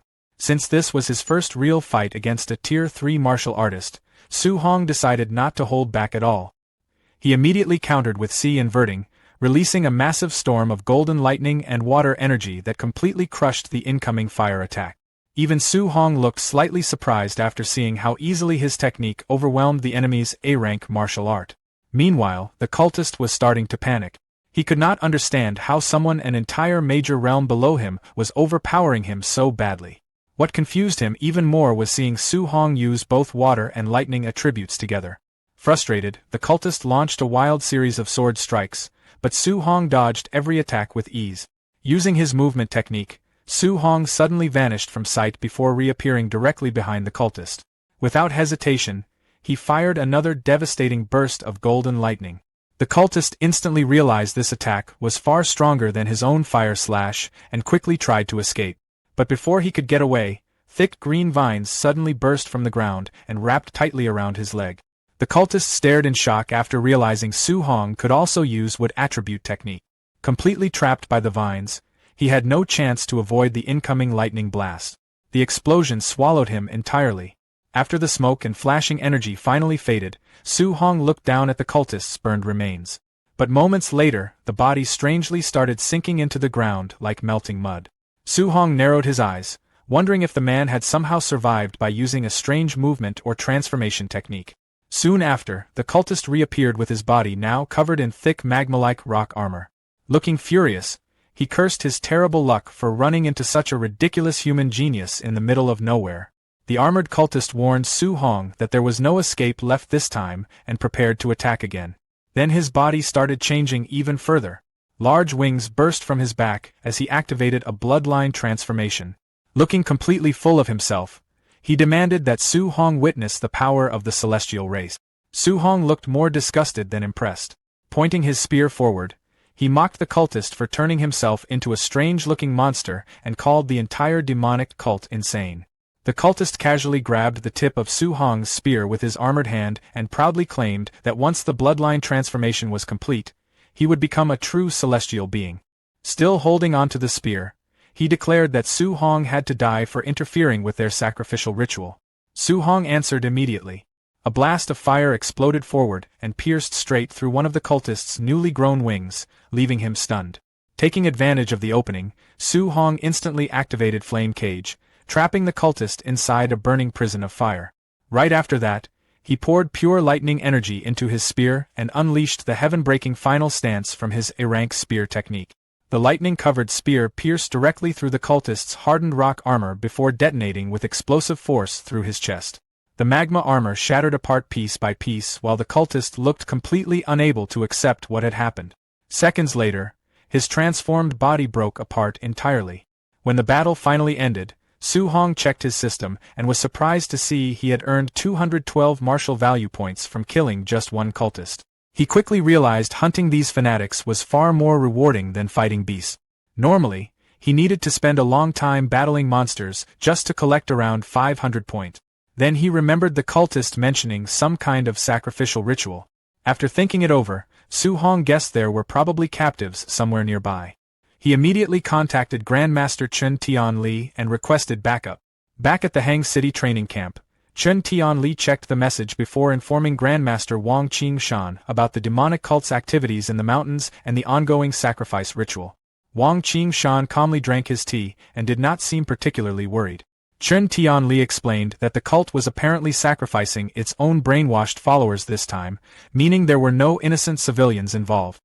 Hearing that, Wang Qingshan looked amused and asked why Chun Tian Li was still sitting there drinking tea instead of rushing off to save his student.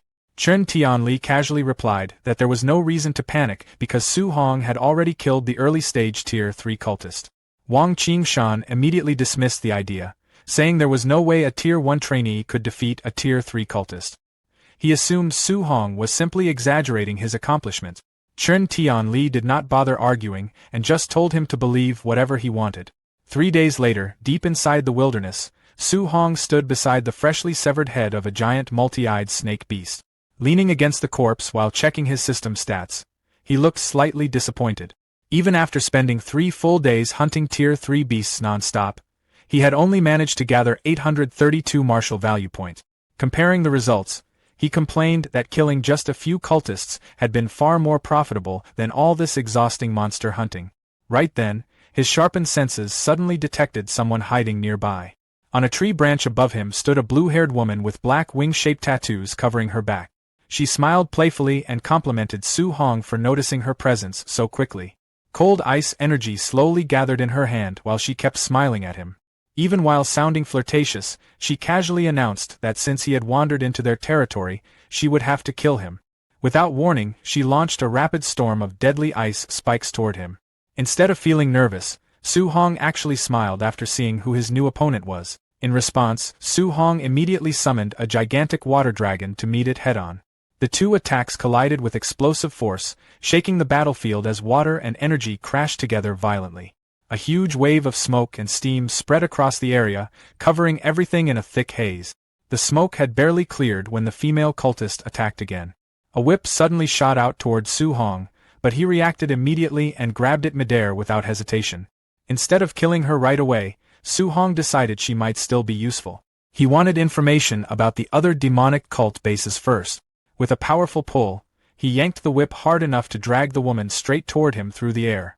The moment she got close, Su Hong drove a brutal cold fist straight into her stomach, instantly taking her down. Standing over her injured body, he lowered his glowing spear toward her neck and demanded to know where the cult's base was located. Terrified and coughing blood, the woman quickly gave in. She revealed that the base was about 10 kilometers north of their current position. Su Hong continued questioning her, asking how many Tier 3 fighters were stationed there. She admitted there were 3 Tier 3 experts along with 3 Tier 2 fighters. After hearing that, Su Hong quickly started calculating in his head. Since he had already killed some cultists earlier, that meant only 1 Tier 3 fighter remained. If he wiped out the rest, the rewards should easily push him past 1,000 martial value points, enough to upgrade his telekinesis to Tier 2. But the cultist suddenly attacked again. Refusing to stay defeated, she lashed her whip outward to create distance and angrily shouted that Su Hong had underestimated her. A moment later, she activated a bloodline transformation. Large wings burst from her back as her body changed into a heavenly god race form, allowing her to hover in the air confidently. She proudly claimed her strength had doubled and declared that killing Su Hong would now be effortless. Su Hong didn't even give her time to finish boasting. He immediately thrust his spear forward, releasing a gigantic pillar of golden lightning that pierced directly through her chest. As the transformed body slowly returned to normal, Su Hong pulled his spear free while coldly telling her to hand over her point. The system rewarded him with another 208 martial value points, leaving him extremely satisfied with how profitable these cultists had become. Meanwhile, deeper inside the cult's territory, a small squad of Hang City trainees found themselves trapped near a massive stone pyramid. The moment they realized they were surrounded, panic spread among them. Their information had been completely wrong. Instead of facing a few Tier 2 enemies, they had walked straight into a group filled with Tier 3 cultists. The cult's blood commander calmly ordered his followers to kill the intruders. The cultists rushed forward excitedly after noticing that several of the trainees were Tier 2 geniuses. Some even laughed while talking about using their bodies as sacrifices. The trapped students quickly grouped together, fully aware things were turning hopeless. Even so, they decided to fight until the end and trusted their Grandmaster would eventually avenge them. Far above the battlefield, Grandmasters Wang Qingshan and Chen Tianli silently watched everything unfold from a cliff. Wang Qingshan proudly pointed out Hang City's top 3 geniuses to his rival while praising their courage for standing against stronger Tier 3 enemies. He explained that he planned to let them struggle for a while to gain combat experience and would only interfere if they truly faced death. Chen Tianli simply smiled and casually replied that there was no need for either of them to step in. He confidently revealed that his own little monster, Su Hong, was already rushing toward the valley to rescue Wang Qingshan's students. Wang Qingshan immediately stared at him like he had gone crazy. He completely dismissed the idea that a Tier 1 trainee could save anyone from a squad full of Tier 3 experts. Down in the valley, one of Hang City's top students stepped forward to protect his teammates and declared they would fight and die together. A cultist charged toward them with glowing red claws, laughing that none of them were escaping alive. The trainee prepared himself for the final attack. But suddenly, a spear wrapped in crackling golden lightning shot across the battlefield and slammed the cultist into a tree instantly. The remaining cultists stopped moving and angrily demanded to know who had interfered. Then Su Hong appeared. He arrived in a burst of lightning directly in front of the stunned trainees. Without slowing down, he grabbed 2 cultists by their heads using his lightning-enhanced speed and smashed them together violently. Spinning around, he unleashed a rapid storm of lightning punches that instantly wiped out several more enemies nearby. After clearing the area, Su Hong calmly hid his aura and casually asked the shocked trainees whether they were hurt. The Hang City students stared at him in total amazement. They immediately recognized him as Su Hong from Star City and could hardly believe someone so young was casually killing Tier 3 experts like this. Watching from above, Wang Qingshan started sweating nervously. He demanded to know why Chen Tianli's student could suddenly use powerful lightning techniques when he supposedly still needed healing art. Seeing Su Hong fight so freely without exhausting himself, Wang Qingshan started suspecting he had already broken through to Tier 2. Even Chen Tianli looked secretly stunned. He suddenly realized Su Hong had advanced from Tier 1 to Tier 2 in only a few days, which even he found completely ridiculous. Back in the valley, Su Hong told the Hang City trainees to retreat while he handled the remaining enemies himself. Still completely overwhelmed by what they had just witnessed, the students quickly warned him to stay alive before escaping the battlefield. The moment they disappeared, a greedy smile spread across Su Hong's face. The female cultist had lied earlier. There were not just a few Tier 3 enemies here. There were over a dozen of them. To Su Hong, that sounded perfect. At roughly 200 martial value points per kill, this battle was starting to look incredibly profitable. A giant cultist suddenly charged straight at him while roaring that he would crush him into pieces.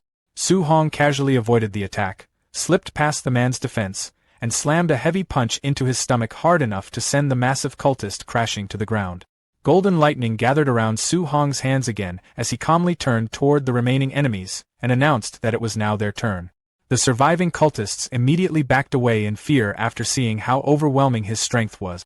At the same time, another man slowly climbed the stairs of the giant pyramid while the terrified cultists screamed that Su Hong was a monster and begged their commander to save them.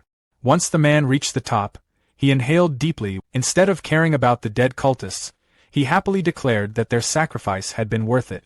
Su Hong looked confused when the blood from every dead body suddenly began floating upward against gravity. Streams of blood gathered together and rushed toward the top of the pyramid, swirling around the commander's body. At that moment, Su Hong realized this had been the cult's real ritual all along. The blood suddenly exploded into brilliant golden light. When the glow faded, the commander had transformed into a blonde figure with massive white wings spread behind him. Hovering proudly above the altar, the winged man looked down at everyone and arrogantly demanded to know why these lowly humans were not kneeling before a noble member of the heavenly god race. Meanwhile, Su Hong tightened his grip on his spear and smiled excitedly. After all, if defeating a mutated cultist already gave him huge rewards, then killing a pure-blooded heavenly god race member might earn him an insane amount of martial value points. The heavenly god race member looked down at Su Hong with pure arrogance, acting as if humans were beneath him. He coldly demanded to know who gave a mere ant permission to even raise his head toward him. According to him, Su Hong would pay for that disrespect with his life. Before Su Hong could react, the winged man suddenly disappeared. A split second later, he reappeared right behind him. Even Su Hong got caught off guard by the terrifying speed. He barely managed to block the incoming strike, but the impact still smashed the ground beneath his feet and sent shockwaves across the valley. Floating in the air, the heavenly god smirked after realizing Su Hong was far stronger than the average young human fighter. Su Hong wiped blood from the corner of his mouth and immediately understood how dangerous the heavenly god race truly was. The possessed cultist admitted he originally came expecting to casually wipe out weak humans during the ritual, but after seeing Su Hong's strength, he decided this human genius needed to die immediately before becoming a future threat. Then, suddenly, cracks spread across the man's arm. Annoyed, he muttered that the human body he possessed had not even reached Tier 4 vitality yet and was already struggling to handle his divine power. Even so, he confidently claimed that peak Tier 3 strength was more than enough to crush Su Hong. Hearing that explanation, Su Hong finally realized the truth. This was not a real heavenly god in his true body. It was only a possessed human vessel that was slowly breaking apart under the pressure. Golden lightning gathered around Su Hong's fist as he activated Thunder Rush Fist. This time, he boldly declared that the outcome of the battle was no longer guaranteed. The two immediately charged at each other. Their fists collided over and over in a violent exchange of attacks that shook the entire valley. Every impact blasted apart the ground around them.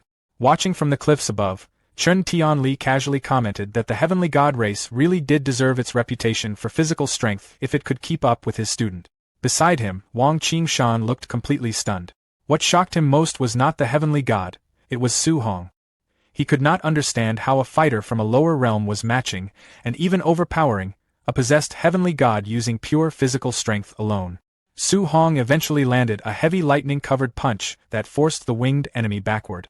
Bruised and bleeding, the heavenly god stared at him in disbelief and demanded to know what kind of monstrous physique he possessed.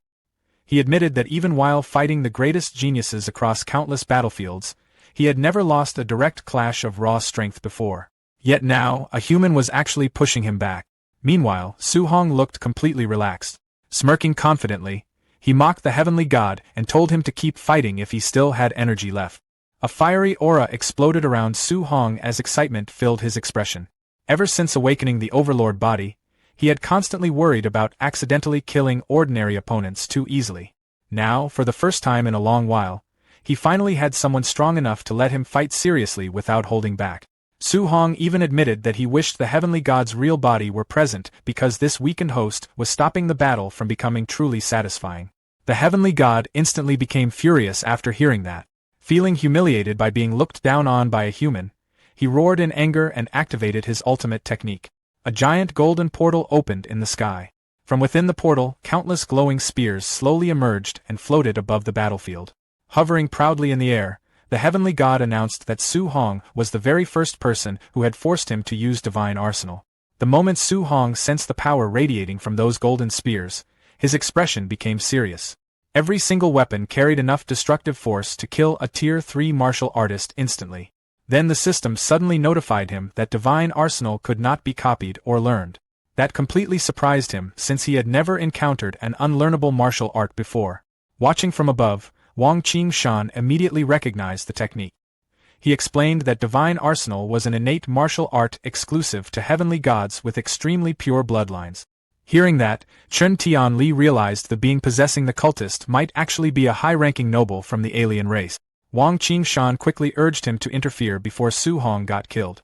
But Chen Tianli calmly stopped him and said there was still no need to panic, because Su Hong had not even used his strongest move yet. Then, with obvious pride, he revealed that Su Hong possessed perfect compatibility with all 7 elements. Wang Qingshan looked completely stunned after hearing that. He could hardly process the idea that Su Hong had already mastered combining thunder and fire elements while still only being a Tier 1 martial artist. Meanwhile, the heavenly god also acknowledged Su Hong's terrifying potential. He openly admitted that if this human were allowed to keep growing, he would become a huge threat to the heavenly god race. Because of that, he decided Su Hong absolutely had to die here. With a wave of his hand, the heavenly god unleashed divine arsenal. Thousands of glowing golden spears rained down toward Su Hong like a storm. But Su Hong simply smiled. He calmly replied that the heavenly god was also the first opponent who had forced him to fight seriously. Lightning exploded around his spear as he activated the ultimate third stance of the 9 heaven-breaking spears technique. With a powerful upward thrust, Su Hong released a gigantic blast of pure lightning energy. The attack tore straight through the descending golden spears and shattered them effortlessly. The heavenly god stared in horror, shouting that such power was impossible. But before he could react further, the overwhelming lightning blast crashed directly into him. A massive explosion covered the battlefield. The possessed body was instantly burned to ashes and shattered apart completely. Even after destroying the heavenly god, the attack still kept going, splitting the enormous stone pyramid in half. Standing before the ruined battlefield, Su Hong breathed heavily while trying to recover from the exhausting fight. Then his system notified him of the reward. 843 martial value point. Seeing the number instantly made the brutal battle feel worth it. A moment later, Wang Qingshan landed beside him and excitedly praised Su Hong as a priceless genius. He even grabbed Su Hong's face while admitting that if he had not witnessed the battle personally, he never would have believed a Tier 2 martial artist could defeat a heavenly god. Despite all the praise, Su Hong stayed surprisingly calm. In his mind, if even an ordinary member of one of the top 10 races had forced him to use his strongest move, then the true elite geniuses from those races must be unbelievably dangerous. Wang Qingshan eventually concluded that defeating one low-ranking heavenly god was not enough reason to become overly proud. 4 days later, the wilderness survival training officially ended at the Hang City camp. When the final rankings appeared, Su Hong completely dominated the leaderboard with an unbelievable 17,210 points. Second place only had 4,700. A lot of trainees instantly accused him of cheating because they refused to believe someone from a lower realm could earn such a ridiculous score. However, the Hang City students Su Hong had rescued quickly defended him. They explained that Su Hong was terrifyingly strong and had casually one-shot Tier 3 demonic cultists. Later, students tried searching for Su Hong to ask for guidance, only to discover that Grandmaster Wang Qingshan was personally teaching him an A-rank martial art. After leaving the training hall, Wang Qingshan complained to Chen Tianli in complete disbelief that Su Hong had mastered the healing art in only half a day. Chen Tianli simply laughed and told him to start getting used to it. Meanwhile, Su Hong sat alone inside a training room while meditating and circulating the energy of his newly learned healing technique. He was amazed by how effective the A-rank healing art was, especially after noticing it had completely erased old hidden injuries and scars throughout his body. When he checked his system afterward, Su Hong felt even more satisfied. His martial value total had climbed past 41,800 points thanks to the wilderness battles. After calculating carefully, he realized the huge amount was enough to raise his spiritual power to 500 points, officially making him a Tier 2 spirit master while still leaving plenty behind to strengthen his vitality further. Far away from human territory, on the Heavenly God race's home planet, a meeting was taking place inside the Grand Heavenly God Palace. A massive statue-like entity questioned its subordinates with visible anger, demanding to know how one of their clansmen could lose to a human who was an entire realm lower, especially after using divine arsenal. One subordinate respectfully confirmed the humiliating defeat and admitted that the human they faced was an unprecedented monster among geniuses. Soon, another clansman named Tian Shang stepped forward after being summoned. Recognizing Su Hong as a massive future threat, the statue immediately issued an official heavenly god race kill order and demanded the boy's elimination as quickly as possible. Tian Shang accepted the assassination mission with a confident and sinister smile. Afterward, the statue asked for updates regarding the divine object fragments hidden within human territory. The subordinate explained that they still had not secured any fragments yet, but they recently intercepted promising information. The statue ordered them to continue searching in secret no matter the cost, while making sure humanity remained completely unaware of their movements. Meanwhile, at the Star City training camp, trainees gathered around a live feed showing Wang Tianyuo decapitating a Tier 2 bear beast with his bone netherfire fists. The crowd commented that ever since Su Hong defeated Wang Tianyuo, Xian, and Lin Xingyi, the three elite trainees had completely changed. After losing, they started training like mad every single day, spending all their contribution points on strength pills and non-stop combat room sessions. Their hard work paid off fast. Within just 1 month, all three successfully broke through to Tier 2. Even Lin Xingyi dropped his usual flashy attitude and trained hard enough to build a heavily muscular body. The three elites waited confidently for Su Hong's return, eager for another fight. Later, outside the camp, instructor Lin Si welcomed Grandmaster Qin Tianli back. Noticing Su Hong wasn't with him, Lin Si asked where the boy had gone. Qin Tianli explained that Su Hong wanted to stay in the wilderness for a few extra days of solo training. When Lin Si worried the kid might miss the end of camp, the Grandmaster casually replied that Su Hong wasn't dumb enough to show up late. 2 days later, deep inside the wilderness, Su Hong sat meditating on top of a tall stone pillar while a giant snake beast coiled below. Golden energy surged around him as he absorbed the gains from his recent battles. Soon, his system confirmed that his spiritual power had finally crossed the 500-point threshold. Below him, the giant snake sensed prey and lunged upward with a roar. Su Hong casually raised a glowing hand and stopped the beast mid-attack using telekinesis.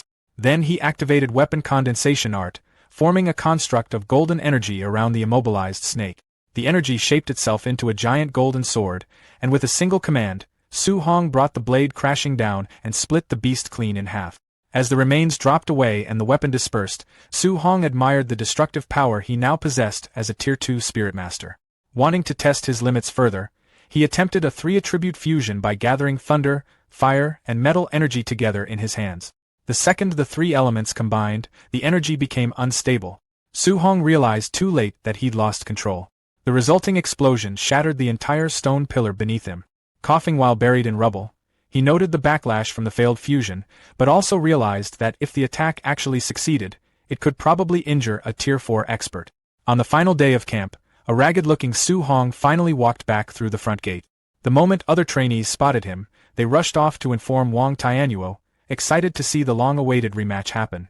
Grandmaster Qin Tianli asked Wang Tianyuo, Xiaonan, and Lin Xingyi whether they really believed they could defeat Su Hong this time. All three confidently declared victory was guaranteed.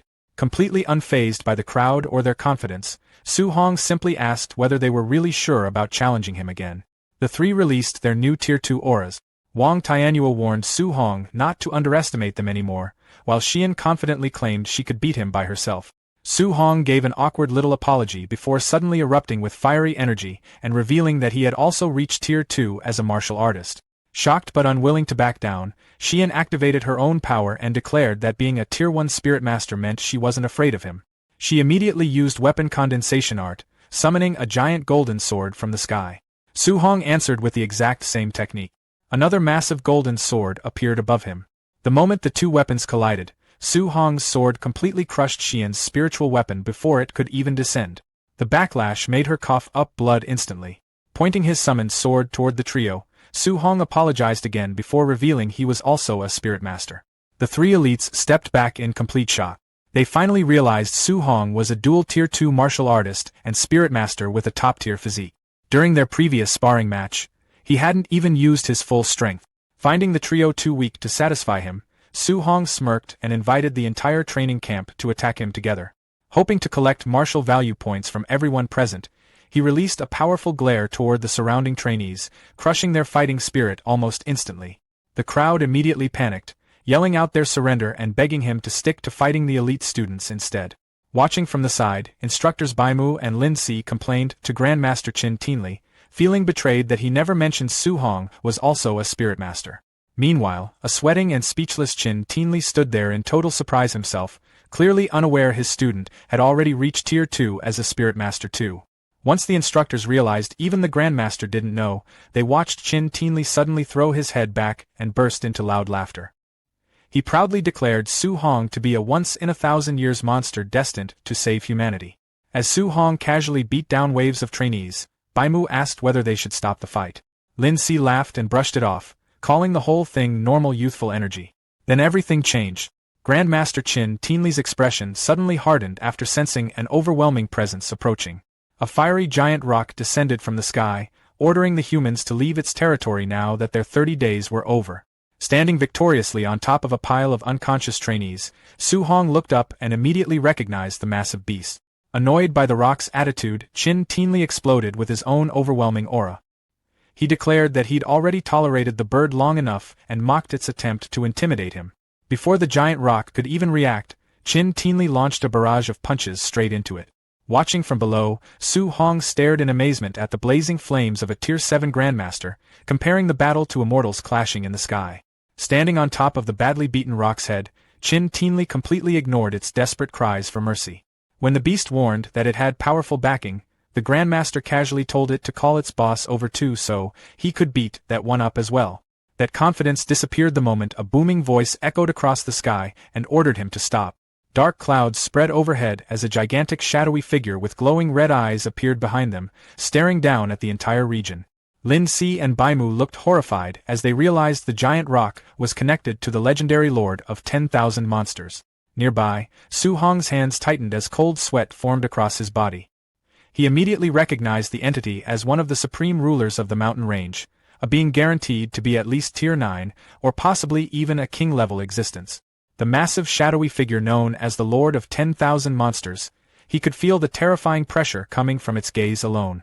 That brief encounter made one thing painfully clear to him: compared to true top-tier experts, his current strength meant almost nothing. Even though he had already reached Tier 2, it suddenly felt insignificant in front of a Tier 9 existence. For the first time in a while, genuine fear settled into his mind. He started thinking about his aunt and uncle back in Star City. If a monster on that level ever attacked the city, there would be nothing he could do to protect them. Looking up at the sky, Su Hong quietly made a decision. He would keep getting stronger no matter what it took. He swore to continue breaking through every limit until he eventually reached the legendary King Realm. Meanwhile, Qin Tianli finally released the heavily injured Great Rock Beast. Since the creature now had the backing of the Lord of 10,000 Monsters, even he chose not to push things further. The furious beast swore revenge before flying away into the distance. After it left, Qin Tianli felt relieved knowing the Lord of 10,000 Monsters was restricted by an ancient agreement with humanity and could not casually attack human territory. Thankfully, despite the frightening interruption, the training camp ended without any further incidents. As the students gathered near the buses preparing to return home, Su Hong slung his backpack over his shoulder, already looking forward to finally seeing his aunt and uncle after an entire month away. Right then, Lu and Chen Shan ran over to greet him. Lu happily told Su Hong that he was definitely going to become famous throughout Star City after this. Chen Shan looked much more awkward. Bringing up their earlier conflicts, he quietly asked Su Hong not to hold any grudges against him. Su Hong simply sighed and replied that he was not petty enough to care about something like that anymore. Once the group returned to Star City, an official welcomed the trainees back and congratulated everyone for surviving the brutal training. The official then announced a huge celebration banquet at the city lord's estate, promising rewards and gifts for all participants. While most of the trainees cheered excitedly, Su Hong honestly just wanted to skip the whole thing and go home to rest. Later that evening, guests slowly filled the enormous city lord estate. Inside the luxurious banquet hall, an attendant politely guided two nervous-looking guests to their seats. Su Hong's aunt and uncle sat awkwardly at one of the tables, clearly uncomfortable in such a wealthy environment. Some of the rich guests nearby noticed their simple clothing and quietly wondered why ordinary migrant workers had been invited to such an important gathering. Su Hong's aunt worried that their appearance might embarrass him in front of everyone. His uncle sighed and admitted they had already worn their best clothes, but still felt like they did not belong there. Before they could worry any further, Principal Lee from number 1 high school approached them warmly and greeted them as Su Hong's relatives.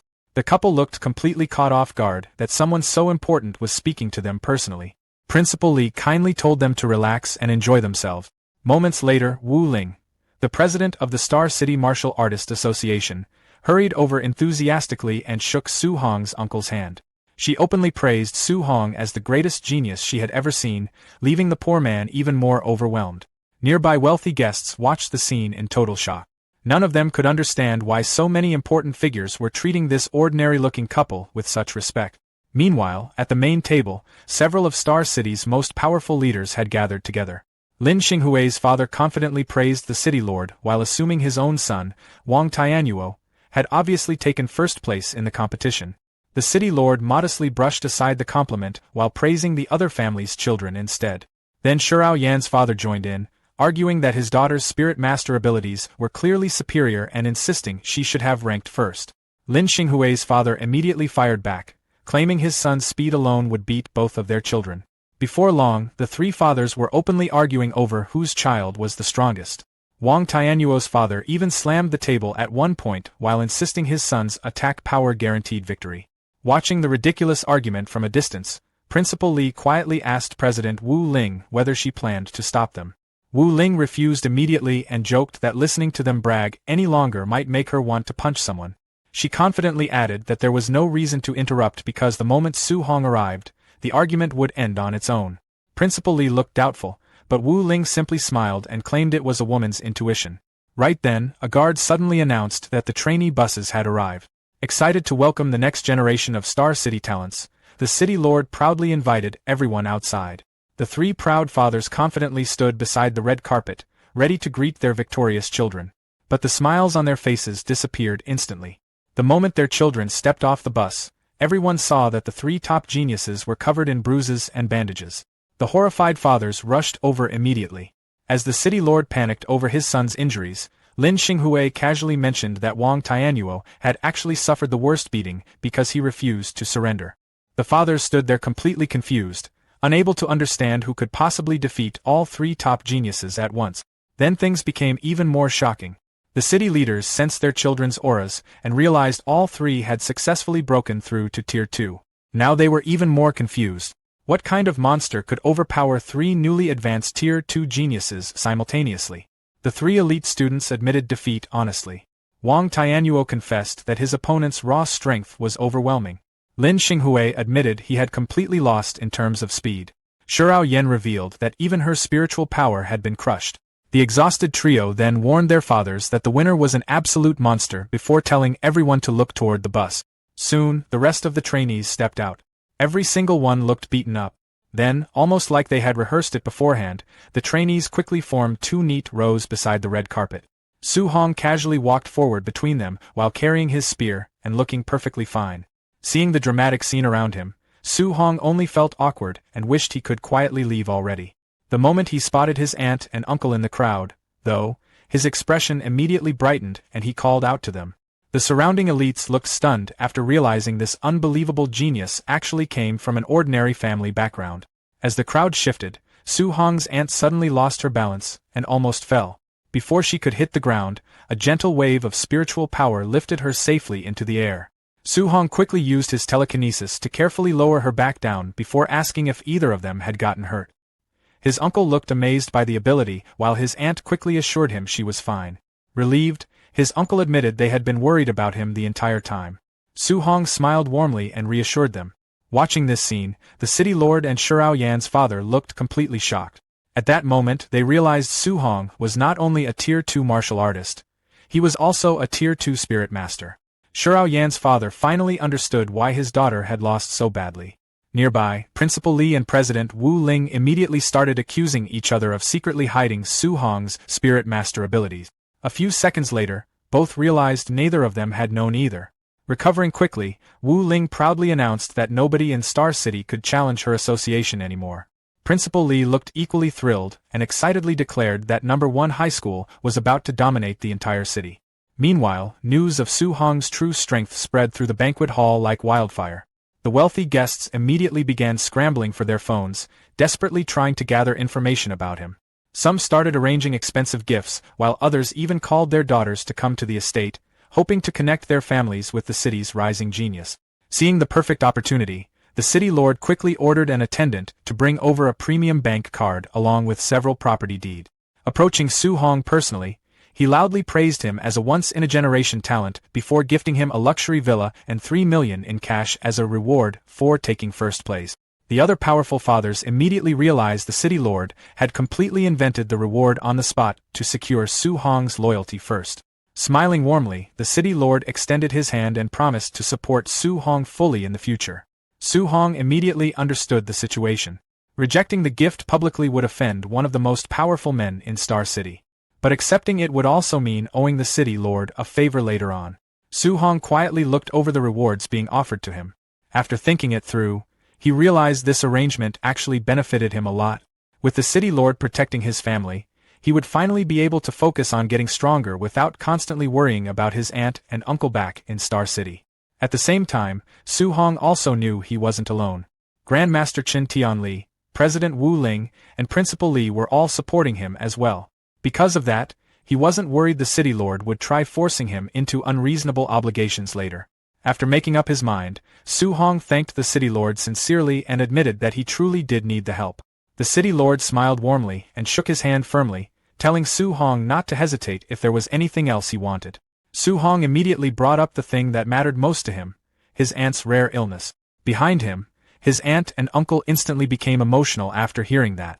Even in front of so many powerful people, Su Hong's first concern was still their well-being.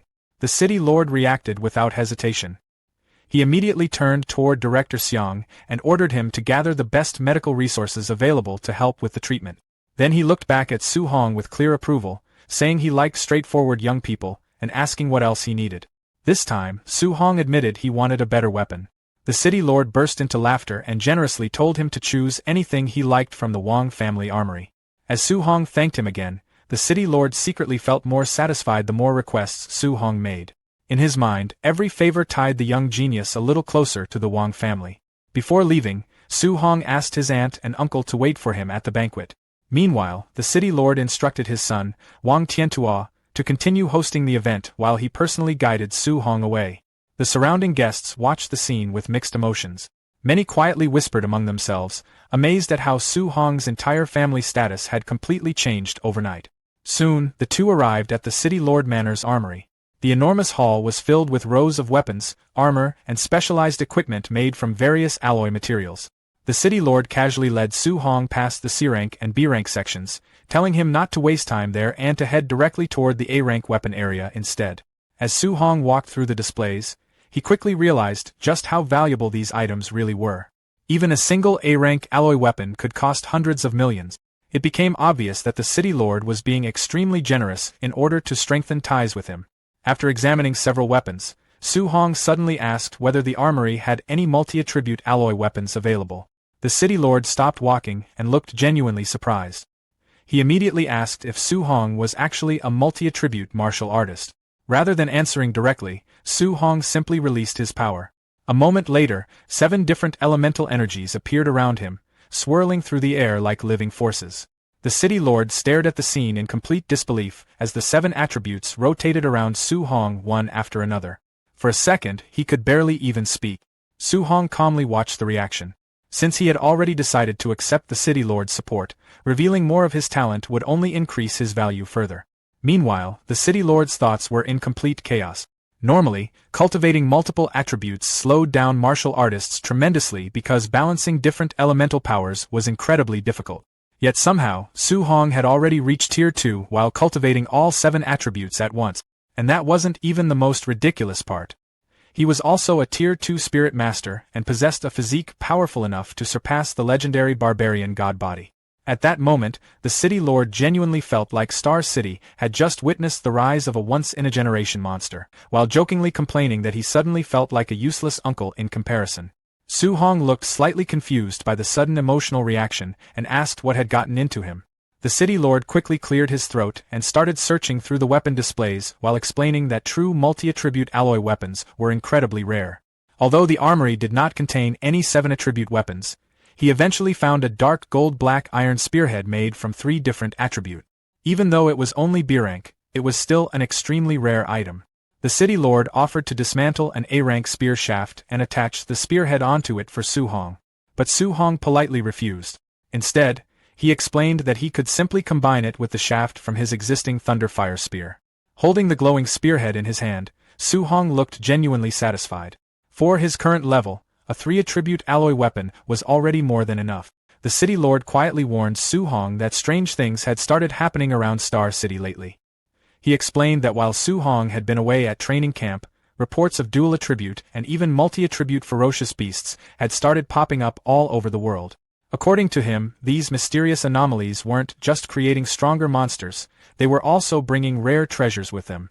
He brought up one recent case where a thunder beast supposedly touched some strange fragment and suddenly gained fire abilities too.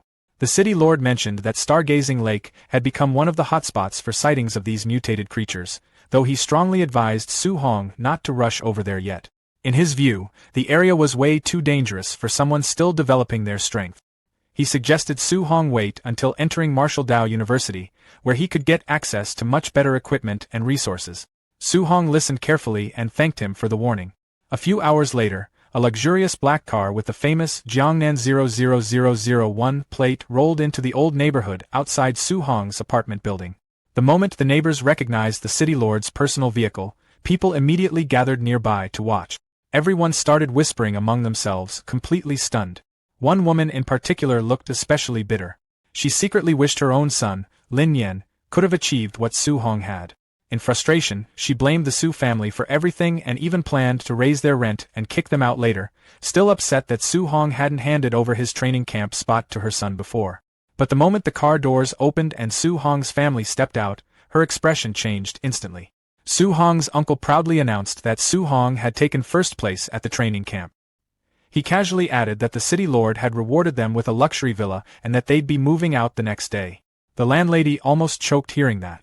When Su Hong's uncle politely asked for the extra rent money back, Su Hong's aunt quickly said there was no need for a refund, calling the money a gift for her sister Hong. Later that evening, while packing their belongings, Su Hong's aunt worried their old furniture might look embarrassing inside such a fancy villa. Su Hong simply smiled and told her none of that mattered to him. As long as the family was together and happy, he honestly didn't care what anyone thought. That night, Su Hong climbed onto the rooftop one last time to cultivate at the old house. Standing under the night sky, he felt a little nostalgic leaving behind the place where he had spent so much time growing stronger. He opened his system interface and checked his current stat. His spiritual power had already reached over 500 points. His overlord body had improved slightly, and several of his martial arts and movement techniques had advanced as well. Most importantly, he still had nearly 2,000 martial value points saved up. Without wasting time, Su Hong immediately started cultivating. As energy poured into his body, notification after notification appeared in his system while his vitality steadily climbed. His aura grew hotter and heavier until his vitality finally passed 700 points, pushing him into the Tier 2 middle stage. Red and purple energy surged around him while his muscles expanded from the sudden increase in strength. After a few moments, his body slowly settled back to normal. Wanting to learn more about the anomalies, Su Hong grabbed his phone and started searching online. The second he tightened his grip slightly, a cracking sound echoed out. The phone screen shattered in his hand. Su Hong looked down awkwardly, realizing his body still hadn't fully adapted to the massive strength increase from his breakthrough. As he continued browsing the news, he found reports about an S-rank spirit herb discovered overseas and another beast that had somehow gained thunder and earth abilities after coming into contact with one of the mysterious fragments. Even stranger, every witness connected to the fragment had apparently died under unexplained circumstances. Eventually, Su Hong found the report he cared about most. A Tier 2 multi-attribute beast had appeared near Stargazing Lake, attracting Tier 3 and Tier 4 martial artists from different regions. After thinking things through, Su Hong admitted that while defeating a Tier 4 expert might still be difficult for him right now, escaping from one probably wouldn't be impossible anymore. By the end of the night, he had already made up his mind. Once his family finished moving into the new villa tomorrow, he planned to head straight for Stargazing Lake and investigate the anomaly himself. The following day, Su Hong and his family officially moved into their enormous new villa in one of Star City's most prestigious neighborhood.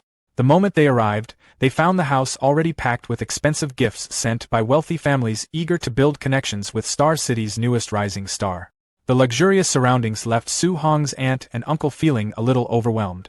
Su Guoming and his wife promised they would do their best not to cause any trouble or bring embarrassment to their talented nephew. Meanwhile, word of Su Hong's return spread quickly. Before long, influential families and wealthy socialites began showing up one after another. Many invited him to visit their homes, while others offered valuable gifts and rare treasures, all hoping to earn some goodwill from the young genius. Faced with the endless stream of visitors, Su Hong could only force a polite smile and repeatedly thank people while trying to decline their invitations. By the time the crowd finally thinned out, he dropped onto the couch and let out a long sigh. In his opinion, dealing with people was far more tiring than fighting monsters. Still, he didn't have much time to rest. He planned to visit Stargazing Lake that afternoon and needed to prepare. When Su Hong arrived at the local martial artist base later that day, he was surprised by the atmosphere. The courtyard was packed with martial artists, yet very few seemed interested in leaving. Curious, he listened to the conversations around him and quickly learned why. Many lower-tier fighters were nervously discussing the large number of Tier 3 and Tier 4 experts gathering near the anomaly. Most admitted they were too intimidated to head out themselves, worried they would be robbed or caught in conflicts between stronger cultivators. At the same time, on the second floor of the base, Yiku confronted a mysterious visitor. He demanded to know whether the rumors were true and whether Su Hong had really killed his cultist nephew. The guest calmly confirmed the news. Before Yiku could say anything else, the visitor stepped forward and released an overwhelming pressure throughout the room. The crushing force immediately drove Yiku to the floor. Surrounded by a terrifying crimson aura, the red-eyed noble warned him that he should show proper respect. Completely overwhelmed by the difference in strength, Yiku hurriedly apologized and begged for forgiveness. Later that afternoon, Su Hong finally arrived at Stargazing Lake. The shoreline was already crowded with martial artists from all over the region. Staying hidden behind a nearby tree, he quietly observed the various groups gathered around the water. After looking around, he noticed something interesting. There were no weak cultivators present. Everyone nearby was at least Tier 2 or Tier 3, and several powerful Tier 4 experts could be seen resting near the shore. Su Hong quickly realized how valuable these anomalies had become.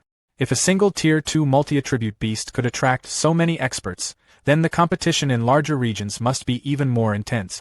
Suddenly, violent bubbles erupted across the lake. The entire shoreline immediately became alert. A moment later, a massive dragon-like creature burst from the depths with an enormous splash. Several hunters instantly recognized it as a Tier 3 star-spotted giant fish. The enormous beast let out a furious roar before gathering a huge sphere of dual-attribute energy inside its mouth.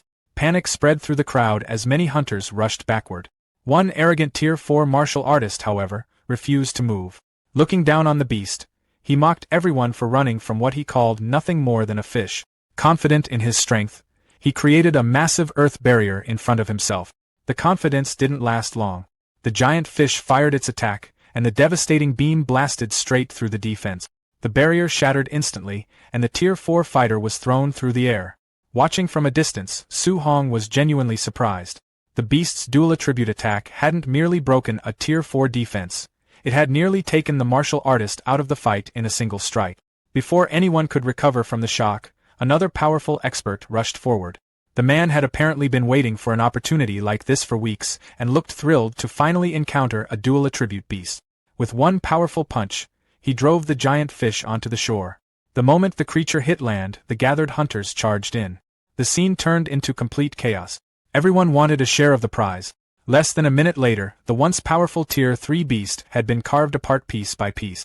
Unfortunately for the hunters, their excitement quickly turned into frustration. After searching the beast's remains, they found no valuable treasure hidden inside. After watching the entire spectacle, Su Hong decided it was best to leave. Competing directly with so many Tier 4 experts seemed like a good way to waste time and gain nothing.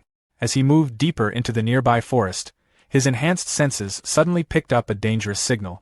An instant later, a masked assassin dropped from the trees and launched a surprise attack. Fortunately, Su Hong reacted immediately. Using his telekinesis, he locked the attacker in place for a brief moment while the assassin was still in midair. The assassin quickly broke free and slashed forward with his sword. Su Hong jumped back and narrowly avoided the strike. At that point, the assassin realized he was facing a spirit master. Meanwhile, Su Hong recognized something just as alarming. His opponent was a Tier 4 martial artist, and a highly skilled one at that. Understanding the danger, Su Hong immediately retreated at full speed. He knew very well that without his telekinesis slowing the assassin down for that split second, the surprise attack might have ended the fight before it even began. Just as Su Hong thought he had escaped danger, more enemies appeared from the surrounding forest. 6 masked fighters emerged from the trees, and quickly joined the assassin pursuing him. After a quick glance, Su Hong realized they were all experienced Tier 3 martial artists. Their leader immediately told them to stop talking and stay focused. He reminded them that their target wasn't an ordinary cultivator but a dangerous spirit master. Su Hong immediately understood how serious the situation had become. Sending that many skilled assassins after a single Tier 2 martial artist wasn't normal. Even the Star City Lord would have struggled to gather such a force on short notice. It made Su Hong wonder who exactly wanted him dead and when he had attracted the attention of such a powerful group. The assassins continued chasing him through the forest, but many of them were surprised by how fast he was moving. After observing him carefully, they eventually recognized the movement technique he was using and realized it was an A-rank skill. Their leader wasn't concerned. He ordered everyone to keep pursuing him, convinced that a Tier 2 martial artist would eventually run out of energy. Su Hong, however, had no intention of playing by their rules. While running, he quietly prepared his telekinetic abilities. Combining telekinesis with his movement technique, he suddenly launched himself high into the sky. The assassins could only watch as he soared above the forest and disappeared into the distance. Many of them stared upward in disbelief. None of them could understand how a Tier 2 martial artist was capable of actual flight. Dozens of kilometers away, Su Hong finally landed. His spiritual energy had been nearly exhausted by the escape. Knowing he couldn't keep relying on telekinesis, he switched to using the physical endurance of his overlord body and continued putting distance between himself and his pursuers. As he ran, he began piecing everything together. The most likely person behind the assassination attempt was Yi Ku, the relative of the cultist he had killed earlier. Although Yi Ku himself was only Tier 3, his family possessed enough wealth and influence to hire a large number of elite assassins. Su Hong carefully evaluated his options. He wasn't particularly worried about the Tier 3 fighters. Given the chance, he felt confident he could eliminate them. The real problem was their Tier 4 leader. If he focused on defeating the weaker assassins first, the leader could easily take advantage of the distraction and strike at him. On the other hand, if he targeted the leader first, the Tier 3 fighters could overwhelm him from every direction. After considering the situation, he reached a simple conclusion. The only realistic strategy was to eliminate the Tier 3 fighters as quickly as possible.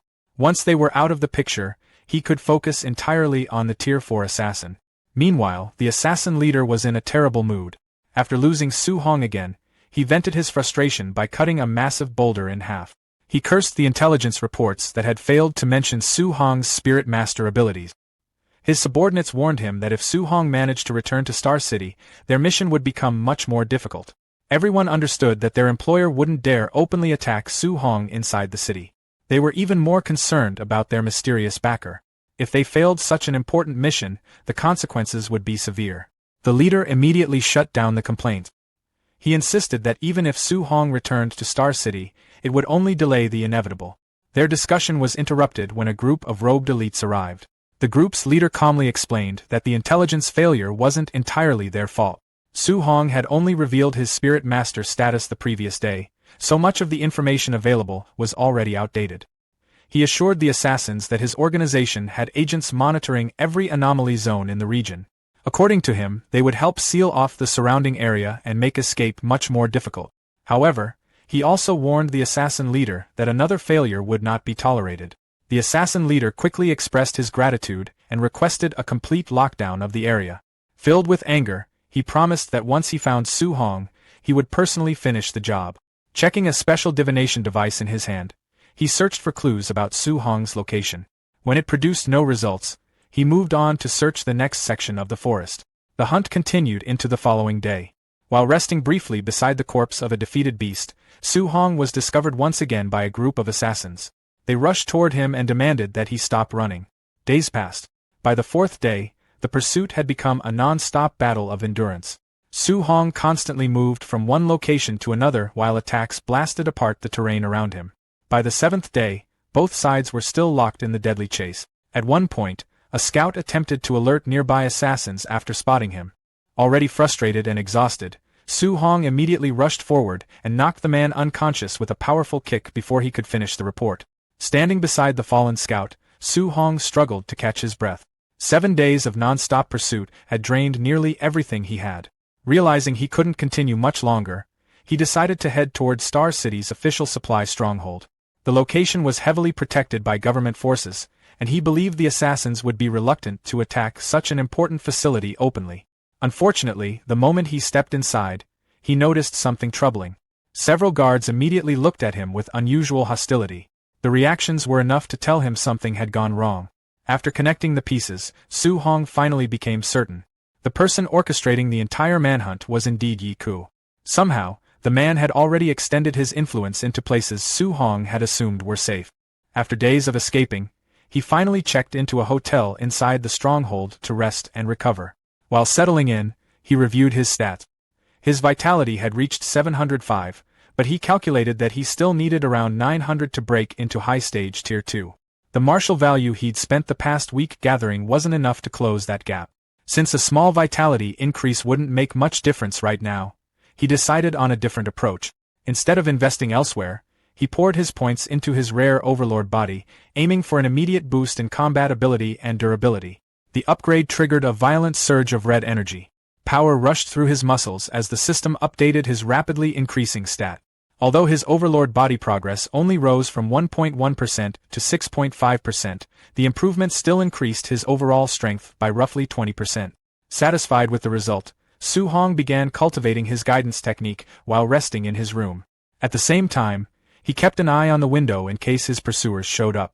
Several hours later, the quiet night came to an abrupt end. The hotel lobby downstairs suddenly turned noisy as guests started shouting and gathering around some local drama. Su Hong's appetite disappeared the moment a half-dressed man casually walked past his table. Even so, he forced himself to keep eating.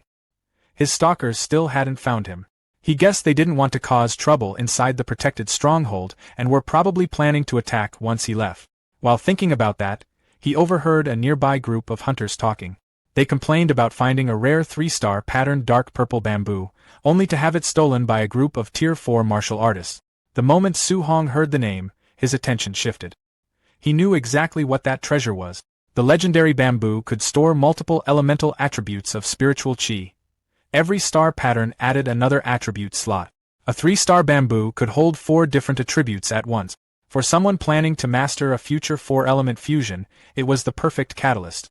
Interested, Su Hong joined the conversation. He pointed out that obtaining natural treasures was never easy because they were often protected by unusual environmental effects.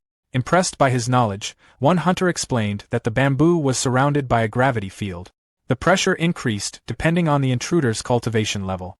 The hunter happily added that the greedy Tier 4 thieves had been crushed into paste the moment they stepped inside. The surrounding diners shivered at the story. Su Hong, however, saw opportunity instead of danger.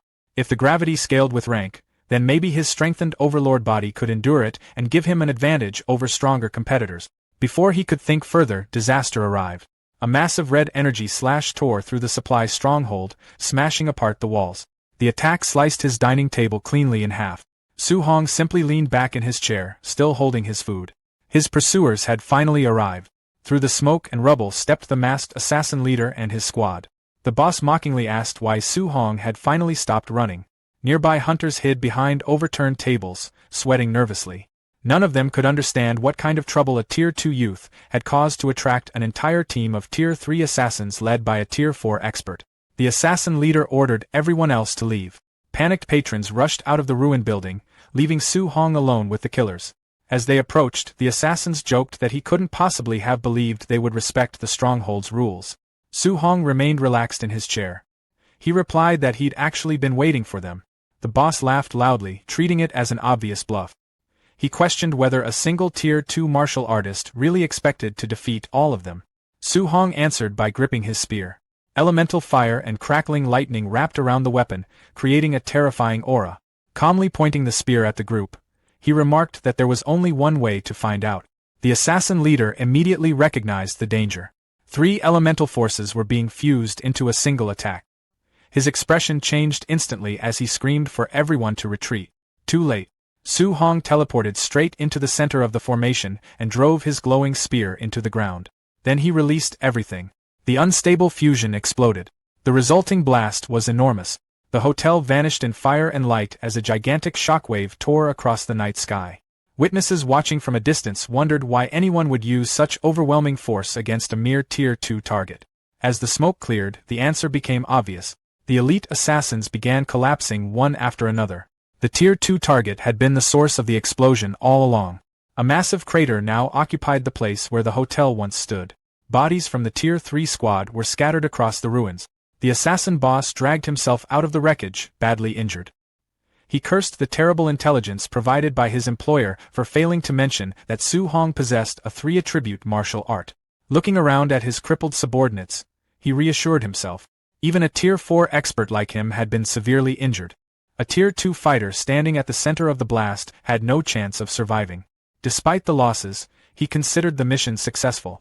Failing the contract would have meant facing the wrath of the terrifying Lord Nabu. Then his confidence vanished.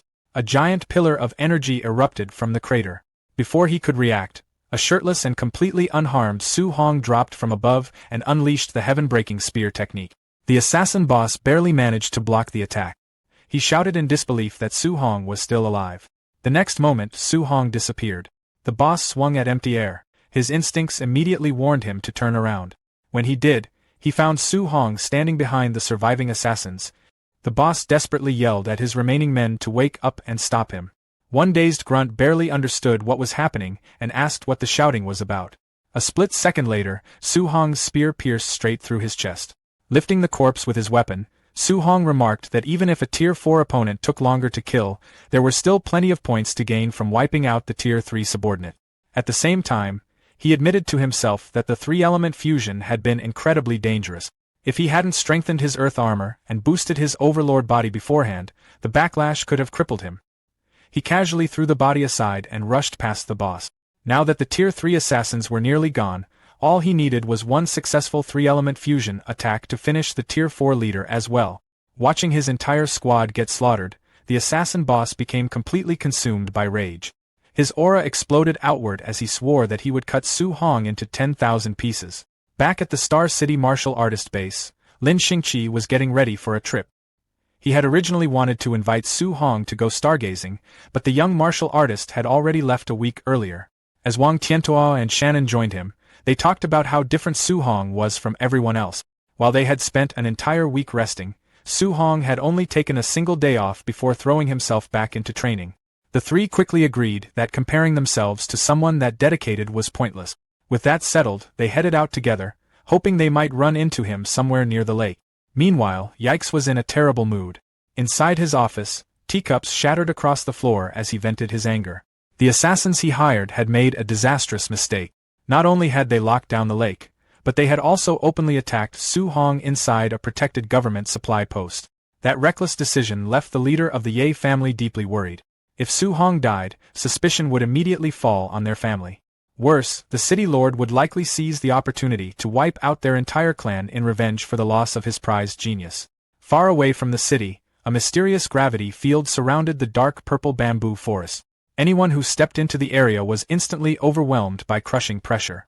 Hunters attempting to approach the treasure collapsed one after another, groaning on the ground. One struggling martial artist complained that after only 14 steps, the gravity had already multiplied 30 times, making it impossible to continue forward. Nearby spectators quickly calculated the numbers. At 30 times normal gravity, an average person would have to withstand over 2 tons of force pressing down on their body, more than enough to crush internal organs. At that moment, an envoy from the celestial cult arrived with several followers. The envoy explained that the gravity field adjusted itself according to strength. Because of that, a Tier 4 expert like him would actually face much stronger pressure than a Tier 3 martial artist. Realizing that obtaining the bamboo wasn't possible for the moment, the envoy shifted his attention back to searching for a specific divine object. Suddenly, his divination compass began spinning rapidly. After several rotations, the needle locked onto a single direction. The envoy immediately realized it had found its target. Unfortunately, the compass pointed straight toward the 3-star patterned dark purple bamboo. He cursed his luck. The divine object he had been searching for was trapped inside the same gravity field, making it extremely difficult to obtain. While trying to think of a solution, he suddenly spotted someone moving through the trees. It was Su Hong. The envoy watched him leap from branch to branch and wondered how a mere Tier 2 martial artist had survived an assassination attempt involving a Tier 4 expert and an entire squad of Tier 3 fighters. After deciding the failed assassins were completely useless, the envoy chose to deal with the situation personally. Without hesitation, he rushed toward Su Hong, eager to claim the enormous reward for himself. The celestial cult envoy stared at Su Hong with greed in his eyes, eager to claim the massive reward offered for the boy's head. Sensing a powerful new threat approaching, Su Hong immediately prepared himself. He barely had time to react before the envoy rushed in with a spear.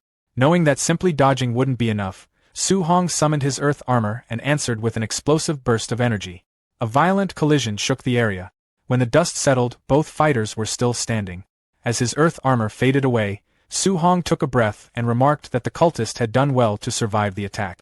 The envoy responded by declaring that Su Hong had to die. That statement immediately told Su Hong exactly who he was dealing with. A demonic cultist. The realization confirmed his worst suspicions. Now he wasn't only being hunted by Yikes. He was also being targeted by the demonic cult.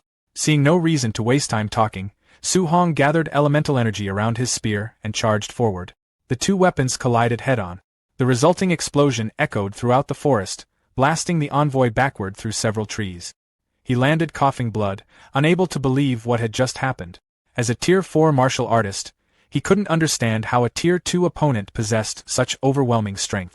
Then he noticed Su Hong shifting his attention toward the cult members nearby. Immediately, the envoy ordered his followers to stop him. Su Hong soon found himself caught between two threats, demonic cult grunts in front and the recovering Tier 4 envoy behind him. The cultists discussed whether they should transform to increase their chances of survival, but most of them assumed Su Hong couldn't unleash another powerful attack so quickly. One of them tried to encourage the others to form a defensive line. He never finished speaking. Su Hong instantly removed his head in the middle of the sentence. Before anyone else could react, Su Hong burst forward. A single dash carried him straight through their formation. Several cultists fell before they even understood what happened. The survivors stared in horror, silently regretting their confidence. Even so, the remaining cultists refused to retreat and launched a coordinated attack, hoping to overwhelm him through sheer numbers. Su Hong answered with treading sea. His spear swept across the battlefield in a massive arc, and flames surged outward, engulfing the attackers. At the same moment, the celestial cult envoy jumped high into the air and unleashed a powerful attack intended to crush Su Hong from above. Instead of blocking, Su Hong activated Flying Swan. He deliberately leaped into the gravity field surrounding the dark purple bamboo forest. The move shocked everyone watching. Su Hong crossed more than 10 paces inside the gravity field with surprising ease. The spectators quickly realized why. His overlord body made the terrifying pressure look far less threatening than it should have been. The envoy became furious. He shouted that the gravity field wouldn't save Su Hong and immediately stepped inside to continue the pursuit. The moment his foot touched the ground, though, his expression changed. The gravity field scaled according to strength. His first step subjected him to nearly 30 times normal gravity. The pressure crashed down on him instantly. He understood right away that moving much deeper would be extremely dangerous. Meanwhile, Su Hong continued running farther into the field. Desperate to stop him, the envoy threw his spear. The weapon never came close. The increasing gravity dragged it down long before it could reach its target. Stuck near the edge of the field, the envoy could only shout threats and challenge Su Hong to come back and fight. Ignoring him, Su Hong continued forward. He knew the gravity field had bought him valuable time. Ahead of him stood the treasure he came for. The 3-star patterned dark purple bamboo. Even so, every step became harder than the last. The pressure kept increasing, and Su Hong could feel his injuries pushing him closer to his limit. Since the cultists couldn't reach him anyway, he decided to stop and recover. Sitting down inside the gravity field, he activated a wood attribute healing technique and began treating his wound. The sight left the surrounding hunters completely stunned. They couldn't understand how someone who had just been using lightning-based techniques also possessed wood attribute healing abilities. What confused them even more was how casually he was resting right beside the legendary treasure. Watching from afar, the envoy's expression darkened. He immediately ordered his scouts to contact their elite allies. In his view, the divine object was almost certainly hidden inside the bamboo. He warned his followers that if Su Hong managed to obtain it first, none of them would survive the consequences. A white-haired cultist lay defeated and bleeding on the rocks, his dark wings spread across the ground. Near Stargazing Lake, Lin Xinghe, Wang Tiantua, and Xiao Yan walked along a cliff overlooking the water. Xiao Yan observed that the area around the lake had already been blocked off by the demonic cult. Hearing that, Wang Tiantua grew concerned and wondered if they had come for Su Hong. Lin Xinghe replied that it was difficult to know for sure and suggested they might also be searching for treasure. Realizing the situation was serious, Wang Tiantua urged the group to return to the martial artist base immediately and report the appearance of demonic cultists. The three hurried through the forest toward the base. As they ran, Wang Tiantua pointed out that something felt wrong. Since the area around Stargazing Lake had been sealed off, there should have been some reaction from the martial artist base. Lin Xinghe was startled by the implication and asked whether he meant the base could be working together with the demonic cult. While running, Wang Tiantua pulled out his communication device and said he would contact his father directly so reinforcements could secure both the martial artist base and Stargazing Lake at the same time. His urgent report quickly reached the city lord's manor. Inside the manor, Wang Tiantua's father learned of the situation. He immediately realized that Su Hong should also be near Stargazing Lake and suspected that the demonic cult's true target was him.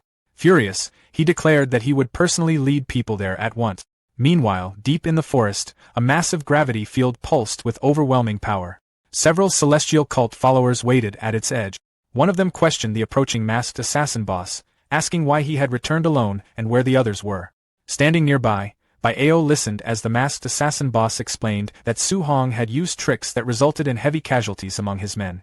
Ao was shocked and questioned how more than 10 Tier 3 martial artists could have been wiped out. He argued that even 10 Tier 3 wild boars should not have been defeated by a Tier 2 martial artist.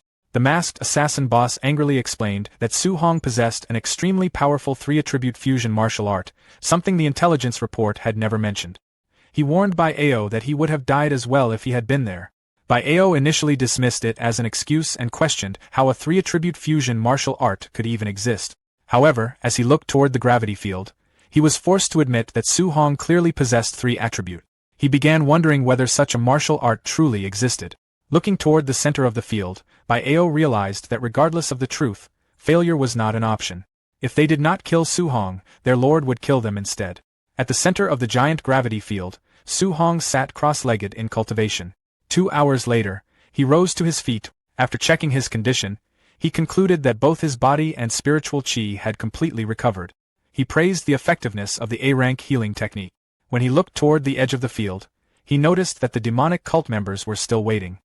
He realized they would not leave until he was dead. Su Hong decided that after obtaining the 3-star patterned dark purple bamboo, he would leave the area immediately. He grabbed his spear and began moving toward the bamboo.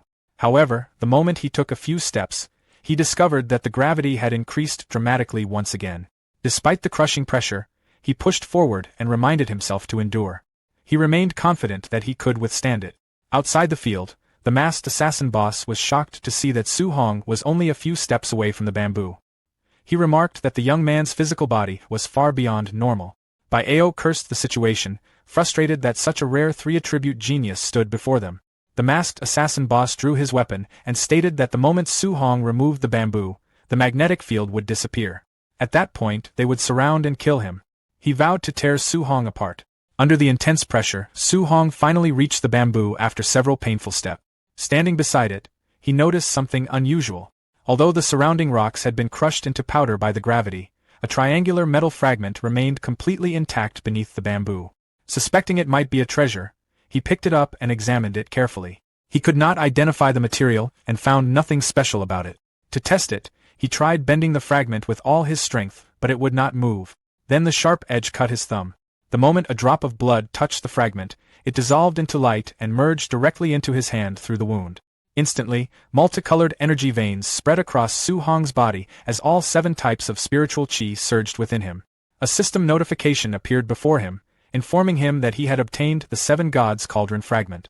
Realizing it was likely a treasure capable of improving cultivation, Su Hong immediately sat down and began cultivating.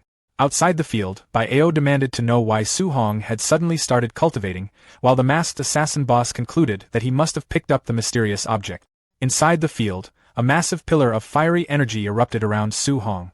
He quickly realized that the spiritual qi of all 7 attributes had increased by more than 10 times. Previously, he could only use an A-rank martial art a few times before exhausting his spiritual qi. Now, he estimated he could use such techniques dozens of times. More importantly, the 3-attribute fusion he had struggled with for so long finally completed successfully. A golden glow surrounded him as a tricolored orb formed between his hands. His status screen updated. Vitality, 707.5. Spiritual power, 501. Physique, Overlord body or spirit rank 6.5%. Items, 7 Gods Cauldron Fragment. After examining the information, Su-hong realized that the 7 Gods Cauldron consisted of 100 fragments. If a single fragment had increased his strength so dramatically, he concluded that the complete treasure must be above S rank. He began wondering how powerful he would become if he collected all 100 pieces. Rising to his feet, he felt completely confident. With his successful 3-attribute fusion and enormous reserves of spiritual chi, he no longer saw any reason to flee. He decided it was time to end everything. Holding Star Bamboo upright, he gathered his power. At the edge of the field, a celestial cult follower noticed his actions and warned the others that Su-hong was about to pull out the dark purple bamboo. The masked assassin boss replied that he already knew and wanted to kill Su-hong more than ever. Su-hong grabbed the bamboo with both hands and pulled it from the ground. The giant gravity field instantly shattered and disappeared. The moment the barrier vanished, Bai Ao, the masked assassin boss, and the remaining cultists charged forward with their weapons drawn. Su-hong remained calm as he watched them approach. Raising his spear, now fused with the 3-star pattern dark purple bamboo and infused with the power of fire, wind, and lightning, Su-hong decided to use the approaching cultists to test the full strength of his technique. He thrust the spear forward and unleashed a massive orb of combined elemental energy. The charging cultists immediately sensed the terrifying power behind the attack. Su-hong released the technique, sending a devastating wave of fire and lightning across the battlefield. The explosion engulfed the attackers and swept through the clearing. Several cultists were thrown through the air as the attack tore through their rank. When the smoke began to clear, the battlefield had been devastated. The ground was scorched, debris smoldered across the clearing, and numerous celestial cult followers lay dead. Some had been reduced to smoking skeletons. Bai Ao knelt on the ground. Nearby, the masked assassin boss barely managed to remain standing. Covered in wounds, he concluded that Su-hong must have obtained the divine fragment. Otherwise, there was no way he could have become so powerful so suddenly. At that moment, a pair of boots emerged from the smoke. Su-hong stepped forward with his spear in hand as flames crackled around him. Looking down at his defeated enemies, he remarked that their hunting game seemed to have been enjoyable. He then informed them that it was now his turn to do the hunting. After defeating the 2 cult leaders, Su-hong demanded answers before finishing them off. Standing over the injured pair, he offered a simple choice. They could reveal the demonic cult's hidden base in Star City, or they could die. Based on how quickly they had gathered so many people, Su-hong had already concluded that the cult had been secretly operating in the city for a long time. The masked assassin boss refused to cooperate. He declared that even if he died, he would take Su-hong down with him. Seeing the situation deteriorate, the envoy immediately threw a flash bomb and called for a retreat. The explosion created enough confusion for the 2 wounded leaders to escape. Once they were gone, Su-hong finally relaxed and dropped to the ground. The battle had pushed him to his limit. The 3-attribute attack he had unleashed had drained nearly all of his spiritual chi. He knew that if the 2 Tier 4 martial artists had continued fighting instead of retreating, the outcome could have been very different. Without wasting time, he activated his healing technique and began recovering his strength. His goal was to restore his spiritual chi as quickly as possible before settling accounts with Yi Chi. Meanwhile, the 2 escaping cult leaders raced through the forest. The masked assassin boss eventually realized that Su-hong's confidence at the end had been a bluff meant to scare them away. However, the envoy warned him not to underestimate someone capable of such feats. The assassin argued that they were still Tier 4 martial artists while Su-hong was only Tier 2. The envoy immediately shut down that argument. He reminded him that their elite forces had already been wiped out. No matter how they tried to justify it, a single Tier 2 martial artist had forced 2 Tier 4 experts to flee. Both men understood how ridiculous the situation sounded. If news of it spread, they would become a joke throughout the martial arts world. Elsewhere, at the martial artist base in Star City, Yi Chi waited anxiously in his office. He feared that the city lord would uncover the blockade before confirmation of Su-hong's death arrived. Soon, a message appeared on his communication device. The report delivered the worst possible outcome. The assassination operation had failed. Yi Chi immediately panicked. As long as Su-hong was alive, it was only a matter of time before his cooperation with the demonic cult was exposed. Realizing he could no longer stay in Star City, Yi Chi decided to flee before the city lord could reach him. He rushed toward his SUV while cursing Su-hong and blaming him for destroying his peaceful life. Before he could escape, a massive cage of flames suddenly surrounded the vehicle. Su-hong stepped forward and calmly asked where Yi Chi thought he was going. Cornered with no way out, Yi Chi unleashed the full power of a peak Tier 3 martial artist. He attacked while insisting that a Tier 2 martial artist had no right to look down on him. Su Hong avoided the attack with ease. He calmly stated that rank no longer mattered before launching a swift counterattack. A powerful spear strike pierced straight through Yi Chi's chest. As he crashed backward into his vehicle, Yi Chi finally understood the terrifying gap between them. In his final moments, he realized he had been facing a true monster all along. Moments later, the SUV erupted into flames. Nearby martial artists watched the entire scene in stunned silence. They had just witnessed a Tier 2 martial artist kill a peak Tier 3 official in broad daylight. Not long afterward, a convoy of official vehicles arrived. The city lord stepped out, drawing the attention of everyone present. The spectators immediately grew nervous. Since Su Hong had killed an official, many expected serious consequences. Some even prepared to testify on his behalf, planning to explain that Yi Chi had attacked first and that Su Hong had acted in self-defense. To everyone's surprise, the city lord paid almost no attention to the burning vehicle. Instead, he went straight to Su Hong and checked whether he had been injured. After confirming that he was safe, the city lord noticed the 3-star patterned dark purple bamboo in Su Hong's possession. He was amazed that Su Hong had managed to obtain such a rare treasure and remarked that the young man's fortune was extraordinary. Su Hong could only respond awkwardly to the sudden concern. Finally, the city lord turned toward the burning wreckage. His expression became serious as he asked Su Hong to explain everything that had happened. Inside the city lord's private limousine, Su Hong finished recounting everything that had happened over the past week. The city lord sat quietly as he tried to process the story. According to Su Hong, he had survived 8 days of pursuit by elite Tier 3 and Tier 4 martial artists, defeated or crippled the Tier 3 attackers, seriously injured both Tier 4 leaders, and successfully obtained the 3-star patterned dark purple bamboo. After hearing the full story, the city lord repeated the events to make sure he understood correctly. Su Hong simply confirmed that it was more or less what had happened. Excited by the potential of such a rare genius, the city lord suddenly grabbed Su Hong's shoulders and suggested marrying all of his daughters to him in the hope of producing more talented warriors in the future. Caught off guard, Su Hong quickly asked him to stop joking and redirected the conversation to the more urgent matter. He pointed out that the mastermind behind the demonic cult's actions was likely still hiding somewhere in the city. The city lord immediately agreed.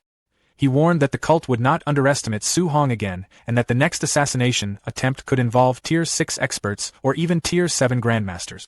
Given the danger, he admitted that Star City was no longer a safe place for Su Hong. Fortunately, the college entrance examination was only a month away. The city lord explained that if Su Hong could enter a top university such as Imperial Capital University, even powerful grandmasters would have difficulty targeting him there. Hearing that, Su Hong firmly resolved to succeed. To ensure his safety until the examination, the city lord promised to station 2 elite teams of martial artists around his residence so he could focus entirely on cultivation. After returning home, Su Hong was greeted by his worried aunt and uncle. When they saw the blood covering him, they immediately became concerned. Su Hong quickly reassured them that it was only the blood of ferocious beasts and that he had not been injured.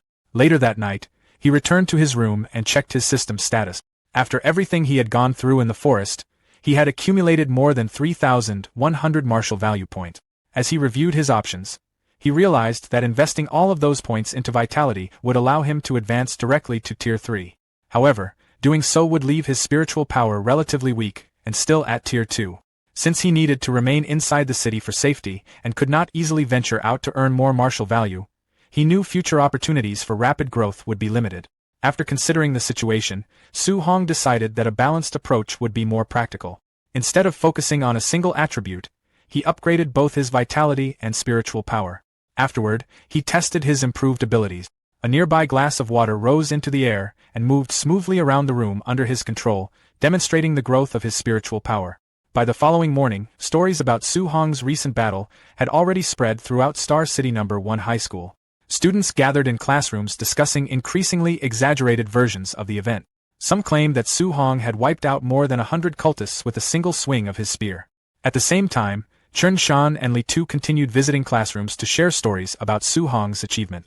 However, they accidentally showed up at the wrong classroom and were quickly confronted by frustrated students who complained that their class had been waiting for a week to hear the presentation. After checking their schedule, the two realized they had mixed up the classrooms. The confusion ended when a student suddenly spotted Su Hong entering the school grounds. The news spread instantly. Hearing the commotion, Su Hong looked around in confusion. Before he could figure out what was happening, a huge crowd of excited students rushed toward him from every direction. Faced with what looked like an entire school charging at him, Su Hong could only wonder what he had done to attract so much attention. As soon as Su Hong arrived at school, a large crowd of students surrounded him. Everyone wanted to hear the details of his recent exploits firsthand. One spiky-haired student excitedly told Su Hong that he had become the biggest topic in the entire school. He even claimed that when Teacher Lee heard the news, he had been so shocked that he barely knew how to react. The student continued describing how everyone had laughed about it afterward. A cough suddenly came from Su Hong. The spiky-haired student paid no attention and continued bragging about Teacher Lee. A moment later, Su Hong coughed again, this time a little more deliberately. The student finally looked at him in confusion and asked why he kept coughing. He wondered if Su Hong had caught a cold. The moment he turned around, he found Teacher Lee standing directly behind him. The student's confidence disappeared instantly. Teacher Lee smiled and reminded him that he had been calling him Old Lee just moments ago. Without giving him a chance to escape, Teacher Lee grabbed him by the head and held him in place. He then turned to Su Hong and informed him that the principal wanted to see him. Su Hong immediately agreed. The unfortunate student desperately called for help while still trapped in Teacher Lee's grip. A short time later, Su Hong arrived at the principal's office and knocked on the door. Inside, the principal warmly welcomed him and invited him to sit down. As soon as Su Hong took a seat, the principal pushed a small box across the table and offered him several Tier 2 pills, insisting that he accept them. Su Hong politely declined. He explained that he had already reached Tier 2 high stage, making the pills far less useful to him. He suggested giving them to students who needed them more. The principal was stunned. He pointed out that Su Hong had only recently reached Tier 2 initial stage during the training camp and asked how he had advanced so quickly. Su Hong simply explained that several things had happened recently that accelerated his growth. Thinking back to the events in the forest, he realized that the people trying to kill him had unintentionally helped him earn a huge amount of martial value. The principal became even more excited after hearing that. He immediately suggested going to the gymnasium to test Su Hong's current strength. Su Hong reminded him that he was a Tier 3 martial artist. The principal confidently assured him that he would hold back. Soon, the two arrived at the gymnasium. Students training inside immediately greeted the principal. Some quickly recognized Su Hong and whispered to each other about the student whose recent achievements had spread across the entire school. The principal gathered everyone's attention and announced that he would be sparring with Su Hong. He encouraged any students without classes to stay and observe carefully. The students eagerly agreed. Su Hong quietly suggested moving somewhere else. The principal misunderstood and assumed Su Hong was worried about losing in front of everyone. Laughing, he assured him that he would not make things look too embarrassing. Su Hong could only smile awkwardly. In reality, he was more concerned about the principal's reputation if the match went badly. News of the spar spread rapidly. Before long, students filled the gymnasium and crowded around the court to watch. The principal stepped forward and released his strength. A powerful vitality aura erupted from his body as he called on Su Hong to make the first move. The students were immediately impressed. For many of them, it was the first time seeing a Tier 3 martial artist display his full aura.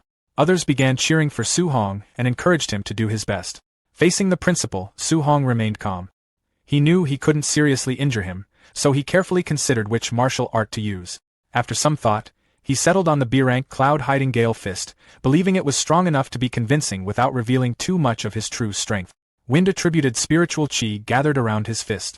After giving a brief warning, Su Hong rushed forward. The principal immediately realized that Su Hong had opened the match with a B-rank martial art.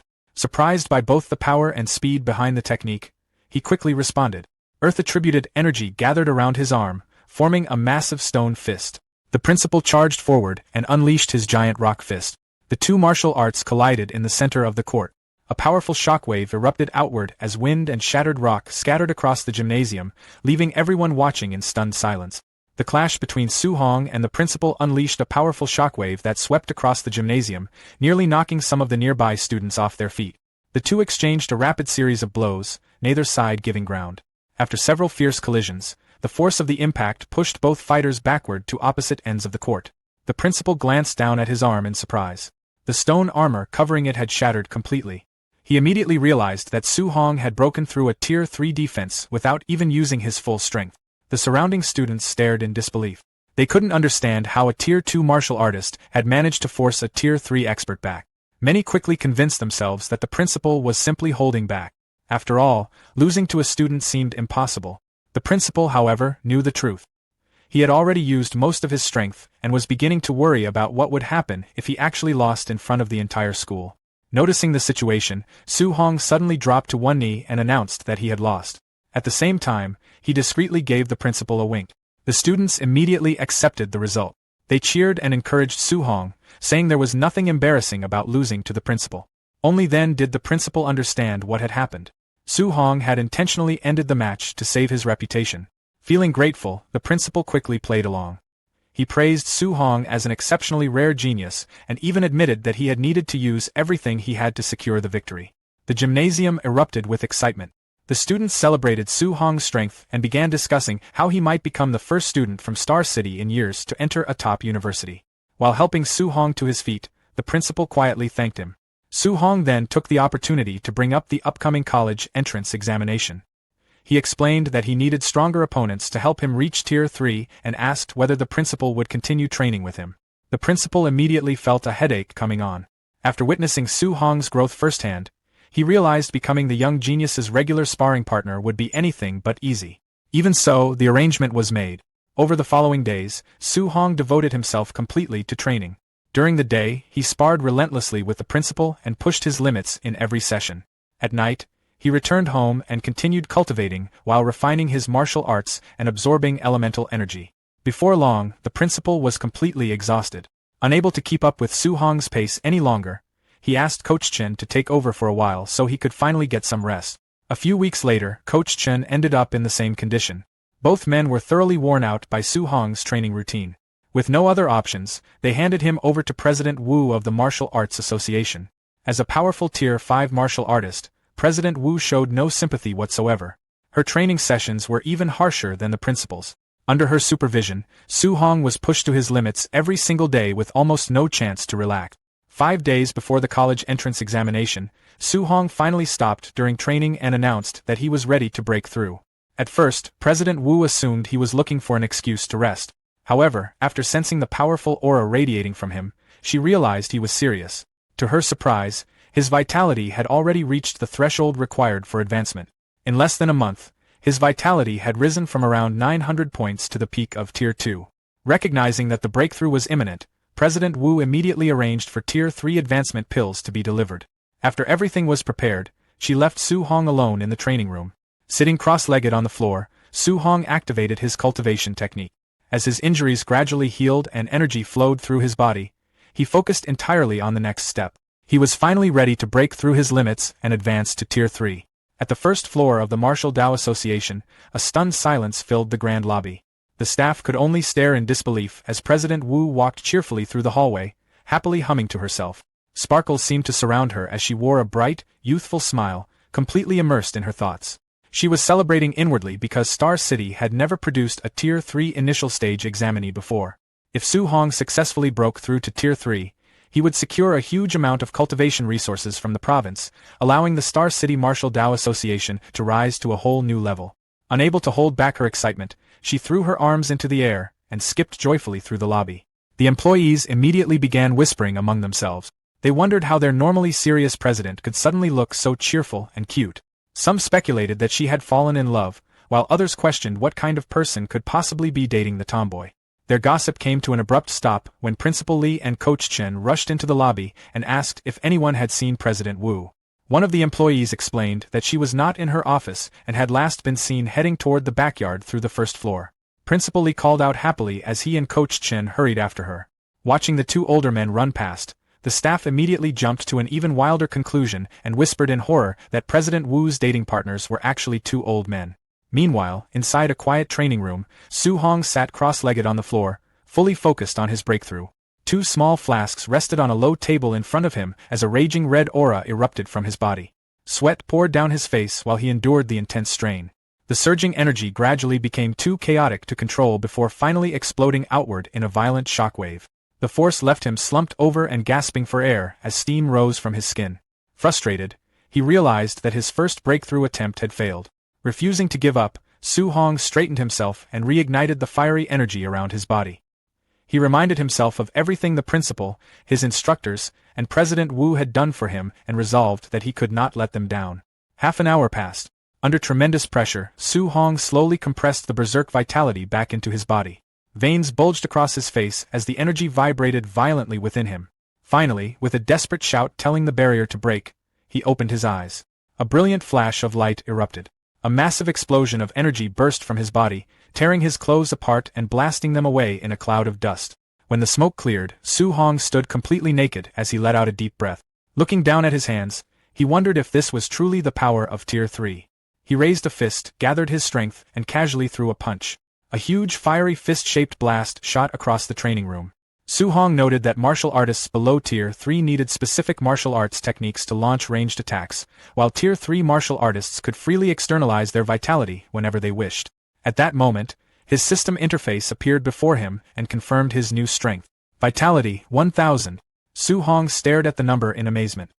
He finally understood the enormous difference between a Tier 2 martial artist with 999 vitality and a Tier 3 martial artist with 1000 vitality.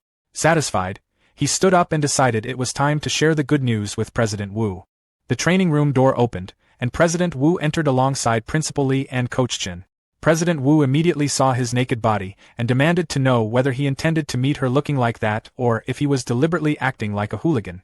At the same time, Principal Li and Coach Chen pulled out their phones and began taking pictures with bright flashes, joking that Su Hong really had courage. Completely mortified, Su Hong curled up on the floor and desperately tried to cover himself.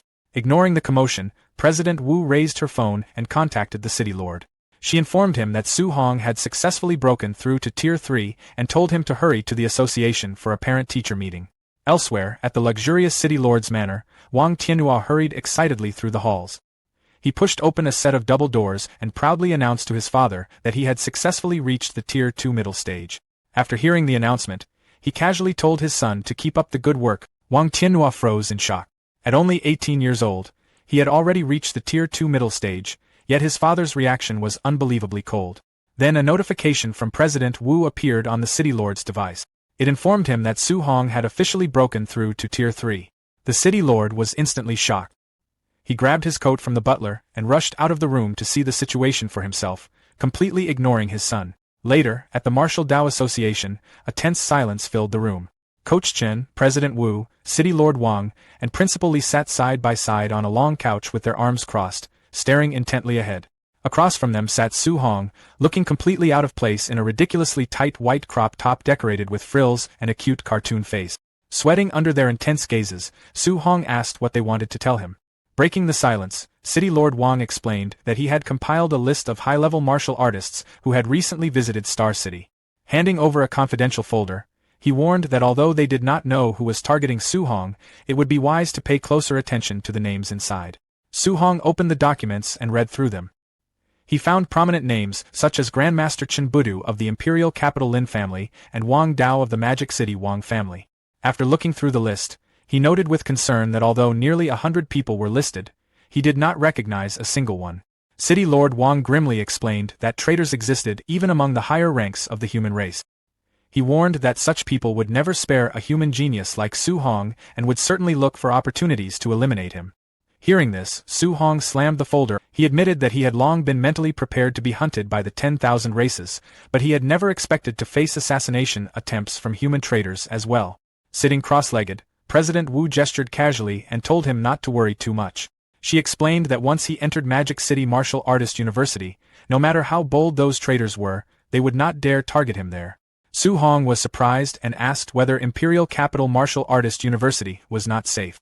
President Wu looked at him seriously and explained that the students at Imperial Capital Martial Artist University mostly came from wealthy and powerful backgrounds. She pointed out that throwing a brick at random there would likely hit a descendant of one of the top 100 families or the heir of a Tier 8 or Tier 9 powerhouse. Since Su Hong had no family background to support him, she believed the university would never truly value him. Principal Li nodded and admitted that his earlier decision to let Su Hong choose his university freely had been somewhat short-sighted. While playing with a small flame in her hand, President Wu added that Magic City Martial Artist University welcomed everyone equally. Status meant little there compared to talent and strength. As long as Su Hong was powerful enough, almost nobody would deliberately suppress him. After hearing their explanations, Su Hong decided that he would attend Magic City Martial Artist University. City Lord Wang smiled and warned him that the school's culture was extremely wild. He added that the principal was famously protective of students and would back them up regardless of how much trouble they caused. Su Hong rubbed the back of his head and nervously pointed out that he never took the initiative to cause trouble, so he did not understand why the city lord viewed him that way. His mentors responded with complete silence. In their minds, they all recalled different incidents. City Lord Wang thought about who had killed Yi Chi at the martial artist base. President Wu remembered who had wiped out dozens of demonic cult assassins. Principal Li recalled who had challenged the training camps of 6 different cities. Coach Chen remembered who had single-handedly defeated every student in the training camp. Faced with their silent stares, Su Hong could only laugh awkwardly while sweating heavily and wondering who could possibly have done all those things. After clearing his throat, City Lord Wang pointed out that Su Hong was now the #1 genius of Star City and represented the city's image. However, he felt that Su Hong's taste in clothing was a little unusual. President Wu immediately responded with pride and asked whether her taste was not excellent. She explained that Su Hong's clothes had been completely destroyed during his breakthrough, so she had generously lent him her own clothes. Seeing her sudden defensiveness, City Lord Wang quickly raised a thumbs up and praised her fashion sense, claiming the outfit suited Su Hong perfectly. Su Hong could only laugh awkwardly and scratch his head as he thanked the city lord. A few days later, City Lord Wang stood waiting inside Star City Airport. As a visitor arrived, he welcomed him and mentioned that he was the person responsible for overseeing this year's college entrance examination assessment. Walking through the airport with a female assistant carrying a briefcase behind him, the stylish Wang Lindao lowered his sunglasses. He complained that his teacher had suddenly issued a strict order forcing him to come to Star City and oversee the examination. His teacher had even instructed him to lower his status and actively befriend talented students. Wang Lindao narrowed his eyes and grumbled that he was already a Tier 5 martial artist. In his view, taking the initiative to befriend students was damaging to his pride. He scoffed that Star City had not even produced a Tier 2 examinee in previous years and questioned whether there was anyone worth befriending. City Lord Wang smiled knowingly and asked whether an 18-year-old Tier 3 genius would be worth befriending. Wang Lindao froze on the spot as the revelation sank in and urgently demanded to know where the genius was, insisting on being taken to meet him immediately. At the Star City martial art exam venue, an aerial view reveals a large stadium prepared for the assessment. On the field, examiners inspect the combat testing machines, confirming that all parts are ready for the vitality test. Nearby, Wu Linxian looks at her phone, questioning where the examiner they were supposed to pick up is. In response, City Lord Wang Yanai points toward the crowd. There, Examiner Wang Lindao leans heavily on Su Hong's shoulder. Unfazed by Su Hong's confusion, Wang Lindao introduces himself, claiming he wants to be friends and enthusiastically asking Su Hong to smile and pose for a photo. Watching the display, City Lord Wang Yanai facebombs, criticizing Wang Lindao's shamelessness in front of all the students. An announcement then rings out to the massive crowd outside the building, declaring that priority will be given to the vitality test. The speaker explains that students at Tier 2 and above must travel to the provincial capital for centralized testing, while those below Tier 2 will continue their combat power tests locally. Hearing this, Su Hong looks forward calmly as the martial Dao assessment officially begins. However, he soon looks annoyed, realizing that not a single person had informed him about the provincial capital rule. Meanwhile, Lin Xinghe and Xiao Nan converse with Wang Tiantua, congratulating him on reaching the Tier 2 middle stage and asking if he has surpassed Su Hong. Wang Tiantua casually replies that they will find out shortly. The 3 students look toward the testing area, noting the massive crowd gathered specifically to watch Su Hong. As people speculated about whether Su Hong had already reached the high stage of Tier 2, he sat calmly inside the testing machine. A faint red aura was already radiating from his body. Moments later, that energy surged outward, and blazing red power surrounded him completely, filling the area with an intense martial aura. Witnessing the sheer power, Lin Xinghe and Xiao Nan look on in absolute shock. The testing machine's screen lights up, displaying a staggering vitality value of 1005. Realizing he is a Tier 3 martial artist, Xiao Nan points furiously in disbelief, demanding to know if Wang Tiantua had kept this a secret. Fully accepting the reality, Lin Xinghe, Wang Tiantua, and Xiao Nan stand together with resigned expressions, acknowledging that they will never surpass him in this lifetime. The surrounding crowd of students erupts into shock at the unprecedented sight of a Tier 3 examinee, comparing his power to that of their principal. Amidst the stunned crowd, one student stands with a smug expression, proudly boasting that Su Hong is his professional sparring partner. Inside a private room at the venue, Lin Xinghe's father and Xiao Nan's father converse. Frustrated, Lin Xinghe's father curses, questioning why Su Hong isn't his son or why Xinghe isn't a girl. Meanwhile, Xiao Nan's father plots to have his daughter dress up nicely to secure the genius as his son-in-law. Elsewhere, Wu Linxian, Wang Lindao, and City Lord Wang Yanai talk together. Wang Lindao congratulates both of them on cultivating such an outstanding student, predicting that Star City's development and its Martial Dao Association will advance brilliantly. Observing from above, Wang Lindao looks out of a window and remarks that he travels to various places every year for the exams. He notes that in a mid to lower ranked city like Star City, even Tier 2 examinees are incredibly rare. A bar chart then displays cultivation resources, showing the massive gap with Star City at a mere 10 compared to the 500 of Magic City and the Imperial Capital. Wang Lindao explains that the issue isn't poor talent, but this immense resource gap. Smiling confidently, he states that for Su Hong to reach Tier 3 in such a resource-scarce environment makes him a terrifying existence. He adds that with proper educational conditions, Su Hong might already be at Tier 4, calling him the most talented person he has ever met. Back on the ground, a crowd cheers enthusiastically for Su Hong, waving signs and screaming that they love him and want to have his babies. Sweating and sporting a chibi face, Su Hong looks overwhelmed and uncomfortable, admitting that being watched by so many people is too unsettling. Sometime later, Lin Xinghe, Wang Tiantua, and Xiao Nan stand together, revealed to be the only other students in Star City to reach Tier 2. Following the assessment, Su Hong, Lin Xinghe, Wang Tiantua, and Xiao Nan board a special train heading to the provincial capital for the martial art exam. Inside the train, Su Hong leads his companions down the aisle. He walks past the seated passengers in complete silence. Suddenly, a passenger erupts with a blazing red aura. Immediately after, another passenger releases a red aura. Within seconds, all the seated passengers release red auras, bathing the entire train car in intense energy. Su Hong and his companions face the red auras head-on. Unfazed, Lin Xinghe casually opens a fan and mocks their childish show of strength. Refusing to let Star City lose face, Wang Tiantua, Xiao Nan, and Lin Xinghe activate their auras to push back. However, Su Hong simply steps forward as his eyes glow blue. He instantly releases a massive blue aura that shocks the surrounding passengers, culminating as a giant blue energy dragon emerges from his power.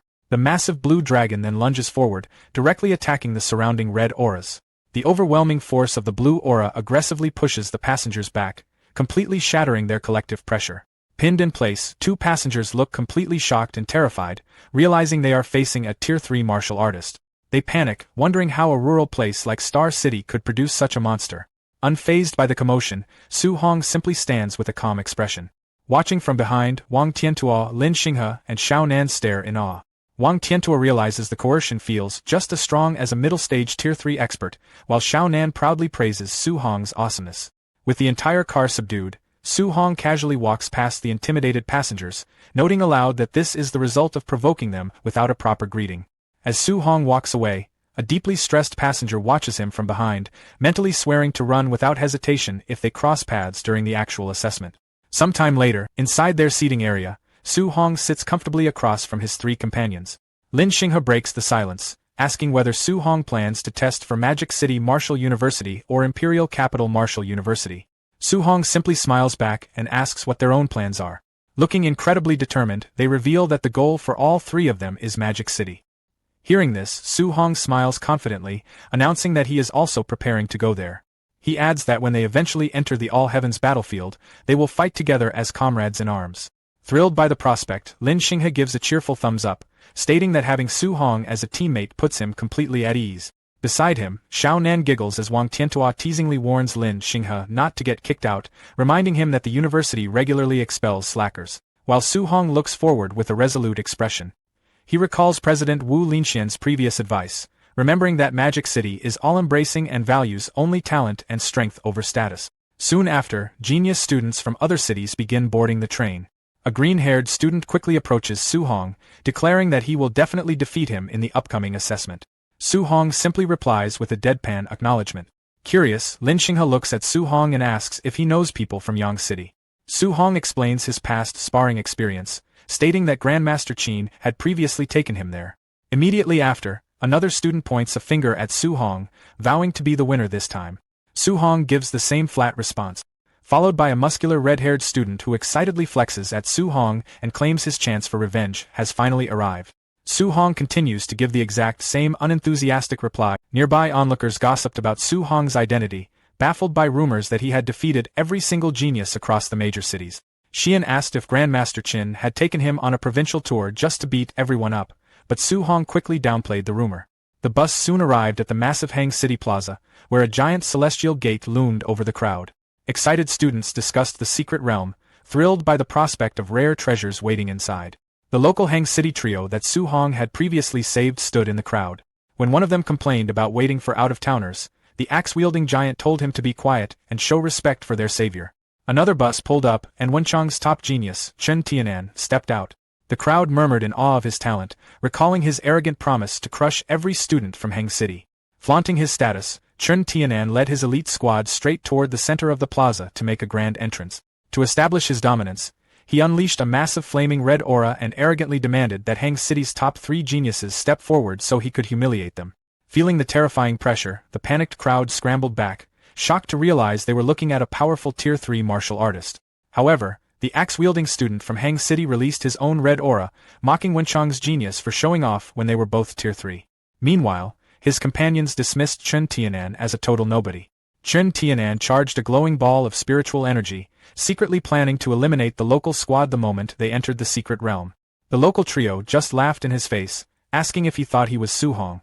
They warned him to keep a low profile, noting that the real monster they knew could obliterate Tier 3 cultists with a single punch. Chen Tianan scoffed at this, confidently dismissing Su Hong as nothing more than Tier 2 trash. The local trio sarcastically agreed with his assessment before pointing out that the very person he was calling trash had just arrived. Su Hong calmly stepped off the bus holding his new spear, with his Star City companions following close behind. Wang Tiantua noticed the intense glare and warned Su Hong that Wenchang's top genius was already staring him down. Standing in front of his disciplined followers, Chen Tianan gave the Star City prodigy a smug, challenging smirk. Confused by the hostility, Wang Tiantua and Lin Ning asked Su Hong if he had beaten this guy up too, but a clueless Su Hong admitted he had no memory of him. Watching from high above, Lin Beixing, the Tier 7 Grandmaster and Chief Exam Supervisor, peered down at Su Hong and noted that the boy looked completely average. Lin Beixing complained to Qin Tianli that after all the insane hype, he had expected the kid to look like a legendary multi-limbed demigod. Qin Tianli smugly fired back, bragging that while Su Hong lacked extra limbs, his 7-element compatibility was real, leaving the supervisor eager to see if the kid could deliver. As Lin Beixing and Qin Tianli descended from the sky, the crowd murmured in anticipation, with some complaining about Chen Tianan's arrogance, while others simply complained about being hungry. Demanding absolute silence, Lin Beixing unleashed a suffocating wave of Grandmaster-level pressure. The immense spiritual weight instantly crushed the crowd's energy, and even Su Hong struggled to stand. Lin Beixing announced that the assessment would last 7 days inside the Tianing secret realm, where students had to hunt beasts to earn points. Hunting beasts would yield map fragments revealing high-value targets, including a 10,000-point bounty for anyone who could slay the Tier 4 wild dragon lurking in the center. While Su Hong's eyes lit up at the massive prize, Wang Tiantua warned that a beast with a dragon bloodline would fight far above its actual rank. Lin Beixing flashed a savage grin as he delivered the final rule, explaining that defeating fellow candidates allowed students to steal half of their points. Su Hong immediately realized the exam was going to turn into a complete bloodbath. Once the crushing pressure vanished, point-tracking bracelets materialized on every candidate's wrist, allowing them to monitor the live rankings and scores in real time. Holding a glowing green key, the chief examiner officially started the exam and opened the massive portal, ordering the candidates to enter the secret realm. Eager to grab an early lead, Chen Tianan immediately leaped into the portal. His sudden move triggered a chaotic stampede as the other candidates desperately scrambled to follow him. As the crowd rushed the gate, Lin Xinji urged Su Hong to move, but he told his squad to head in first without him. Realizing his plan, Xian used her telekinesis to drag Lin Xinji into the portal, yelling back that Su Hong was a menace who only wanted to enter late to ambush and rob the other candidates. Left alone, Su Hong smugly waved them off, fully planning to let everyone else do the hard work before he casually beat them up to harvest their points. While the other candidates rushed through the portal, Qin Tianli invited Su Hong over for a cup of tea. He politely accepted the offer to relax with the 2 grandmasters. Watching them delay, a grumpy Lin Beixing complained that both the old master and the kid were devious. However, Su Hong smoothly countered that he was simply following the supervisor's exact rules. Lin Beixing pointed out that there were several strong Tier 3 candidates in this exam and asked if Su Hong was really that confident, prompting a humble shrug from the boy. Qin Tianli laughed and slapped Su Hong's back, calling him too modest. He then revealed to a stunned Lin Beixing that the kid had recently survived a demonic cult assassination, killing over 20 Tier 3 cultists and crippling 2 Tier 4 commanders. Su Hong tried to downplay the feat, which made Lin Beixing sigh in relief as he assumed the old master had been exaggerating, muttering that Tier 3 cultists weren't easily beaten like simple cabbages. However, Su Hong casually clarified that he actually had to run for 8 days and fight to the absolute death to kill them, leaving Lin Beijing sweating in disbelief at the kid's ridiculous combat feat. Several hours later, the view shifted to the deep, rocky valleys of the Heavenly Star's secret realm. Down in a secluded clearing, a giant brown bear and a white tiger roared fiercely. Sitting high up on a vantage rock, Su Hong casually observed the two massive beasts. He mentally noted that encountering two Tier 3 initial stage ferocious beasts immediately after entering the realm was incredibly good luck. Without warning, the giant brown bear leaped aggressively forward. With a massive, earth-shattering swipe, the bear violently struck the white tiger. Badly beaten and bleeding, the white tiger whimpered, completely cowering on the ground. Pressing its brutal advantage, the giant bear leaped high into the air, crashing down toward the helpless feline. Before the massive beast could land its killing blow, Su Hong's eye flared with intense golden lightning. In a blinding flash, he intercepted the attack mid-air, pulling his crackling golden spear directly from the bear's body. The sheer, overwhelming impact forced the giant bear to collapse, instantly dead before it even hit the ground. As the giant beast lay completely motionless, Su Hong's dark silhouette stood triumphantly atop its massive corpse. He stood confidently holding his spear, stating aloud that he had dealt with one and now it was the tiger's turn. Hearing his chilling declaration, the white tiger looked absolutely terrified, its fur fully raised in primal shock. Realizing it was completely outmatched by the human monster, the tiger frantically turned and sprinted away. Refusing to let his target escape so easily, Su Hong levitated effortlessly above the terrified white tiger, calmly asking if it was actually trying to run. Channeling his overwhelming power, Su Hong violently thrust his glowing spear downward, fully unleashing the 9 heaven-breaking spear's third stance. Terrified by the devastating incoming attack, the white tiger completely submitted, dropping to the ground and frantically meowing like a cornered house cat. Hearing the utterly ridiculous sound coming from a giant predator, Su Hong looked completely confused. At the last possible second, he shifted his trajectory. The redirected impact completely obliterated the surrounding terrain, carving a massive, smoking trench deep into the earth. Fully submitting to its savior, the white tiger rolled onto its back and acted aggressively cute, continuously meowing. Staring down at the massive apex predator, Su Hong looked completely bewildered, deeply questioning how a wild, ferocious beast actually knew how to beg for mercy and act cute. Seeing a unique opportunity, Su Hong negotiated with the white tiger, promising to spare its life if it served as his guide to find other humans and high-level ferocious beasts. The tiger excitedly meowed in agreement. Soon after, the white tiger sprinted rapidly through the secret realm with Su Hong riding comfortably on its broad back. Pointing forward, Su Hong commanded his new mount to go find a big guy with a high tier. Following his exact orders, they soon arrived in a dense, ancient forest where a giant ape forcefully snorted plumes of air from its massive nose. Standing amidst the towering trees, the massive black ape effortlessly wielded a giant wooden log as a weapon. Crouching silently on a high cliff, Su Hong and the white tiger carefully observed the giant ape from behind. Looking down at the colossal beast, Su Hong evaluated its threat level, wondering if it was a Tier 3 high-stage monster. He noted that its imposing 30-meter height made it more than twice the size of normal giant apes found outside the secret realm. Suddenly sensing their presence, the giant ape spun around, glaring up at the cliff with violently glowing red eyes. Reacting to the sudden, explosive hostility, Su Hong's eye widened in surprise. Without a moment's hesitation, the giant ape roared and violently swung its massive log directly at them, aiming to crush the entire cliff to dust. Despite the devastating incoming attack, Su Hong simply stood completely calmly as the massive weapon approached.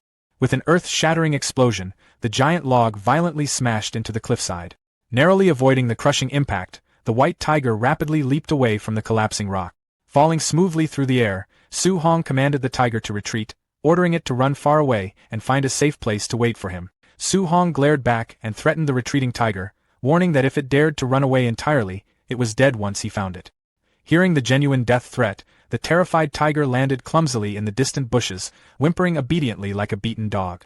Without a second's hesitation, Su Hong turned and sprinted directly up the massive, descending log, noting that despite being more than twice the size of normal apes, it was still ultimately just a Tier 3 ferocious beast. Furious at the tiny human daring to charge up its weapon, the giant ape roared in pure, unadulterated anger. It lunged forward with its massive open mouth, fully intending to devour him whole.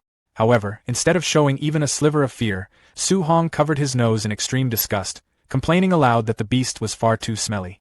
Refusing to let the creature breathe on him, Su Hong raised his crackling, glowing spear. Shouting the name of his heaven-breaking attack, he violently struck the ape's jaw. Instantly, a massive explosion of brilliant golden energy erupted from the point of impact. The sheer, overwhelming force of the blow knocked a giant tooth completely out of the ape's mouth, sending the boulder-sized fragment crashing heavily into the ground below. Immediately after, a blinding beam of light pierced straight through the top of the ape's head. Roaring in absolute agony, the giant ape fell backward, spraying a geyser of blood across the forest as it crashed to the ground. Amidst the swirling dust and the deafening crash of the massive log, Su Hong simply stood completely calmly, entirely unfazed by the immense destruction he had just caused. With the giant beast momentarily downed, Su Hong casually walked up to the massive log left behind in the dirt. Mentally evaluating the colossal weapon, he noted that it was over 40 meters long and likely weighed around 70 tons. Utterly undeterred by its sheer mass, Su Hong firmly gripped the giant log with his bare hand. Channeling his immense physical strength, he began to lift the massive log, boasting that for someone who had already broken through to Tier 3, this was completely not a problem. Proving his bold claim, Su Hong lifted the massive log completely off the ground. He then flooded the massive weapon with his glowing spiritual power, reinforcing its structure. With the colossal weapon secured, Su Hong leaped high into the air, hauling the massive log in tow. High above the ruined battlefield, Su Hong swung the massive log downward toward the slowly recovering giant ape. Diving aggressively toward his target, Su Hong screamed out, calling the beast a stinky monkey and telling it to eat his cudgel.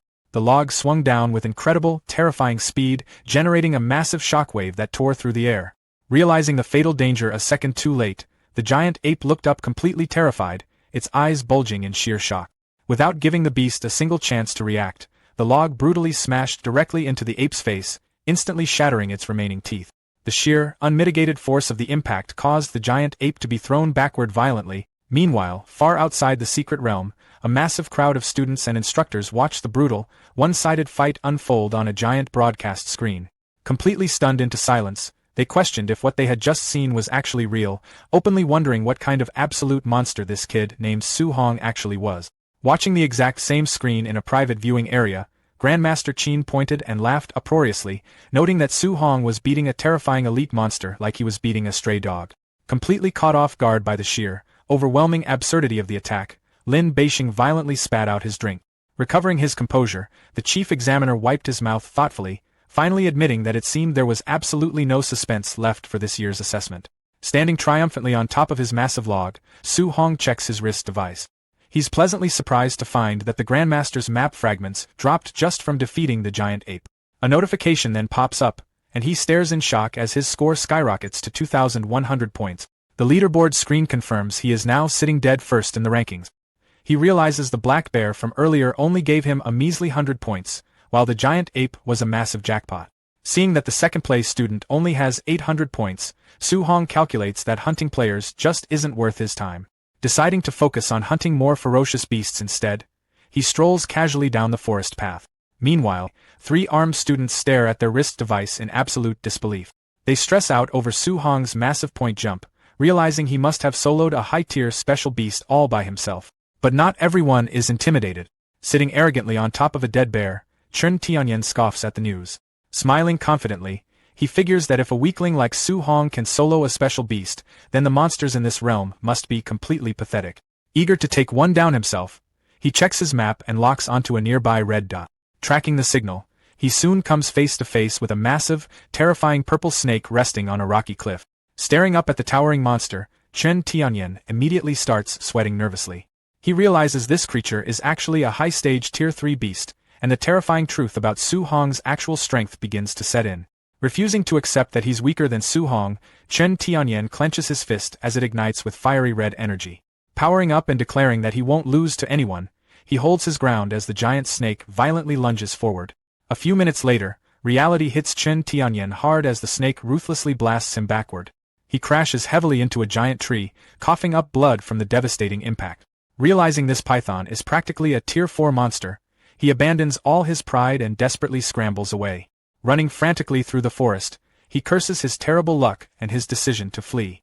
He decides that if he can't beat the boss monsters, he'll just steal points from the other candidates instead. Spotting a group of unsuspecting students ahead, he ignites his hand and flashes an evil grin, ready to take what's theirs. But before he can make his move, Su Hong suddenly leaps out of nowhere, swinging his massive wooden club. With his eyes glowing a menacing red, Su Hong smiles, shocked by the sudden ambush, Chen Tianyan ignites his flames and frantically turns around. Su Hong brings his giant weapon down with terrifying force, brutally flattening Chen Tianyan's face. The devastating impact sends the arrogant student flying violently backward through the forest. As Chen Tianyan flies backward through the forest, the unsuspecting students scramble and dodge in absolute panic. Completely knocked out, the remaining students stare in shock at the unconscious top-tier fighter, terrified of whoever possessed the formidable power to take him down in a single strike. Walking casually out of the dust, Su Hong checks his wrist device, pleasantly surprised that he picked up 400 points just from swatting Chen Tianyan. He then points his massive log at the 5 shivering students. With a menacing tiger shadow looming behind him, Su Hong approaches intimidatingly and demands to know how many points they have. Terrified, the 5 students immediately bow and beg for mercy, pleading that they don't even have 100 points between them and aren't worth the beating.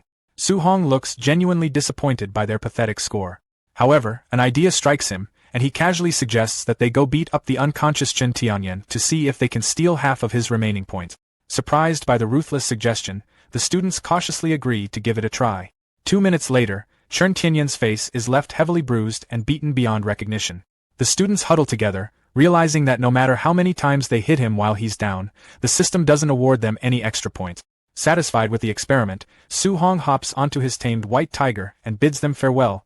Meanwhile, watching from the VIP room, Lin Beixing questions if beating an unconscious person is something a human would do, but Grandmaster Qin just laughs, noting that Su Hong's ruthless menace energy is perfect for Magic Martial University. Back in the testing grounds, the giant purple snake hisses menacingly. Without hesitating, Su Hong leaps directly toward the massive beast with his glowing spear, challenging it to a fight. The giant snake lunges forward with its jaws wide open, but Su Hong simply powers up his spear with intense, crackling energy.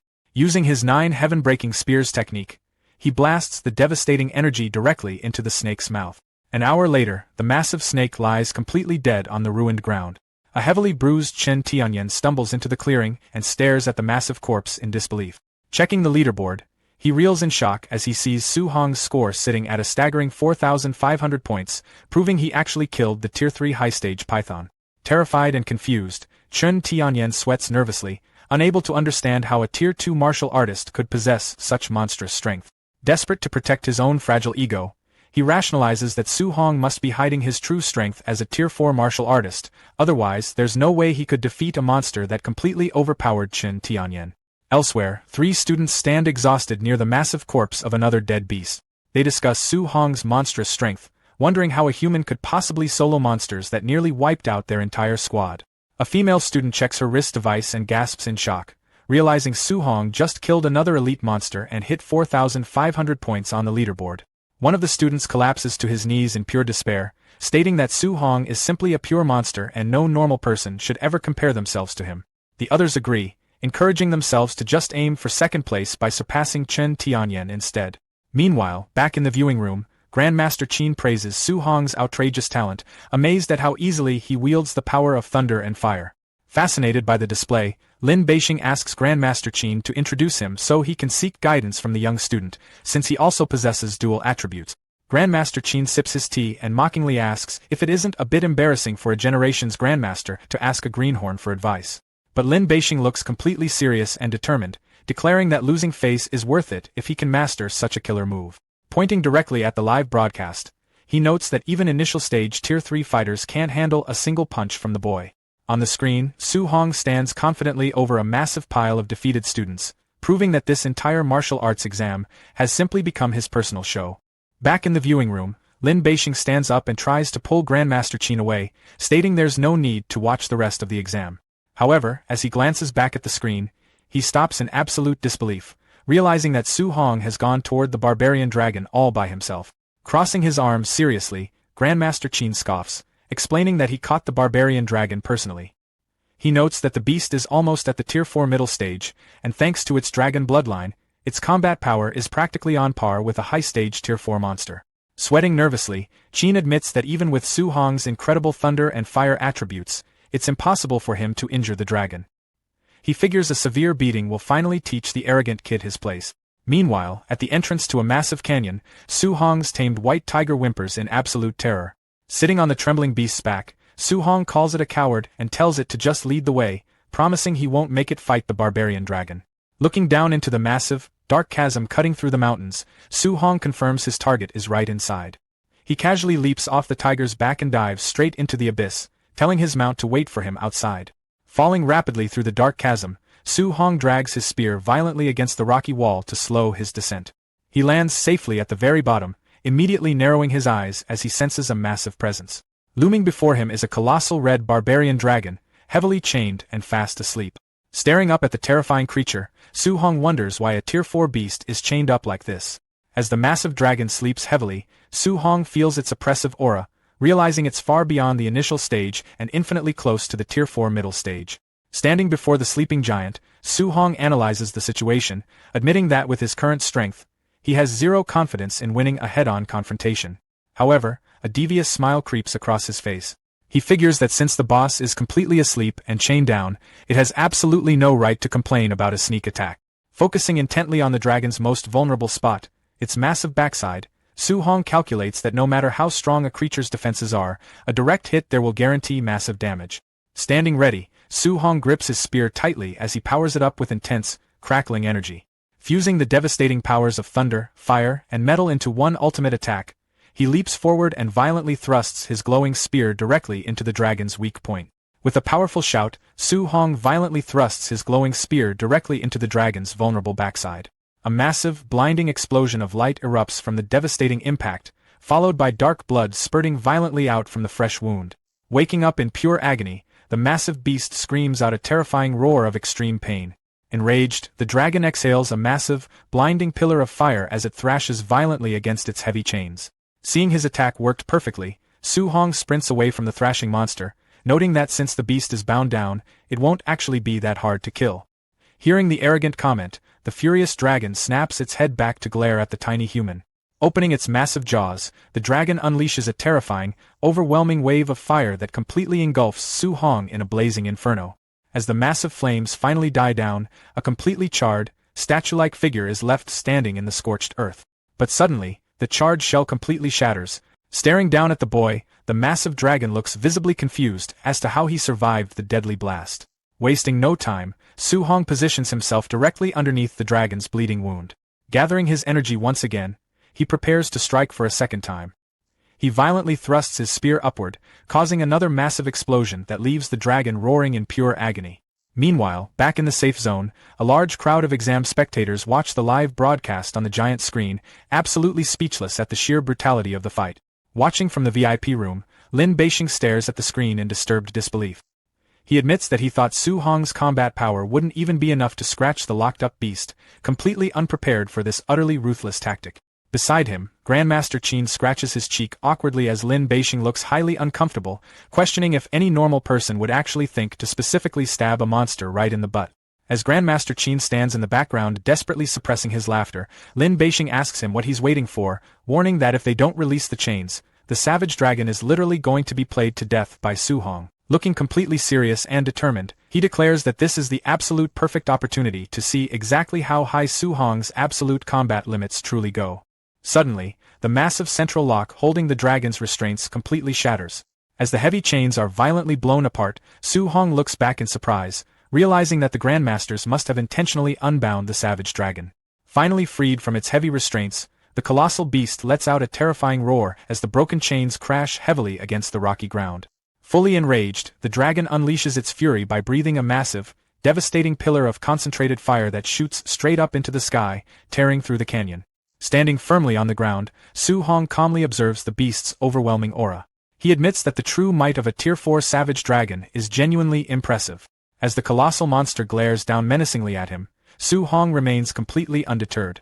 He declares that it's actually perfectly fine they release the beast, as this will finally give him the perfect opportunity to test the absolute limits of his combat power when he goes all out. With a deafening roar, the furious dragon opens its massive jaws and exhales a terrifying, sweeping wave of fire to incinerate the tiny human. But instead of dodging, Su Hong grips his spear tightly as it begins glowing with intense blue energy. Channeling his power, he unleashes a massive, roaring water dragon straight from the tip of his weapon.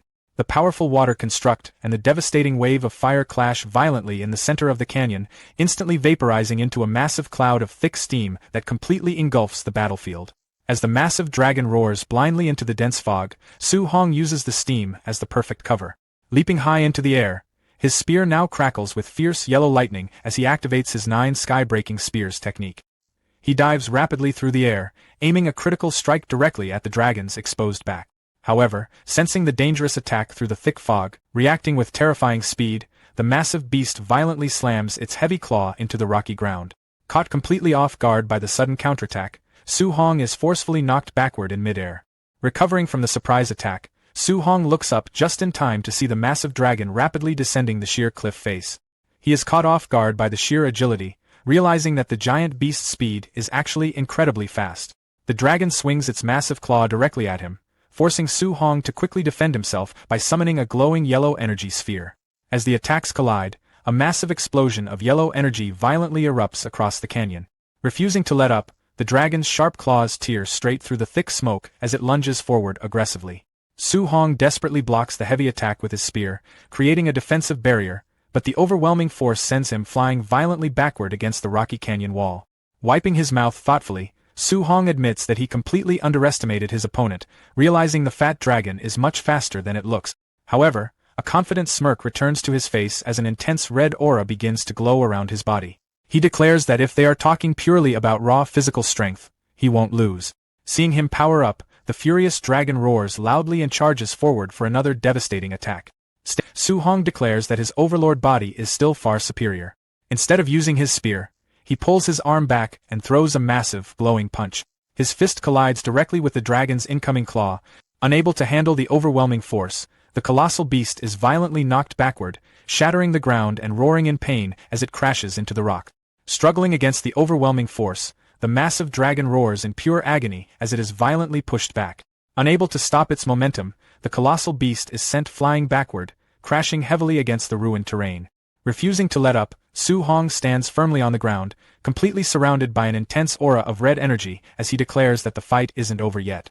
Like a bullet, he launches himself forward with incredible speed, completely ignoring his spear and relying solely on his raw strength. Flying straight toward the dragon's massive face, he orders the beast to take another punch. With terrifying force, he slams his glowing fist squarely into the dragon's snout. The brutal impact causes the dragon's head to violently snap backward, its tooth broken and fall to the ground. But Su Hong doesn't give it a single second to breathe. Declaring that he's still not done, he flies at the dragon's face once again. He lands a brutal, glowing uppercut directly to the beast's chin, instantly following it up with a rapid, merciless barrage of punches. Screaming out with every strike, he completely overwhelms the roaring dragon with pure physical superiority. Meanwhile, back in the safe zone, the crowd of exam spectators watch the live broadcast in absolute disbelief. Shocked by the one-sided beatdown, they wonder which one is the real savage dragon, finding it completely ridiculous that a Tier 3 human is physically suppressing a Tier 4 beast. Watching from the VIP room, Lin Beixing turns to Grandmaster Qin, noting that while fusing 3 attributes is impressive, Su Hong's physical strength is simply way too high. Sweating nervously in pure shock, Lin Beixing admits that he always thought the Overlord body was only ranked in the top 30 of all physique. However, watching the brutal assault continue on the giant screen, he realizes it's practically on par with the number 1 strength-type physique, the legendary war god body. Beside him, Grandmaster Qin looks intensely amazed as well. Listing off Su Hong's impossible talents, he declares that the kid is a total monster and is absolutely going to break the historical record for the martial arts exam. Back in the canyon, Su Hong delivers one final, devastating punch straight to the dragon's mouth, sending blood flying through the air. The massive beast's eyes roll back as it is completely knocked out, its colossal body crashing heavily to the ground. Standing victorious amidst a massive cloud of settling dust, as the dust finally settles, a system notification pops up above Su Hong, awarding him 1400 martial Dao value points for the kill. Sitting exhausted in the crater, he admits that the savage dragon could really take a beating, noting that his spiritual energy is almost completely depleted. Su Hong looks up in sheer annoyance, thinking about how completely wicked the Grandmasters are for throwing a boss like this into a student exam. However, his annoyance fades into a slight smile as he checks his wrist device, happy that he finally secured the massive 10,000-point bounty. Elsewhere in the testing grounds, Chun Tianyan checks his own wrist device and stares in absolute shock. Seeing Su Hong sitting comfortably in first place with 14,500 points, he begins sweating profusely in pure terror. He realizes that Su Hong must have actually killed the Tier 4 Savage Dragon, completely unable to process how he managed to take down a monster with a dragon bloodline. Across the mountainous landscape, the sheer despair of the point gap begins to shatter the other candidates. Two students collapse to the ground in tears, sobbing apologies to their parents as they realize they aren't geniuses at all, but complete trash compared to Su Hong. Watching the broadcast from the viewing room, Lin Beixing notes that the mental state of the young geniuses seems to have completely collapsed. Grandmaster Qin simply shrugs, admitting that if he had run into a monster like Su Hong back in his day, his mentality would have collapsed too. Suddenly, the crowd of spectators erupts into a massive uproar as the screen shows Su Hong casually barbecuing the massive dragon's meat, completely mind-blown by how badass and wild he is. Hearing the sizzle of the meat, his tamed white tiger creeps out of hiding, drooling heavily at the mouth. Su Hong jokingly scolds the cowardly beast, noting that it was nowhere to be found during the fight but came running out the moment there was food. Despite the scolding, he generously tells the tiger to eat up, letting it happily jump onto the roasted carcass. Half an hour later, both Su Hong and the tiger lie completely stuffed and bloated on the ground. Su Hong notes that the meat is actually pretty tasty, deciding he should bring some back for his aunt and uncle to try. However, the peaceful moment is interrupted when the white tiger suddenly glows red and whines in pain. Su Hong sits up in concern, wondering if it just ate too much. But suddenly, he starts sweating as he feels his own blood qi rapidly surging. An intense red energy violently erupts from his body, rapidly increasing his stats. As the energy finally dissipates, Su Hong exhales heavily. He smiles as he opens his system interface, amazed to see that his blood qi increased by over 20 points and his overlord body improved from 6.5 to a full 9%. Looking over at the completely stripped dragon skeleton, he calculates that since every single % increase costs 1,000 points, eating just a few pieces of the meat was equivalent to gaining several thousand martial Dao value points. Smiling confidently, he declares that the savage dragon was literally a treasure trove from head to toe. Meanwhile, two figures walking steadily through the mountainous terrain, the spectators are in absolute disbelief, wondering if Su Hong is a pig to have eaten the entire beast. Meanwhile, Su Hong is already back on the move, riding his white tiger through the forest. Still hungry, he scolds the beast for eating so much, warning the whimpering tiger to hurry up and find more high-level monsters or else he'll eat it next. Over the following days, Su Hong basically snatches away all the high-level beasts in the realm. On day 4, he effortlessly defeats a giant 9-lived white ape with a massive lightning strike. On day 5, he violently crushes a giant death worm. On day 6, he completely decimates a giant heavenly wind mad bull. On the 7th and final day, Su Hong leaps out of the bushes and violently smacks a familiar student directly in the face with his log. The student crashes to the ground, cursing the sneak attack before passing out heavily bruised. Checking his wrist device, Su Hong is completely confused as to why his score of 35,500 points didn't increase at all. Thoughtfully observing the unconscious student, he finally recognizes the guy as Chen Tianyan. Realizing he already robbed him a few days ago, he figures that's why the system didn't award him any extra points this time. Suddenly, a massive red energy pulse resonates across the sky, accompanied by an announcement that the exam has officially ended and the exit is now open. Looking up at the sky, Su Hong sighs in disappointment, noting that the secret realm is a great place and it's a pity they can only stay for 7 days. Before leaving, he turns to his tamed white tiger and gently pats its nose. As the massive beast cries at his departure, Su Hong tells it to train hard and not get beaten to death by someone else next year. Glancing back down, he points at the unconscious Chen Tianyan, wondering how the fainted student is supposed to leave the realm on his own. Moments later, a massive green portal opens in the real world, and Su Hong flies out. He lands confidently on the ground, casually carrying the unconscious Chen Tianyan over his shoulder. Instantly, the massive crowd, including Grandmaster Qin and Lin Beixing, erupts into enthusiastic cheers, chanting his name and officially declaring Su Hong as Jiangnan Province's true martial arts champion. The news of Su Hong shattering the provincial exam record goes viral, transforming him into an overnight sensation. Outside his high school, Chen Shan eagerly milks the spotlight, loudly bragging to swarming reporters that the champion is his best friend. Su Hong's aunt and uncle find themselves cornered by the press, proudly boasting about his sensible and hardworking nature. The media even tracks down a battered Chen Tian, ruthlessly asking how it feels to be saved by his rival, which triggers a complete live television meltdown from the defeated boy. Gossip notifications flood phones everywhere, detailing Su Hong's past, his sudden escape from poverty, and female celebrities publicly confessing their love for him. Overwhelmed by the endless media frenzy, Su Hong turns to the Grandmasters, asking them to use their influence to drive the reporters away. They reconvene the next day at the Martial Arts Association headquarters to escape the chaos and plan their next step. Lin Beijing promises to clear out the media so Su Hong's family can get some peace, then redirects Qinten Li to focus on their real business. Catching Su Hong completely off guard, the Grandmaster suddenly blushes and begs the teenager to teach him the element fusion technique.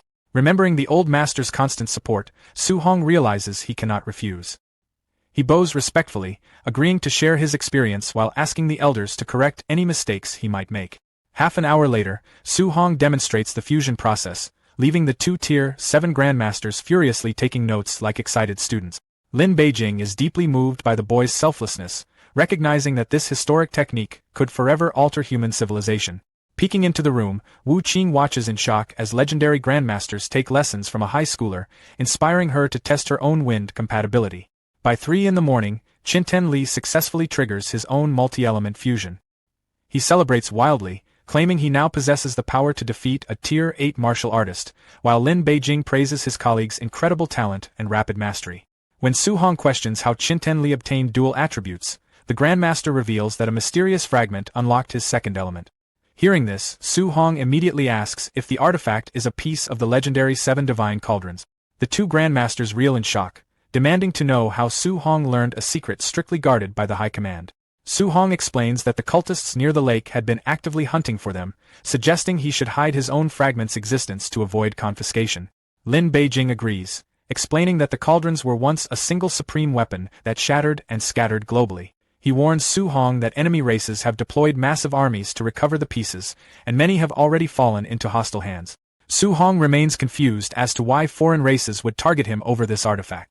Qinten Li clarifies that the teenager's unprecedented 7-element mastery will convince everyone he is hoarding multiple fragments, turning him into a massive target. Su-hong tries to argue that his talent is completely natural, but Lin Beijing flatly notes that absolutely no one would ever believe him. To deceive potential assassins, Lin Beijing proposes a cover story claiming Su-hong's multiple elements came from fragments he had already handed over to the Grandmasters. Qinten Li warns the boy to stay highly vigilant against hidden human traitors, and Su-hong readily agrees to the ruse. Lin Beijing then reassures him that Magic Capital University will be a safe haven, bragging that Principal Li would utterly obliterate anyone who dared attack the campus. Curious, Su-hong wonders if this renowned Principal Li is a powerful Tier 9 martial artist. Lin Beijing confirms his immense strength, revealing that Principal Li once shattered the leg of the Imperial Capital's principal. Glad to have such a formidable shield, Su-hong asks about Principal Li's hobbies, eager to get on his future protector's good side. Lin Beijing quickly shuts down any thoughts of bribery, warning that the principal despises flattery and would likely break Su-hong's legs instead. Qinten Li suggests that beating up the Magic Capital City Lord's son would easily grab the principal's attention, provided Su-hong was justified. When Su-hong plays innocent and claims he never causes trouble, Qinten Li laughs and mockingly agrees that he is a very good kid. Lin Beijing then proposes the ultimate plan, thrashing the Imperial Capital Principal's relatives during the national tournament. The two elders scheme happily, assuring Su-hong that if he crushes the rival principal's great-grandson and mocks their institution, Principal Li would adopt him on the spot. Watching the dignified grandmasters grin like villains, Su-hong breaks into a cold sweat and resolves not to let them corrupt him. Maintaining his innocent smile, he asks for a photo of the great-grandson, insisting he only wants to make friends, though the grandmasters remain completely unconvinced. Meanwhile, inside the Magic Capital admissions office, Director Wang Yang spots an unbelievable score of 35,500 points on a candidate's file. He instantly orders his staff to pull up Su-hong's combat recordings. Minutes later, the entire staff huddles around the monitor in absolute shock, watching a high schooler obliterate a Tier 4 barbarian dragon using a 3-element fusion. An assistant reads the file aloud, revealing Su-hong's perfect 100% compatibility across 7 different elements, leaving Wang Yang completely stunned.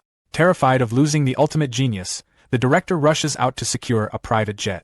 Suddenly, Principal Li Chengdao steps forward, declaring he will meet the recruit personally. When Director Wang Yang learned that Principal Li Chengdao already knew everything about the school's extraordinary new prospect, Su-hong, he was completely caught off guard.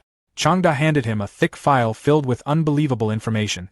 As Wang Yang flipped through it, he discovered that more than 10 legendary grandmasters had personally recommended Su-hong to their university. That level of support was almost unheard of, making it clear that this young talent was far more special than anyone had imagined. With the decision already settled, Principal Li calmly explained that there was one important task to deal with before heading to Star City. They first needed to eliminate a few dangerous targets. Hearing that, Wang Yang immediately tried to convince him otherwise. He urged the principal to leave anything involving personal conflicts to the school's staff, hoping to stop his unpredictable boss from causing another catastrophe. Li Chengdao quickly cleared up the misunderstanding. He explained that the targets weren't ordinary people. They were members of a demonic cult that had secretly established a nearby base and were preparing an attack on Su Hong.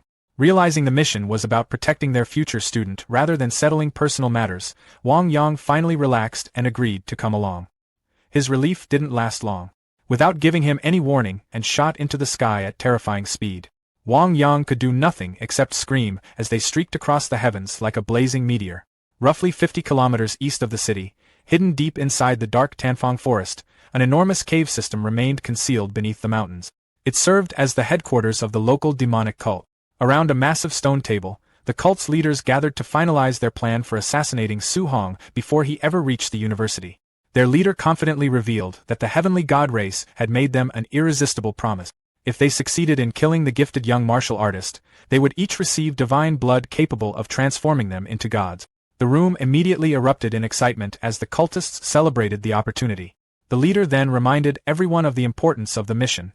He declared that if several Tier 7 Grandmasters failed to eliminate a single student, they would have no reason to keep living. His harsh words instantly silenced the room before every cult member swore they would wipe Su Hong out no matter the cost. Far above the endless forest, Principal Li suddenly announced that they had finally arrived.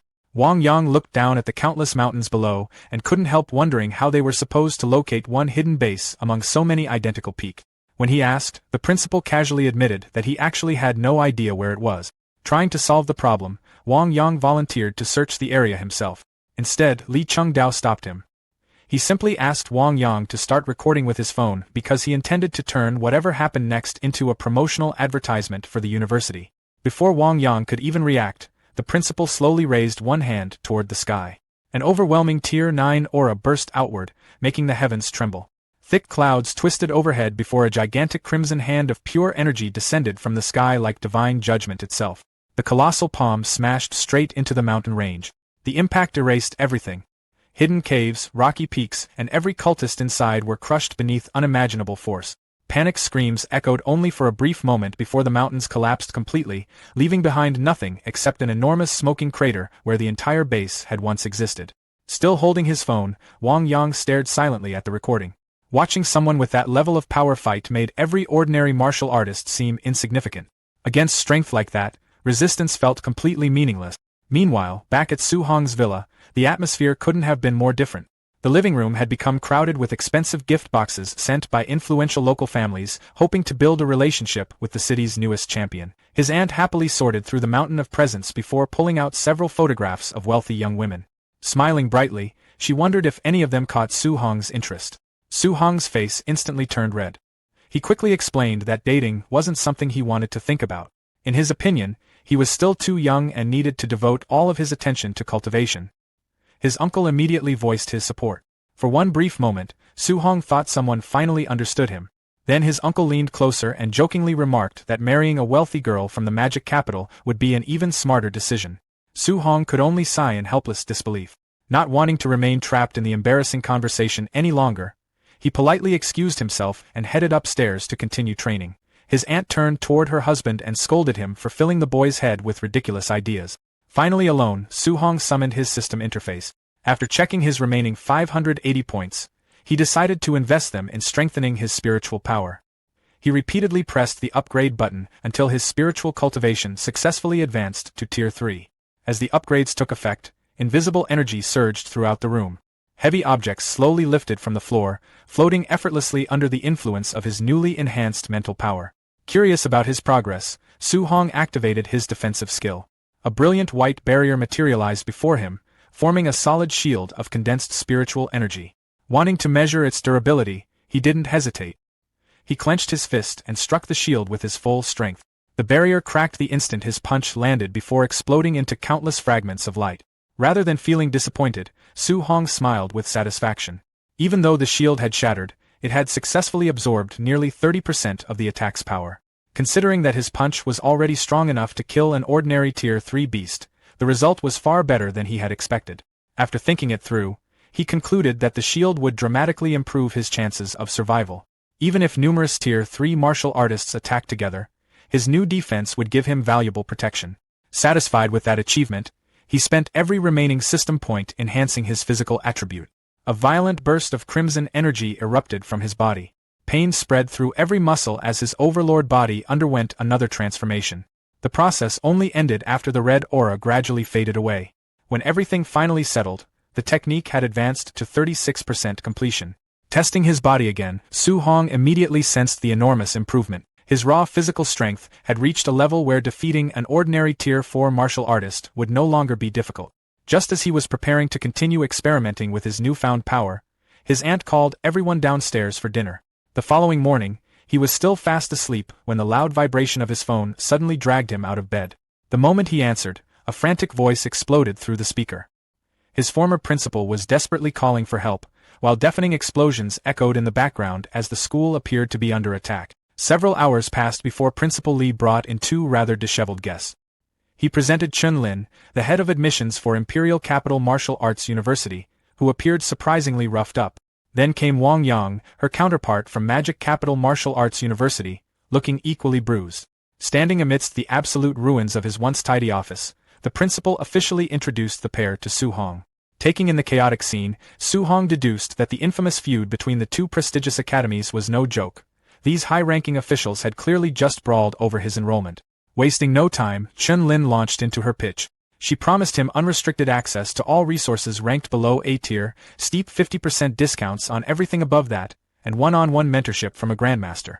On top of that, she threw in 3 complimentary A-rank martial arts manuals every year and a cool 30 million in upfront cash.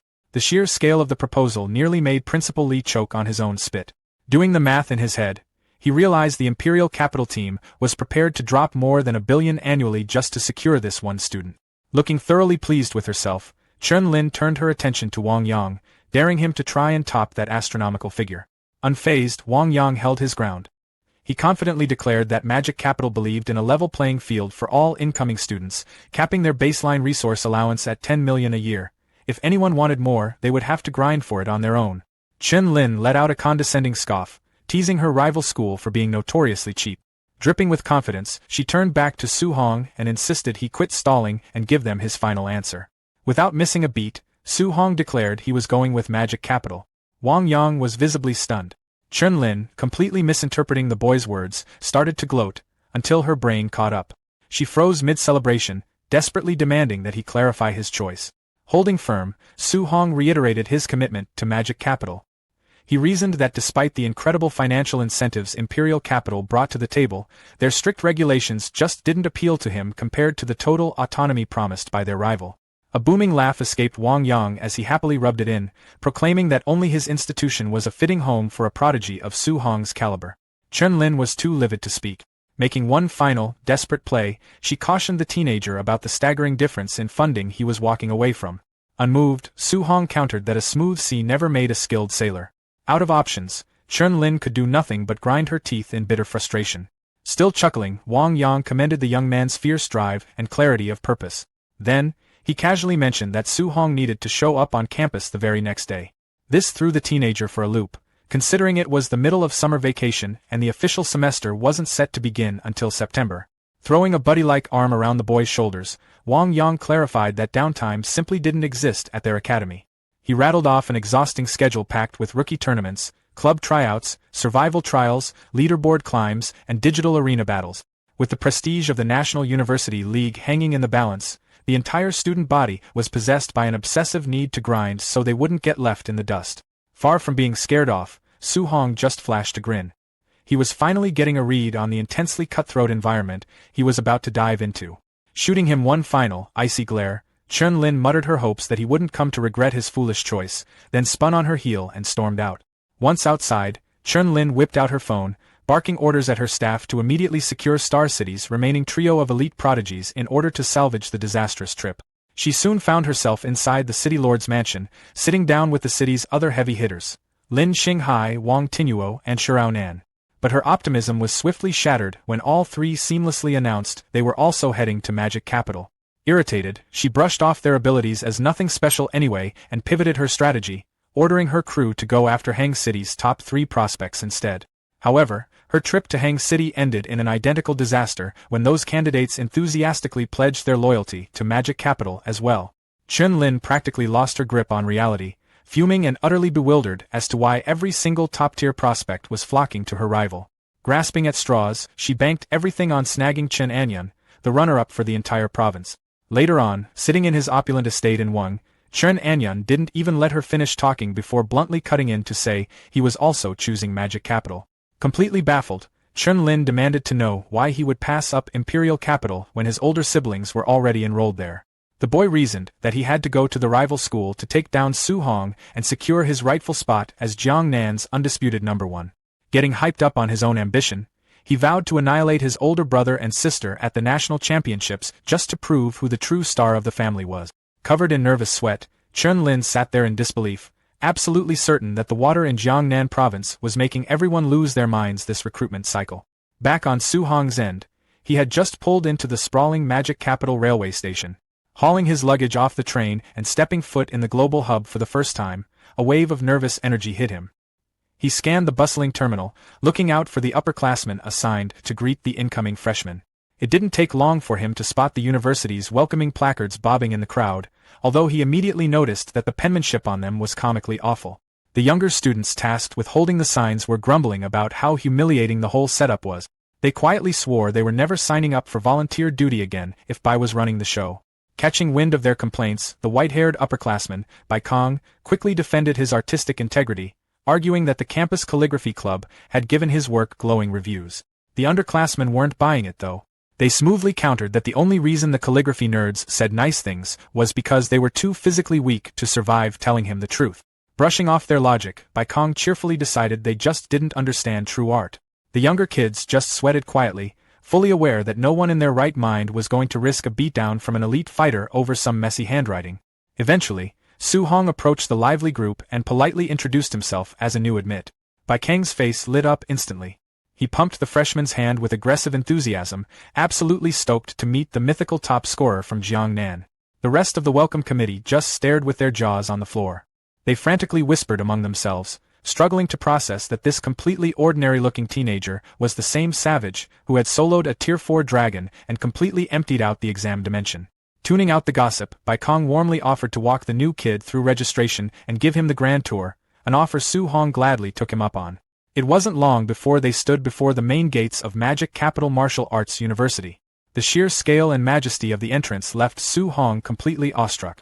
Noticing his reaction, Bai Kong offered a friendly warning not to get any funny ideas about the university's shiny nameplate, even if it was forged from incredibly valuable A-tier metal. With a chuckle, the senior noted that while ambitious students tried to pry it off every semester, the elderly man working the gate always ended up snapping their legs in half. Pressing forward, Su Hong queued up at the intake tables to get officially logged in, where the staff handed over his orientation manual and a high-tech wristband used for tracking points. The mundane process was abruptly derailed by a chorus of shrieking, starstruck girls as Bai Kong threw a lazy wave to his massive following. While the upperclassmen soaked in the adoration, Su Hong tuned it out and concentrated on booting up his new hardware. Getting back to business, Bai Kong broke down the campus economy, explaining that points were the lifeblood of the school, required for buying everything from elite training gear down to a simple meal. He added that newbies were handed a meager 100 points to start and were expected to hustle for every point after that. Powering up his band, Su Hong watched a slick hologram pop up, showing his name next to his starter balance. Staring at the digital numbers, he silently pondered whether crushing people in the simulated ladder matches would translate to actual martial Dao points, a hack that could permanently cure his anxiety about farming stat. The tour wrapped up as Bai Kong guided him toward an absolutely massive, high-end villa, slapping him on the back for lucking into the finest housing in the premier zone.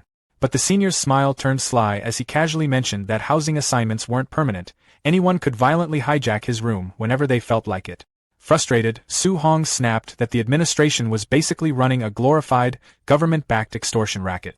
Sure enough, those jealous upperclassmen tried to jump Su Hong for his luxury dorm, and it ended exactly how you'd expect. The bruised and battered students could only groan in pure agony on the pavement, completely baffled by how a freshman was this ridiculously strong. Stepping inside his massive new crib, Su Hong couldn't help but marvel at the insane luxury of the single-family villa.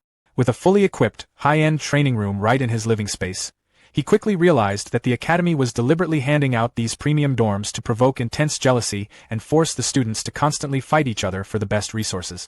Exploring further, he stumbled upon a glowing high-tech capsule, the virtual pod used to connect to the academy's infamous ladder combat network. Curious to see what the hype was about, Su Hong hopped into the machine and let the door seal shut. His consciousness instantly transferred into a massive digital space, where the system officially welcomed him to the arena. It quickly laid out the brutal ground rules. All fighters of the same tier had their physical strength and spiritual chi forcefully equalized, and any special physiques or unique spiritual powers were strictly banned. Testing his digital body with a quick jump, Su Hong immediately felt incredibly sluggish. With his overpowered stats nerfed and his spiritual chi completely sealed, he realized this virtual ladder was designed to strip away all raw power and strictly test a fighter's pure martial arts mastery. The system then displayed the competitive ranking ladder, starting from bronze all the way up to the legendary king tier. To climb the ranks, he would have to earn 9 stars in his current division before unlocking a high-stakes promotion match. Finally, the system prompted him to select his standard C-rank alloy weapon for the Tier 3 division. Surrounded by an arsenal of holographic gear, Su Hong reached out and grabbed a glowing spear. Giving it a swift, expertly executed twirl, he smirked in satisfaction as he noticed the weapon's weight and texture felt exactly like the real deal. Impressed by the incredibly realistic high-tech VR, Su Hong was suddenly prompted by the system to choose a username. It strictly advised against using real names to protect player privacy. Eager to jump into the action, he typed in a cool alias, only for the system to instantly reject it as a duplicate. After getting rejected multiple times, a frustrated Su Hong angrily mashed his keyboard, deciding to just enter completely random word. He blindly clicked confirm, but his soul nearly left his body when he saw the result. His official username was now permanently set as, "I love black silk long legs." Panicking, he desperately tried to undo the mistake, but the ruthless system coldly informed him that usernames could never be changed. Utterly doomed to wear the deeply embarrassing title, Su Hong was then forced to customize his avatar's appearance to ensure it looked nothing like his real face. Annoyed by all the extra steps, he sloppily adjusted the sliders and accidentally turned his avatar into a rugged, middle-aged uncle. With his setup finally complete, the matchmaking system instantly paired him up for his first match. Seeing the VS screen, Su Hong was left completely speechless. His opponent's username was literally, "I like big-breasted girls." Spawning into a grand arena, Su Hong just stood there in completely stunned silence. His opponent, a massive, shirtless brute wielding a heavy greatsword, clearly thought Su Hong was just intimidated by his bizarre middle-aged avatar. Smugly taunting Su Hong for being stunned by his supposed handsomeness, the muscular giant readied his weapon as the system counted down the start of the match.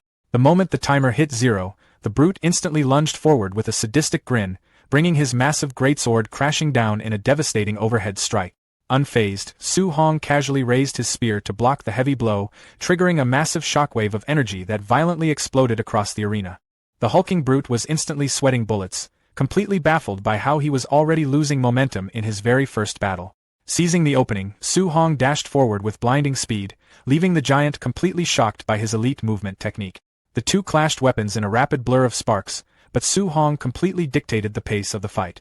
Thrusting his spear forward with absolute precision, he forced the desperate giant onto the defensive. Barely dodging the lethal strikes, the brute couldn't comprehend how he was getting absolutely suppressed and beaten down despite their physical stats being completely equal. Panicking, he let out a desperate curse, but it was already over. With one final, devastating thrust, Su Hong cleanly cleaved the giant in half, causing his avatar to shatter into digital pixels as the system proudly announced his victory. Awarded a single point for defeating a bronze 1-star opponent, Su Hong realized that even without his usual overpowered perks, his pure spear technique was more than enough to secure an easy win. Checking his progress bar, he noted that just one victory boosted his rank by 15%, meaning he only needed 6 more wins to hit 2-star status. Acknowledging that he had relied way too much on his overlord body and attribute fusion in the real world, he enthusiastically pumped his fist, determined to use this ladder to hone his raw fundamentals and become truly invincible in his tier. Meanwhile, in the neighboring dorm, an energetic girl loudly kicked open a door to recruit her older sister.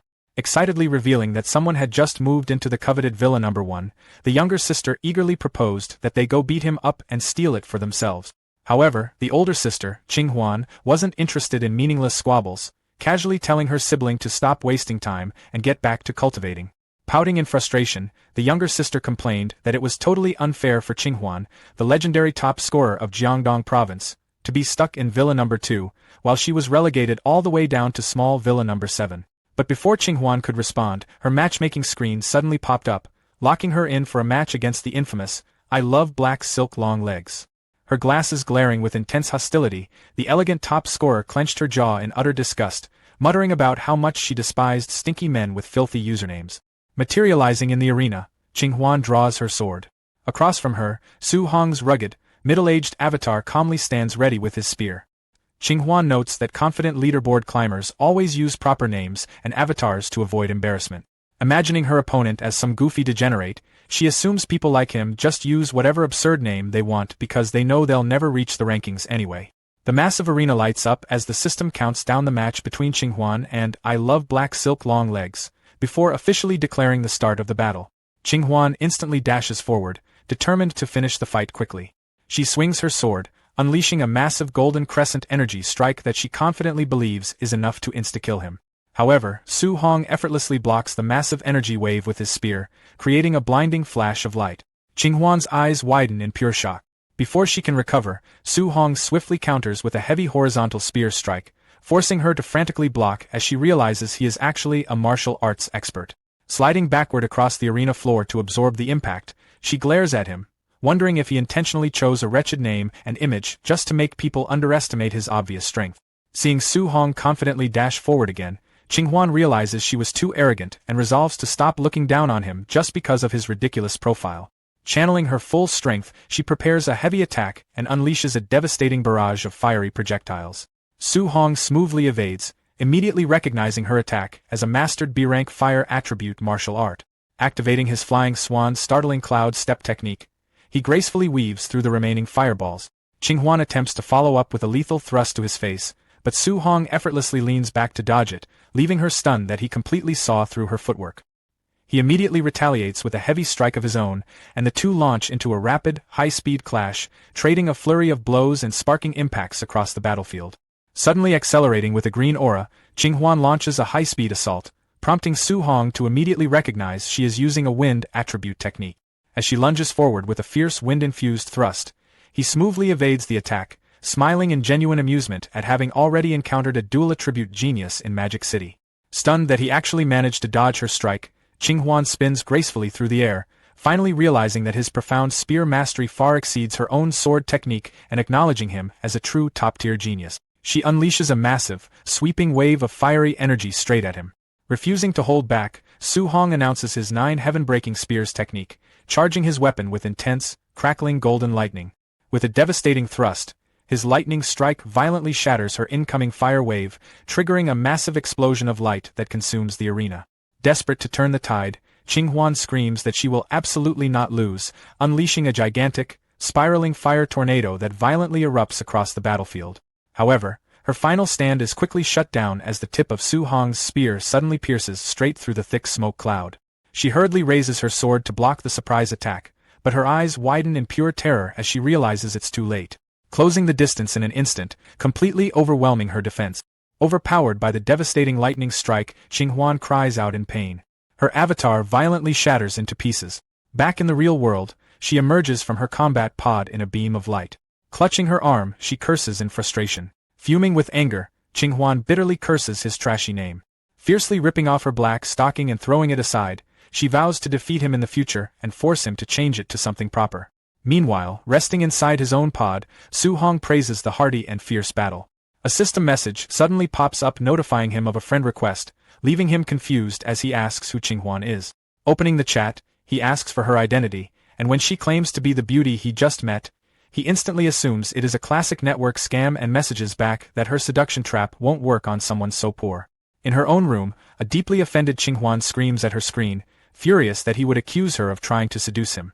However, before she can even reply, a system notification appears stating she has been blacklisted, leaving her completely stunned. Trembling with sheer rage, she furiously shouts at him, calling him a bastard. Ignorant of her anger, Su Hong stretches happily in his room, proudly praising himself for being cautious enough to dodge a university network scammer. He decides to head to the cafeteria to check out the school's food. Stepping out of his front gate, he wonders if the city food will taste good. He is immediately confronted by a massive, angry mob of sinister students demanding to fight him for the right to live in his luxury villa. Unfazed, Su Hong just listens to his stomach loudly grumble again. Smirking confidently, he casually tells the entire mob to attack him all at once because he's in a hurry.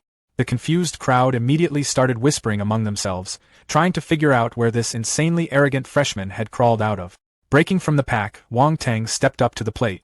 Flaring a brilliant red aura, he mocked Su Hong, calling his bluff and pointing out that no one on campus even knew who he was. Without warning, Wang Tang lunged forward with a blazing punch, only for Su Hong to effortlessly catch the flaming fist with his bare hand. A split second later, Su Hong snapped a lightning-fast counterhook directly into his opponent's jaw. The sheer kinetic force of the blow launched Wang Tang completely off his feet, sending him sailing through the air before slamming hard against a nearby pole. Witnessing the brutal knockout, the rest of the mob instantly panicked, deeply rattled that one of their premier Tier 3 fighters had been folded in a matter of seconds. But Su Hong was just getting warmed up. Flaring his own terrifying aura, he casually asked if anyone else was feeling brave enough to step up. Absolutely paralyzed by the sheer magnitude of his power, the entire crowd spun on their heels and scattered, screaming for their lives. Noticing the mass exodus, Su Hong tapped into his telekinesis, instantly barricading their only escape routes. Glowing telekinetic tethers lashed out, wrapping tightly around the fleeing students and forcing them to realize their target was actually a highly advanced spirit master. The trapped kids immediately began begging for mercy and admitting defeat, but Su Hong completely ignored their cries. He simply stepped up and blasted one of them with a punch, launching the poor student through the air like a ragdoll. Closing the gap, he unleashed a ruthless, non-stop barrage of heavy strikes, effortlessly sending the entire squad flying in every direction. The remaining bystanders watched the absolute slaughter in stunned silence, finally connecting the dots that this monster was the legendary Jiangnan champion who had single-handedly slaughtered the Tier 4 barbarian dragon during the exams. With his work done, Su Hong calmly strolled away from the carnage as his digital interface flooded with a massive haul of martial Dao point. Even so, he couldn't help but grumble to himself. Now that he had officially broken into Tier 3, beating up other fighters in his own bracket barely paid out anything worthwhile. Scanning the perimeter for better options, his cold gaze locked onto a massive cluster of Tier 2 students huddled nearby. Feeling the predator's eyes on them, the terrified lower tiers instantly threw their hands up, desperately pleading that they were just innocent spectators. Su Hong just flashed a wicked grin. He figured that even if the Tier 2 kids barely handed out any points, a little bit of something was still better than nothing. Horrified by the raw violence they were about to endure, the students started screaming bloody murder, begging any passing upperclassmen to save them from the deranged Tier 3 bully. Less than a minute later, the pavement was entirely littered with groaning, battered students, all of them sobbing about his unnecessary cruelty and swearing they were going to report him to the administration. Leaving the wreckage behind, Su Hong finally made his way into the campus cafeteria to grab lunch, though he immediately started complaining that the outrageously inflated campus prices meant his current balance would only cover about 20 meals. While scanning the massive dining hall for an open seat, he was genuinely surprised to spot his hometown crew, Wang Tianyuo, Shirao Nan, and Lin Xinghai, huddled around a table. Almost immediately, Wang Tianyuo leaned in and asked if the rumors were true about Su Hong securing a high-end, private luxury villa. Su Hong dodged the question, asking if the standard housing was really that awful. Looking absolutely miserable, Wang Tianyuo whined that he had been crammed into a claustrophobic 8-person suite. Su Hong wondered out loud if the entire crew had suffered the same fate, but Shirao Nan chimed in, admitting that she and Lin Xinghai had at least managed to score 4-person dorms. Trying to play peacekeeper, Su Hong casually brushed off their misery, joking that a 4-man setup was perfectly fine and teasing them for acting like spoiled rich kids. That comment instantly struck a nerve. Lin Xinghai exploded, screaming that the administration had actually dumped him into the girls' dormitory, while Shirao Nan loudly fired back that she had been trapped in the boys' wing. Still fuming, Lin Xinghai complained that the incompetent staff had mistaken him for a girl just because he had long hair. Not to be outdone, Shirao Nan angrily ranted that the school had misgendered her entirely just because she rocked a tomboy aesthetic. Cutting through the complaints, Wang Tianyuo forcefully steered the conversation back to Su Hong's living situation. Su Hong tried to deflect again, telling everyone to just shut up and eat their food, but the trio wasn't having it. They pressured him to just spit out the truth, swearing on their Jiangnan province loyalty that they wouldn't get jealous. Finally cornered, Su Hong casually dropped the bomb that he had, in fact, been handed the keys to a private luxury villa. The entire table instantly went dead silent. Safely back inside his lavish villa, Su Hong wasted no time hopping into his immersive gaming pod to grind out more virtual ladder matches. He pushed his avatar to the absolute breaking point, fighting back-to-back deathmatches until his spiritual energy was completely tapped out. Pulling up his digital stat sheet, he nodded in satisfaction. He had officially climbed to Bronze 4, and the relentless combat had naturally leveled up his spear mastery and footwork technique. Later, staring up at the ceiling from his bed, Su Hong did some quick mental math. He realized that even with his freakishly deep spiritual reserves, he could only endure about 8 consecutive matches before hitting empty, which meant normal students were probably burning out after just a single round. A confident smile crept across his face as he drifted off to sleep, fully aware that his massive mental stamina was going to let him effortlessly lap the competition. The next morning, his deep sleep was violently interrupted by a booming campus-wide broadcast. The automated voice ordered every single freshman to report to the training grounds within 10 minutes flat, threatening a brutal 10-point deduction for every minute they were late. Cursing under his breath, Su-hong snatched up his spear and bolted out the door, grumbling that this sadistic school was about to bankrupt all the hard-earned points he had just farmed the night before. While sprinting wildly down the campus streets, he suddenly slammed on the brake. A voice had just called out his incredibly embarrassing online username, meaning his secret digital identity was already completely compromised. He turned to see Qing Huan standing there, looking absolutely furious as she demanded to know why he had violently rejected her friend request and instantly blocked her account. Realizing that the person he had brushed off as a random internet scammer had actually managed to track him down in real life, Su-hong nervously clears his throat and asks the lady if she mistook him for someone else. She points out that a Tier 3 Spirit Master who uses a spear and cleared 8 consecutive simulated battles isn't hard to identify. Su-hong realizes Spirit Masters typically favor throwing knives and hidden weapons, making a spear a very uncommon choice. Gu Huanhuan introduces herself, mentioning her virtual username Qinghuan, and suggests they add each other as friends since they are both freshmen. Qinghuan's sister is shocked to see her taking the initiative to add a guy, reminding her that she had previously rejected over 100 friend requests. Qinghuan's sister launches a flying kick directly at Su-hong, demanding to test his strength to see why her sister values him. Su-hong effortlessly blocks the incoming kick with one hand, generating a massive shockwave upon impact. As Qinghuan's sister unleashes a flurry of rapid kicks, she asks if he wants to compete for the position of her sister's boyfriend, leaving Su-hong completely bewildered. She tells Su-hong to fight back, warning that the girl won't listen unless she gets beaten up. Taking her word for it, Su-hong agrees to fight back, startling her. Su-hong immediately counters her attack, landing a heavy blow with his weapon. The heavy blow sends her skidding far back across the ground, kicking up a cloud of dust. Shaken by the blow, Qinghuan admits to her sister that Su-hong's strength is terrifying, to which her sister calmly agrees. Qinghuan eagerly asks Su-hong how much power he used in that punch just now. Su-hong casually replies that he only used about 30% of his power, and asks her what's wrong. Pointing to her bruised arm, Qinghuan yells at Su-hong, asking if he is even human to beat her like that using only 30% of his power. Qinghuan enthusiastically suggests adding each other as friends after their fight, leading Su-hong to think that she seems straightforward and decent. System notifications confirm that Qinghuan, under the username Funseeker, along with I Love Black Silk Long Legs, have been successfully added to Su-hong's friend list.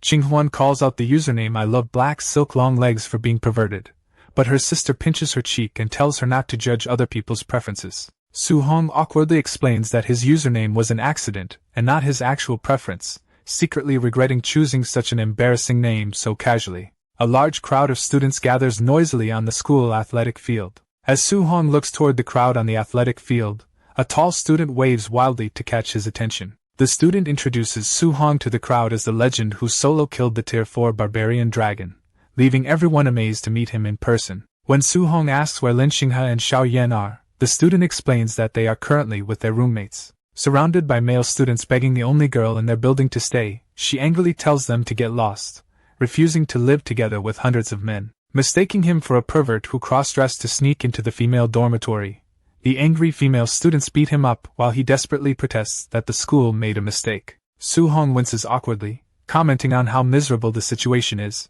A commanding voice suddenly orders the noisy crowd to be quiet. Although the aura isn't particularly strong, it subconsciously instills panic, leaving him to wonder who is releasing such coercion. Principal Li Qingdao introduces himself to the freshmen, explaining that today's gathering is for everyone to get to know one another. Principal Li Qingdao declares that as martial artists, strength will do the talking, ordering everyone to release their vitality and offering 50 points to those who endure until the end. One student erupts with a flaming aura, laughing confidently as he declares that he will definitely claim the 50 points. The crowd recognizes the student flaring with energy as Tangyun from Villa number 004, noting that he has already reached the Tier 3 high stage. Ao Hai unleashes his fiery red aura to reveal that he is also a Tier 3 high stage fighter, prompting nearby students to warn him not to hit his allies. The Gu sisters, who placed first and second in Jiangdong province, step up to join the fight, both revealing themselves to be Tier 3 high stage martial artists. The surrounding crowd is left in shock as another fighter unleashes a surge of power, revealing that he too is at the Tier 3 high stage. An onlooker marvels at the massive power display, shocked that other provinces have so many Tier 3 high stage geniuses when Jiangnan province's top fighter is only at the initial stage. A fellow martial artist is stunned to see Su Hong effortlessly withstanding the intense pressure without even needing to release his vitality. Su Hong casually decides to release some of his vitality as well, prompting his opponent to desperately beg him to wait until he backs away first. Holding his spear, the fighter warns Su Hong and his friend to retreat as he prepares to get serious. Powering up with a loud yell, the fighter unleashes his red vitality aura. Su Hong's eyes flash with an intense red glare as his power flares up. Su Hong unleashes a devastating strike, causing his opponent to spit up blood from the overwhelming impact. Spitting blood under the intense pressure, the defeated opponent screams in disbelief, questioning if Su Hong is truly just a freshman. Overwhelmed by Su Hong's suffocating pressure, the opponents panic, struggling to breathe and fleeing from someone who feels even stronger than a Tier 3 high-stage fighter. Observing Su Hong from the side, a student recalls his family's intel labeling Su Hong as merely an initial Tier 3 fighter, leaving him baffled by the sheer intensity of Su Hong's overwhelming aura. Recognizing Su Hong as the one rumored to have killed a Tier 4 barbarian dragon, another student decides to see if the rumors are true. The angry students confront Su Hong, demanding to know how a mere Tier 3 initial stage martial artist has the right to live in Villa number 001. Astonished by what the Tier 3 students are attempting, Su Hong watches as they combine their vitality into a massive red dragon. Red aura flares up like a final boss cutscene, manifesting a massive fiery beast in the air. The energy condenses into a giant roaring dragon that threatens to crush everything below. Su Hong locks in through the heavy pressure, realizing a dozen Tier 3 high-stage fighters only amount to this much. He plants his foot into the floor, cracking the ground beneath him as his energy explodes outward. Reaching forward, Su Hong unleashes his power and commands the surrounding force to completely shatter. Su Hong doesn't just flex his energy, he releases a colossal, roaring flame aura that floods the entire arena. Then, with zero effort, he instantly shuts it down, letting the massive aura completely vanish into thin air. The spectators can only stare in deadpan shock, questioning if a high-tier aura clash really just ended in a split second. The surrounding fighters are left sweating profusely, completely stunned and asking if this guy is even real. The crowd is losing their minds. A dozen Tier 3 high-stage martial artists threw their aura at him together, and he ate it head-on without flinching. Suddenly, him securing dormitory 001 makes terrifying sense. Even the Gu sisters are caught off guard.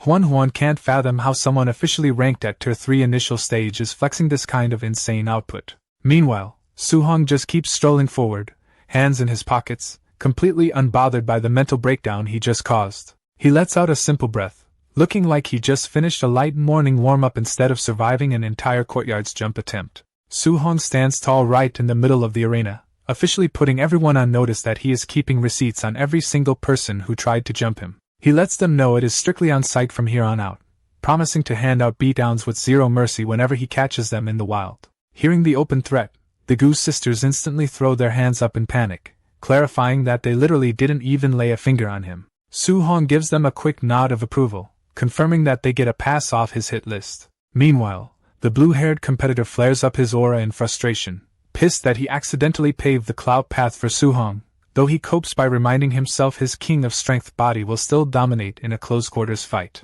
One guy in the crowd fumes over Su Hong stealing the spotlight, desperately coping that his own Tier 3 spiritual power still makes him the better combatant. Meanwhile, the onlookers are slowly coming to terms with the fact that Su Hong being built different is just their new normal. The rumors spread like wildfire across the arena as everyone confirms that Jiangnan's top scorer actually soloed a Tier 4 barbarian dragon. The old guy watching from the sidelines low-key respects the flex, appreciating a youngster who isn't afraid to cause absolute chaos. With the dust settled, orientation officially comes to an end, rewarding every student left standing with 50 points for surviving. For anyone who missed out on the free handout, the principal lets them know it's not over. Grinding the virtual leaderboard or taking on off-campus quests will still bag them plenty of points. Plus, with the freshman tournament coming up next month and the National University League on the horizon, anyone placing high is guaranteed to get showered in top-tier cultivation resources. To make things even sweeter, the campus only features 10 villas, 100 townhouses, and 1,000 single rooms,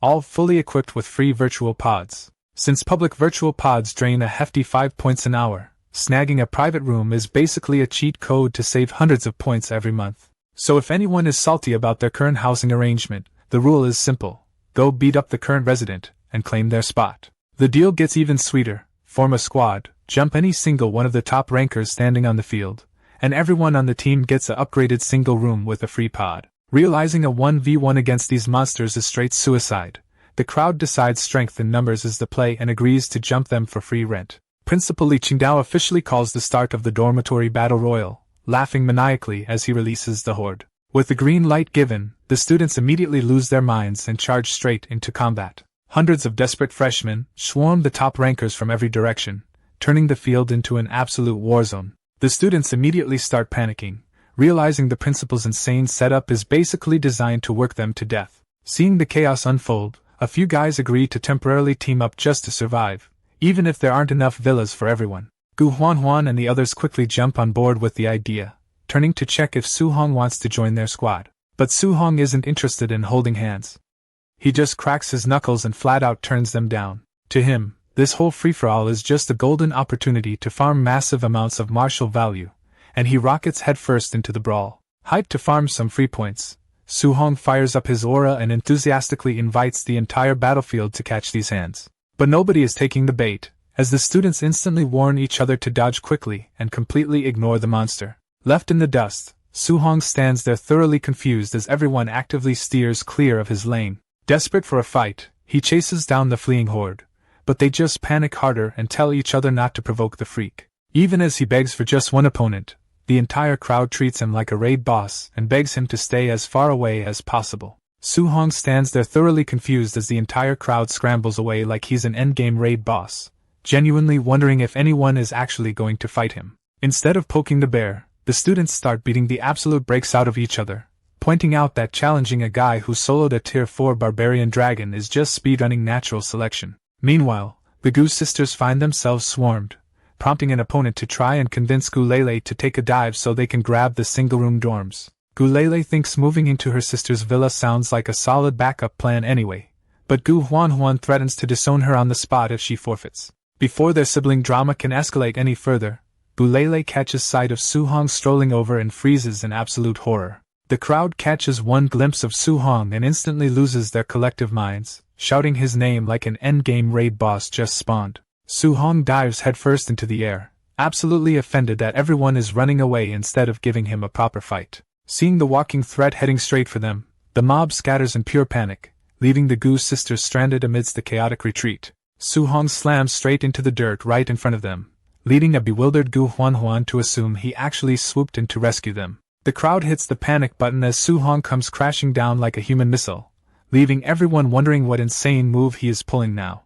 As the mob scrambles for their lives, Chen Miao turns around just in time to realize something is horribly wrong. He mistakes Su Hong's grand entry for a heroic rescue and tries to offer his thanks as the owner of Villa 005, entirely ignoring Su Hong sliding toward him with absolute menace. Su Hong instantly clears up the miscommunication mid-charge. He didn't save anyone, he just pulled up because no one else was willing to catch these hands. Qin Miao frantically casts Water Shield, but Su Hong's flaming fist is already crashing through his defense with zero chill. Su Hong's initial strike fails to instantly break through the tier 3 defensive skill, giving his opponent a rare moment of survival. Deciding to add some spice, Su Hong imbues his fist with lightning, leaving the guy utterly stunned that he possesses the thunder attribute. The lightning-infused fist triggers a massive elemental explosion directly against the water barrier. Reeling from the blast, the guy realizes he's cooked since thunder directly hard counters his water attribute. Su Hong drops a full-voltage thunder palm right on top of his opponent's head before the guy can even process how cooked he really is, throwing out a palm thunder without a second of delay.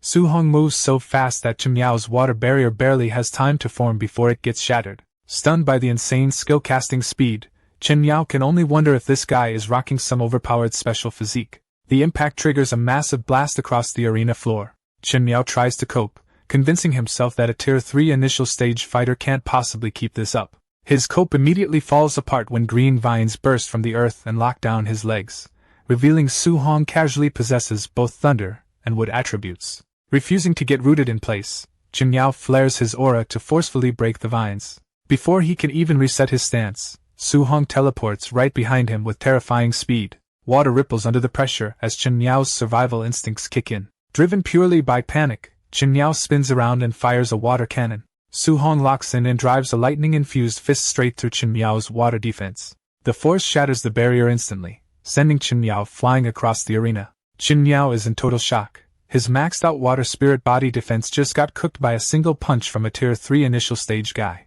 Realizing he's fighting an absolute menace, Chen Miao immediately rage quits and calls it a day. Before Chen Miao can even process what's happening, Su Hong dives in and lands a lightning charge strike straight onto him. The impact detonates like a tactical nuke, sending a pillar of light straight into the sky and wiping out the entire arena floor. Watching the footage, the old guy realizes Su Hong's actual talent completely blows his written stats out of the water, suspecting he might be the only person alive capable of mastering that crazy experimental cultivation method. Glancing down at the video clip replaying on his phone, he decides to sit back and see just how far this kid can actually go. Su Hong immediately fires off a water cannon right back at Chen Miao, leaving the poor guy questioning his life choices. Chen Miao gets sent flying, absolutely losing it over the fact that this guy is running his exact loadout. Before he can even recover, Su Hong teleports right behind him like a jump scare, casually asking when he supposedly taught him those moves. The terrifying truth finally hits Chen Miao. This freak literally learned both high-tier moves mid-fight just by watching. Meanwhile, the higher-ups watching the stream are throwing a full-blown tantrum over who gets to claim Su Hong as their disciple. With Chen Miao thoroughly folded, Su Hong collects a fat stack of martial value points, realizing Tier 3 high-stagers are basically free XP. He looks over at the remaining crowd of high-stage students with the exact smile of someone who just found an exploit. The blue-haired spectator barely processes Chen Miao getting wiped before Su Hong turns around and politely invites him for a spar. Seeing Su Hong power up and walk toward him, the guy realizes he's officially next on the hit list and instantly regrets existing. Watching Su Hong march over, the blue-haired guy mentally breaks down, wondering why the top villa owner is out here spawn camping while everyone else just books it. Tang Guyun realizes soloing him is impossible and desperately calls out to Ao Hai so they don't both end up in the mud. Ao Hai is initially against it, complaining that two Tier 3 high-stage guys jumping a Tier 3 initial stage player is insanely embarrassing. That is, until he hears Su Hong call him a shorty from across the field. With a terrifying grin, Ao Hai cracks his knuckles, deciding that personal honor is completely overrated anyway. He instantly flips his stance and agrees to team up with Tang Guyun without a second thought. The two initiate their synchronized battle strategy and charge forward like a dynamic duo. Su Hong genuinely wonders if these two used to be a comedy team before shouting at his crew to scatter. He drops down with absolute violence, completely shutting down their team play before it even starts. Su Hong smashes straight through their attack, completely shutting down their team play before it can even start. Refusing to back down, the opponent channels his lightning skills, powering up a massive thunder roar strike. He locks in and casts Palm Thunder, throwing pure high-voltage energy straight at Su Hong. The electric attacks clash head-on, blowing up the battlefield in a massive discharge of lightning. Slipping through the blinding sparks, Su Hong repositioning on the fly to keep the pressure going. The guy finally catches on to what's happening and realizes in horror that he's dealing with a spirit master. Su Hong drops a flying kick on him, reminding the guy that not knowing your enemy is an instant loss. Su Hong locks in with a shout, his eyes glowing white as his aura surges. Leaving behind a trail of shock spike speed clones, he blinks across the field, throwing his opponent into complete panic before delivering a massive glowing spear strike. Staring at the glowing aura surrounding Su Hong, the guy is left completely traumatized as he realizes Su Hong is a spirit master as well. Su Hong hits him with a cold smirk, asking who was just talking big about knowing yourself and your enemy. Desperate, his opponent throws out his ultimate move, the Bone Nether Cold Ghost Fist. But Su Hong effortlessly weaves right through the incoming slashes, making the intense clash look like a casual walk in the park. An absolute burst of energy detonates across the battlefield as the strike hits with explosive force. On the sidelines, Gulele watches the dynamic free-for-all and asks her sister who she thinks is gonna take the dub. Gu Huanhuan stares at the screen with wide eyes, softly uttering Su Hong's name as it all finally clicks. And right on cue, Su Hong is in the arena absolutely vaporizing his opponent, sending him flying like a ragdoll with a terrifying burst of force. The two get sent skipping across the dirt like flat stones thrown across a lake. Desperate to kill their momentum, one of them pops a levitation skill to force them both to a sudden halt. Checking his scraped knuckles, Su Hong deadpans a compliment, admitting they're actually strong enough to make him bleed. The guy loses his mind over the fact that their combined ultimate attack barely scratched him, questioning what kind of monster Su Hong even is if they're supposed to be strong. Refusing to accept the skill gap, he flares up his red aura and calls to keep double-teaming him, though his buddy isn't feeling nearly as confident. Before they can even set up a play, Su-hong instantly flashes right into their space to hit them with a telekinetic restraint. Without missing a beat, Su-hong charges a palm full of high-voltage lightning to finish the job.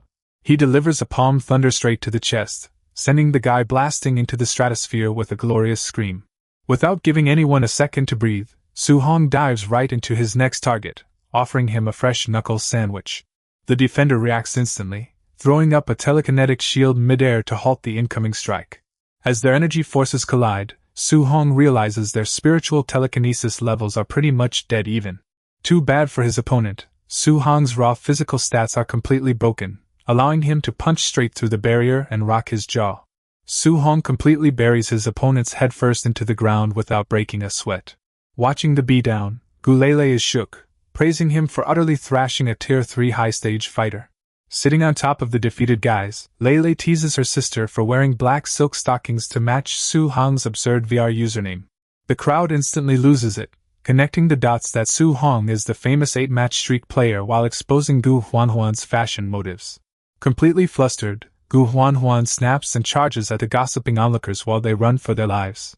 Lele drops a massive bomb, screaming that Su-hong's username proves he's been eyeing her sister's black silk stockings the entire time. The crowd immediately loses its mind, instantly jumping to conclusions that the two are secretly dating. Flustered as hell, Su-hong and Gu Huanhuan both scream in sync to shut down the fake news. Seeing them panic only convinces the onlookers even more that they hit a nerve. Done with the slander, the furious duo powers up to physically delete the gossipers. The mob instantly regrets their life choices, running for safety as the furious duo starts handing out physical corrections to everyone spreading rumors. Calling her sister-in-law while getting launched into orbit only makes Huanhuan hit 10 times harder. Gulele finally realizes she ignited a whole riot. Pulling the classic cute face like that fixes anything. Unluckily for her, the cute act fails completely, and both Su-hong and her sister zero in on the root cause of all this chaos. Even while running for her life, Lele doubles down on shipping them, which only causes Su-hong and Huanhuan to double-team chase her in pure rage. A few minutes later, the dust settles, and Su-hong holds a thoroughly battered Lele like a scruffed cat while trying to deliver a forced public apology to clear the air. Too bad the beat-up crowd isn't buying a single word. To them, over-explaining just confirms the relationship is 100% real. Seeing their suspicious faces, Su-hong snaps at her useless PR attempt while Lele just hits him with the classic ahey face. Realizing peaceful negotiation is dead in the water, Su-hong and Huanhuan exchange serious looks, agreeing there's only one logical move left. They instantly flare up their terrifying auras, deciding the ultimate PR strategy is simply beating everyone present until rumors physically cannot exist anymore. A localized war immediately breaks out as the duo throws hands with the entire crowd, leaving students screaming in absolute agony for the principal to save them. Cut to a few hours later in the principal's office, where even the big boss himself is found hanging upside down from the ceiling completely drained. The assistant reports that after Su-hong and Gu Huanhuan's rampage, the duo successfully seized all top 10 villas, 80 townhouses, and over 300 single rooms. Doing headstand push-ups, the principal couldn't care less and tells him to send the homeless freshmen to camp in the woods, claiming these pampered kids need to suffer a bit. That is, until the assistant drops the real bomb. Su-hong is currently landlord maxing, renting all those stolen dorms back to the homeless students at absurd markup prices. Hearing that the kid bagged over 10 million in a single night, the principal instantly respects the hustle, leaving his assistant questioning his priorities. With that cleared up, the principal shifts the topic and asks about the moves the two Gu family sisters are making. Gulele is currently hogtied and hanging from the balcony as punishment, while her sister Gu Huanhuan steps up to challenge Su-hong right outside the villa. Watching from above, the bearded elder admits Huanhuan is legit, but Su-hong is just a total monster, leaving him to wonder how many moves she'd actually survive if he stopped holding back. The assistant brings up their past duel where Huanhuan held her own for 10 moves, but the elder immediately calls cap on Su-hong actually trying during that fight. The guy loses his mind in absolute disbelief, unable to process the insane idea that Su-hong hasn't even been using his full power this entire time. Looking deadly serious, the elder reveals he personally orchestrated this real-world duel just to force Su-hong into finally showing off his true peak strength. A massive crowd packs the courtyard, eager to catch the main event. Everyone is aggressively elbowing each other, hyping this up as the ultimate battle between the top two rankers. Wrapped up like a fresh mummy, Gulele still screams her heart out for her sister. Gu Huanhuan admits Su Hong is built different, but asks him to go all out so she can see the exact gap between them. Flaring up with a glowing eye and eyes surging from her blade, she charges in with her sword dance. Su Hong is more than happy to oblige her request and give her a real test. Besides, if she ends up losing, plenty of other students are eager to drop serious cash just to rent Villa number 2 anyway. Su Hong thrusts his golden spear forward with immense force. His spear tip clashes directly with a blue energy blade. A flurry of attacks sparks rapid weapon clashes between the two fighters. Su Hong dives from above, unleashing a barrage of strikes against Gu Huanhuan. Gu Huanhuan blocks his strike, realizing his real-world strength far exceeds his virtual combat power. Gu Huanhuan struggles to understand why she is at a disadvantage, given that virtual combat normalizes both of their stats to Tier 3 initial stage. Su Hong closes the distance instantly, executing a movement technique that Gu Huanhuan identifies as at least A rank. Their weapons collide in a burst of sparks, leaving her overwhelmed by Su Hong's immense physical power. The force of the exchange knocks Gu Huanhuan backward, pushing her across the arena floor. Gu Huanhuan realizes why Tang Yun lost, remembering her family's intel about Su Hong's rare overlord body constitution. She trembles under the pressure, realizing his overlord body easily ranks among the top 3 strength-type special physiques. Su Hong leaps into the air and unleashes a massive golden energy technique called Shredding Sea. A massive pillar of yellow energy crashes down on the arena floor toward Gu Huanhuan. Gu Huanhuan is stunned to realize Su Hong is wielding the Jiang family's ultimate art, the 9 heaven-breaking spears, with power far surpassing Tier 3 high level. She watches in disbelief, wondering how he can continuously unleash a top-tier A-rank martial art without depleting his thunder spiritual chi. Su Hong unleashes heaven-breaking, lunging forward with a devastating strike from his lightning-charged spear. Forced to block the overwhelming spear thrust, Gu Huanhuan despairs over the massive gap in strength between them. Su Hong's lightning-charged spear thrusts dangerously close to Gu Huanhuan's face. Gu Huanhuan attempts to withstand the blow, suddenly realizing in horror that her sister is trapped in the line of fire. Bound helplessly from above, Gulele panics and screams as the massive shockwave sweeps directly toward her. Gulele screams in despair about her terrible luck as the violent explosion sends her flying into the air. Gu Huanhuan is left stunned, realizing Su Hong pulled back his thunder power at the last second and created the massive whirlwind with pure spear speed alone.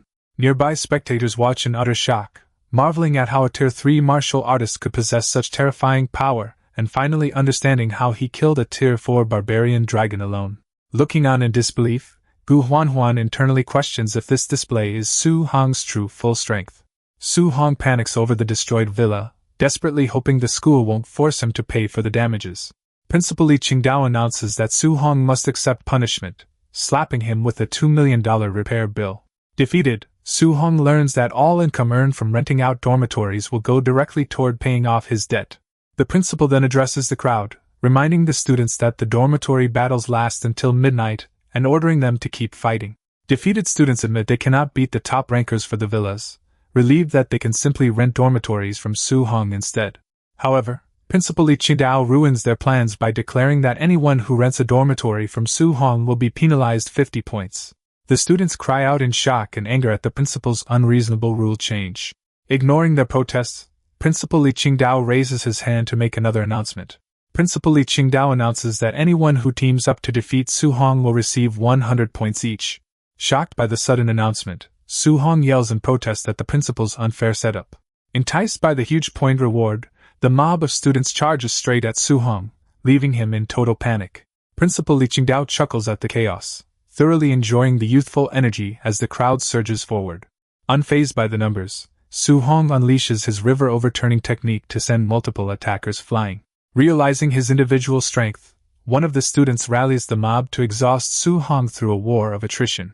Determined to wear him down, the massive crowd continues to press forward against Su Hong. Su Hong glows with aura, excited to gain a massive amount of martial value from the 1,000 opponents to make himself rich. The crowd screams in panic as Su Hong suspends them all mid-air, rendering them completely unable to move. The floating students frantically realize that Su Hong is also a Tier 3 spirit master possessed of a special physique and immense spiritual power. Su Hong brandishes his weapon, warning the floating crowd to clench their teeth tightly. He darts between the helpless students at terrifying speed, overwhelming them with a barrage of rapid strikes. With glowing red eyes, Suhong continues his ferocious assault, leaving his opponents terrified and claiming he is simply not human. A wounded opponent urges his team not to panic, ordering everyone to bombard Suhong with ranged martial arts. A barrage of elemental attacks rains down from above, but Suhong effortlessly dodges through the incoming blasts. Suhong activates thick earth armor, encasing his body in a glowing purple defensive aura. Clad in his purple armor, Suhong zips through the explosions at high speed to continue his onslaught. A chaotic barrage of colorful energy beams rains down as Suhong leaps through the explosions with his spear. Grimacing under the heavy pressure, Suhong realizes there are far too many incoming attacks to dodge them all. Seeing him forced onto the defensive, the attackers cheer in triumph and urge everyone to keep up the relentless assault. Knowing he can't beat them all before the melee ends at midnight, Suhong bids the attackers farewell and makes a run for it. The surrounding crowd of students is left in stunned silence by his sudden retreat. One of the students dumps the pursuit task onto a fellow spirit master, but the injured fighter angrily refuses to chase after Suhong alone. Students frantically scour the campus under the moonlight, clearing buildings one after another with zero luck. A mob of desperate students sprints through the courtyard, shouting at Aohai to ask if he's found Suhong before time expires. Floating high above the rooftops while glued to his phone, Aohai snaps back that he hasn't seen Suhong anywhere either. Meanwhile, Suhong is kicked back relaxing in his villa, knowing full well none of them would ever expect him to just go home. His smart band ticks right over to midnight, hitting the exact cutoff time. A holographic broadcast pops up to declare the freshman dorm battle officially over, telling everyone to head back to their rooms. Down below, the homeless freshmen completely melt down, screaming that they literally don't have a room to return to. The system deadpan announces that the weaker freshmen can pick up tents at the cafeteria to camp in the woods, leaving them completely crushed. Shouting echoes across the dorms as someone brags about being the top-ranked student in the whole province. Checking his blue status window, Su Xiao smirks after bagging over 10,000 martial value from that brawl. Thinking back to his classmates, he notes the academy is packed with Tier 3 high-stage fighters while he's only at initial stage. Sitting cross-legged in a crimson aura, he dumps his points as Vitality +1 notifications spam the air. Glancing at his updated Vitality hitting 1400, he figures that's finally enough for Tier 3 middle stage. Tapping his Overlord body stat on the screen, his shirt shreds as a wave of +0.1 buffs kicks in. A fiery shockwave blasts through the room while he grits his teeth in agony, bracing through the brutal refinement pain. Red energy beams blast violently out of the dorm windows, lighting up the entire night sky. Crouching down drenched in sweat as red aura flares around him, his Overlord body spirit caps out at 63.2%, hitting his absolute limit for now. Looking at his floating status window, Lu Xing decides to dump his remaining 3,000 martial value straight into upgrading spiritual power. A massive burst of blue energy erupts out of the villa into the night sky. Panting in exhaustion with his spiritual power bumped up to 1,365, he figures it is finally time to hit the shower and get some sleep. Lounging inside the steaming bathtub, the hot soak immediately washes away all the day's fatigue. Walking down the hallway drying off his hair with a towel, he feels completely refreshed. Stopping in his tracks, he spots a labeled door ahead. Looking at the reinforced metal doorway, he realizes there is an actual gravity training room built right inside the villa. Opening the doors to reveal the fully equipped facility inside, it turns out to be an exact replica of the gravity chamber back at Star City Camp. Spotting a sleek humanoid machine stationed by the weapon racks, he pauses, genuinely confused by what a robot is doing in here. Its cyan visor suddenly flares to life, greeting him as its master and announcing that it's his personal mechanical sparring puppet. Staring down at the bot, he marvels at Magic City University casually dropping over 100 million on dorm equipment.